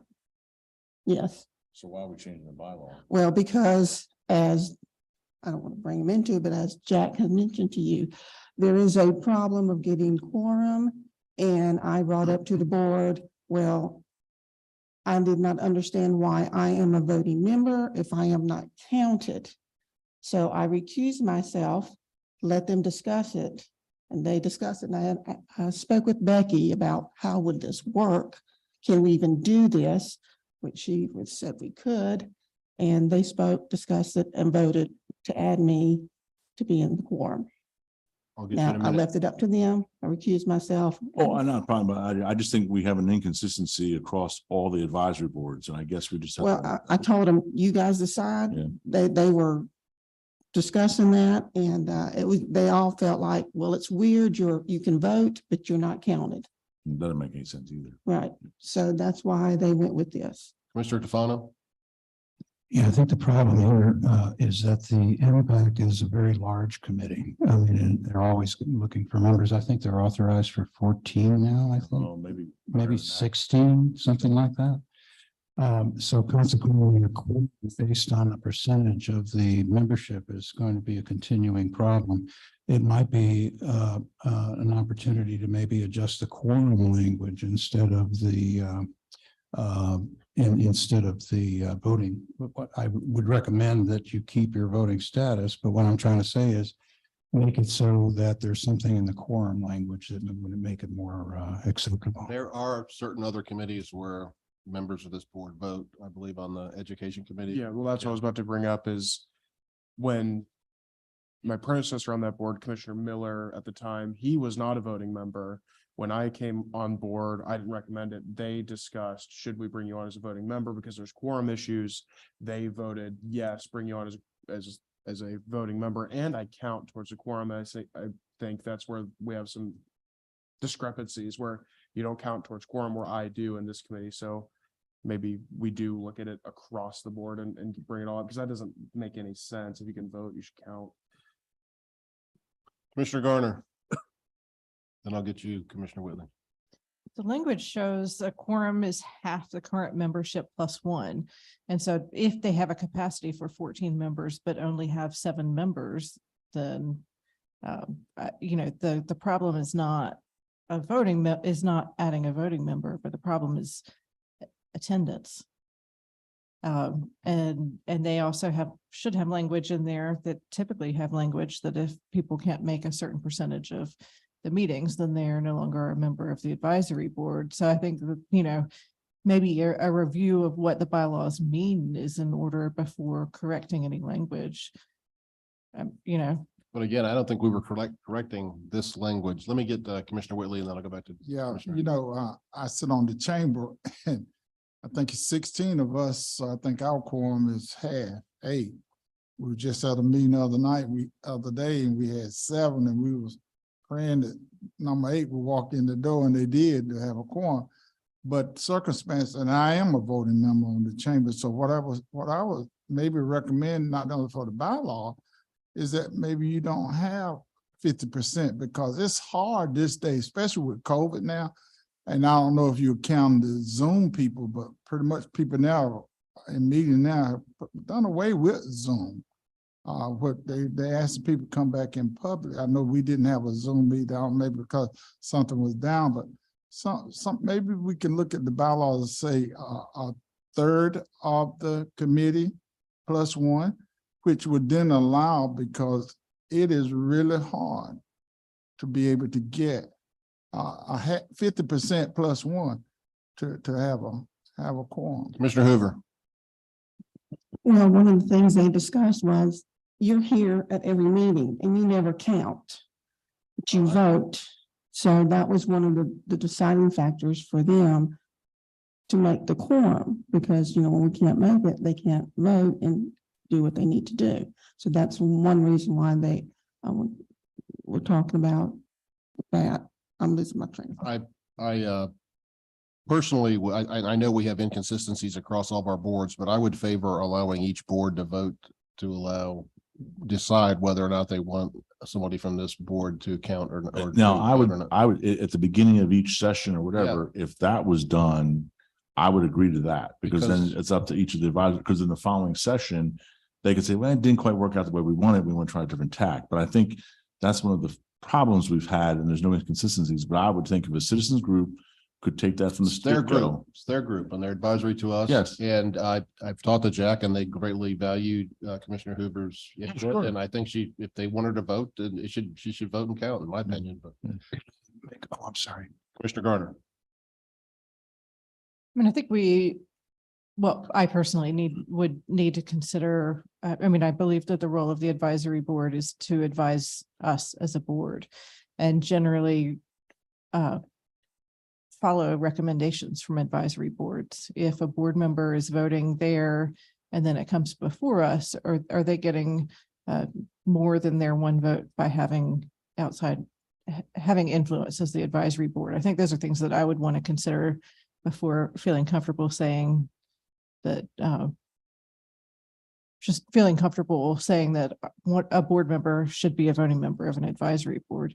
On the flip side, something like the chamber, you're a representative of the board on the chamber. You're not a representative member of the board to an advisory board. So your role is a little bit different. You're there to have a voice to explain how the board feels about something versus the board listening to a group of residents give their opinion on something. So can we get back to the subject at hand with regards to what specific language was asking to be changed then? Okay, go ahead, Commissioner Fong. Yeah, I was going to make a recommendation that we just table this and allow Commissioner Hoover to discuss this with Jack and to come up with perhaps some change to the quorum language instead of whether I'm fully in agreement that you should be voting, but as far as the quorum language, because we want to make sure that they have the ability to vote. Well, yeah, and when they made the decision, it was going to, Becky said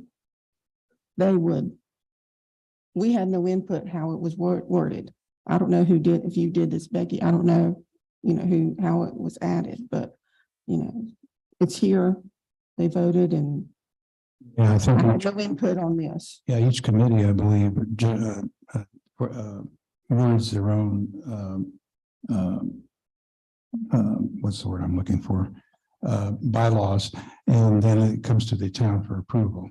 So what I'm asking is if we can just table this, allow you to have the opportunity to talk with Jack and see if you can change the quorum language, and that way there would be the ability for the committee to vote every time.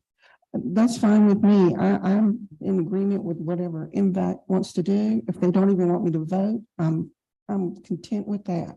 Whatever they want. I think Lori had something to say. So regarding changing the number of votes or the quorum for voting, that would be an issue that I would like to check with Mr. Buckley on. I would not recommend changing the voting. The quorum we can settle, but changing it to anything but a simple majority or something greater than that would be problematic. Yeah, I think when if the generally accepted rule is 50% plus one, then we need to get people that show up for meetings. I mean, that's not a huge barrier. I mean, we're only asking half of the committee to show up. I mean, we ought to tell people that aren't showing up to get off the committee if they can't bother to show up for the meetings. I mean, everybody's going to miss a couple meetings, but I know particularly with MVAC, there were some problems with people not showing up at all for long periods of time. So that's problematic. I mean, I think we need to enforce those rules. If you miss 2 or 3 meetings in a row, you're not on the committee anymore. I thought we were required to take attendance many years ago in the Appearance and Tree Board, and we were running that record, you know, and it was sort of like, oh, you missed 2 meetings, a little chat with you. And yeah. So. And attendance is still taken at all committee meetings. I think there are differing levels of intensity regarding adherence to the attendance requirements in the bylaws. Interesting wording. Thank you. Commissioner Whitley. Yeah, that sounds good. I'm telling you, and I'm speaking from the church, my attendance, if you're going to go by a quorum now, because half of my congregation, because of COVID, not coming back to church.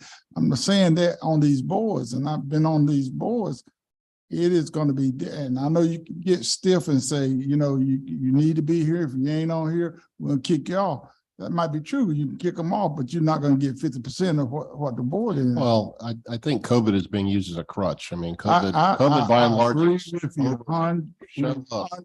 110%. Right. But I got members that I am not going to ask to come to church no more. I mean, you know, once you tell, you know, when these organizations are born, when you ask people and now things are getting where they can come back. But I'm telling you, I've been on chamber now for 6 years, and I've seen in the different leadership and the time that we're going through now, it is hard to get people to get away from that busy schedule, because a lot of these people are volunteering when they got businesses, and the business is going to overweigh coming to a meeting.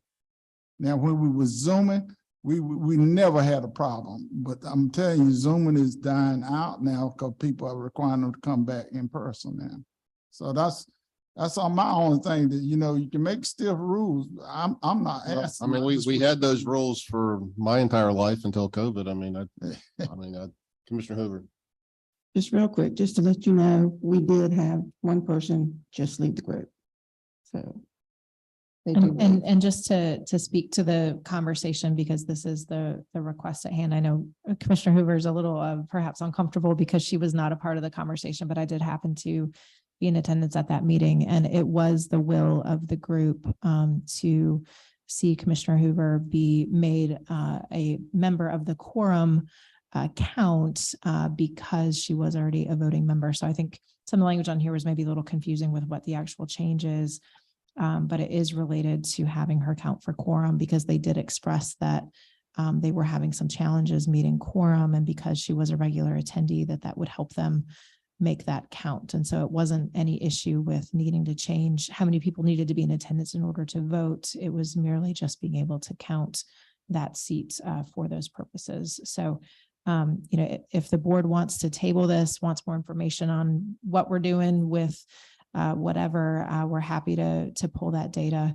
But to reiterate our town clerk's position, I would also be hesitant to be changing how many people need to be in attendance in order to actually take action, because that is something that we are consistent on as far as being in alignment with having the majority there. And I think that does help encourage participation and attendance, because when some of the groups go a meeting or two without being able to take action, I know that the chair tends to get after the attendees to, hey, show up, because we want to be able to vote on these matters. And so I think having at least a majority of your committee members in attendance so that you know you are getting the opinion of a true majority of that committee, I think would be helpful for the board to have that information. Does it behoove these advisory boards to be more sensitive to having such large numbers like MVAC for membership? I mean, the reality is if you're trying to fill 14 or 16 seats, you're never going to make quorum in certain times of the year.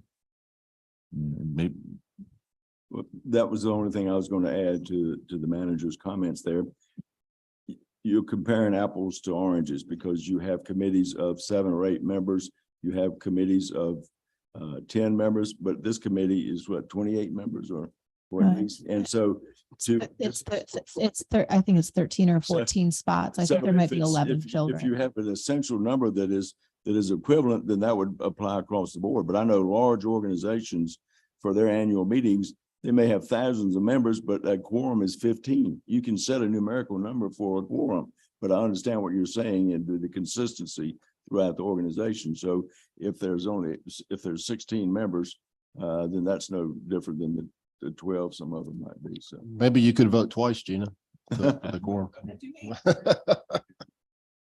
All right, so we're going to go back and kind of massage that one and maybe reconsider it. Is that what I'm hearing? I don't know. What's But the I- majority of the board want to do? I think I'm hearing a consensus. The board would be okay with each individual committee deciding whether or not they want to allow with Commissioner Garner, maybe not necessarily agreeing with that, but the rest of you. That's I mean, as long as the board knows that their rights are that they don't have to have a board member as an acting voting member. They shouldn't But if they want fear to, they that can. they want to, but they shouldn't fear that we're twisting their arms, that they have to have a board meeting sit there. On EDAC, I don't entertain into the discussions or the votes or anything like that. And I think it's appropriate because you're getting citizen input on something. And I never voted for it. And so if that's the case, MVAC very much wanted to see Yeah, this, that's what I this think. proposed change. And that's fine. So your vote will count. So is that a motion? Or do we want to go ahead and adopt this then tonight? I think we just adopted as it was amended. Is that not what we're trying to? Is that the bottom line? Motion by Commissioner Urban, second by Mayor Pro Tem McCool. Any further discussion? All in favor? Any opposed? Commissioner Casado And just opposed. check with Jack and tell him that All right. he's a. Let's move on to he's the not a mayor's tiebreaker. report. I'm going to be He thinks he was a tiebreaker. little brief, but this past January 15th and 16th, we had some outstanding meetings and services that Pastor Whitley, Commissioner Whitley was involved with regards to Martin Luther King Jr.'s annual celebration. And for those of you that were able to attend, they were really great events, and we had great weather, and it was a very good cross section of the community came together, and it was just a really enjoyable time. And one of the things that I talked about was how North Carolina historically has, really led the charge back in the early days of civil rights with regards to integrating our schools. And I saw a television interview of Dorothy Count Scoggins, who was one of the first Black students to integrate Harding High School back in 1957. And so we kind of honored her a bit, and she's still around. She's a friend of Pastor Whitley. She lives in Charlotte. I'd like to meet her someday. She's quite a remarkable woman who went through a really rough time then. But when you consider the civil rights era, it's kind of interesting to see North Carolina was leading the charge where other southern states like Virginia and Alabama were trying to not pay attention to Supreme Court rulings and things like that. So anyway, want to say thank you to Commissioner Whitley, Pastor Whitley, for an awesome event. It was really well attended and done very well. Good job, sir. Thank you, Mayor. And you did a wonderful job. And also, Matthew Mid-Hill paper came out with a very good front row headline, but it's very commendable for the speaker for the town. And I think it's get a lot of kudos for the community and just bridging us together. Thank you, Mayor. All right. That's all I have for tonight. Town attorney's report. No report, Mayor. Town manager's report. No report. Entertain a motion to go into closed session pursuant to North Carolina General Statute 143-318-11A5 to consider acquisition of real property. So moved.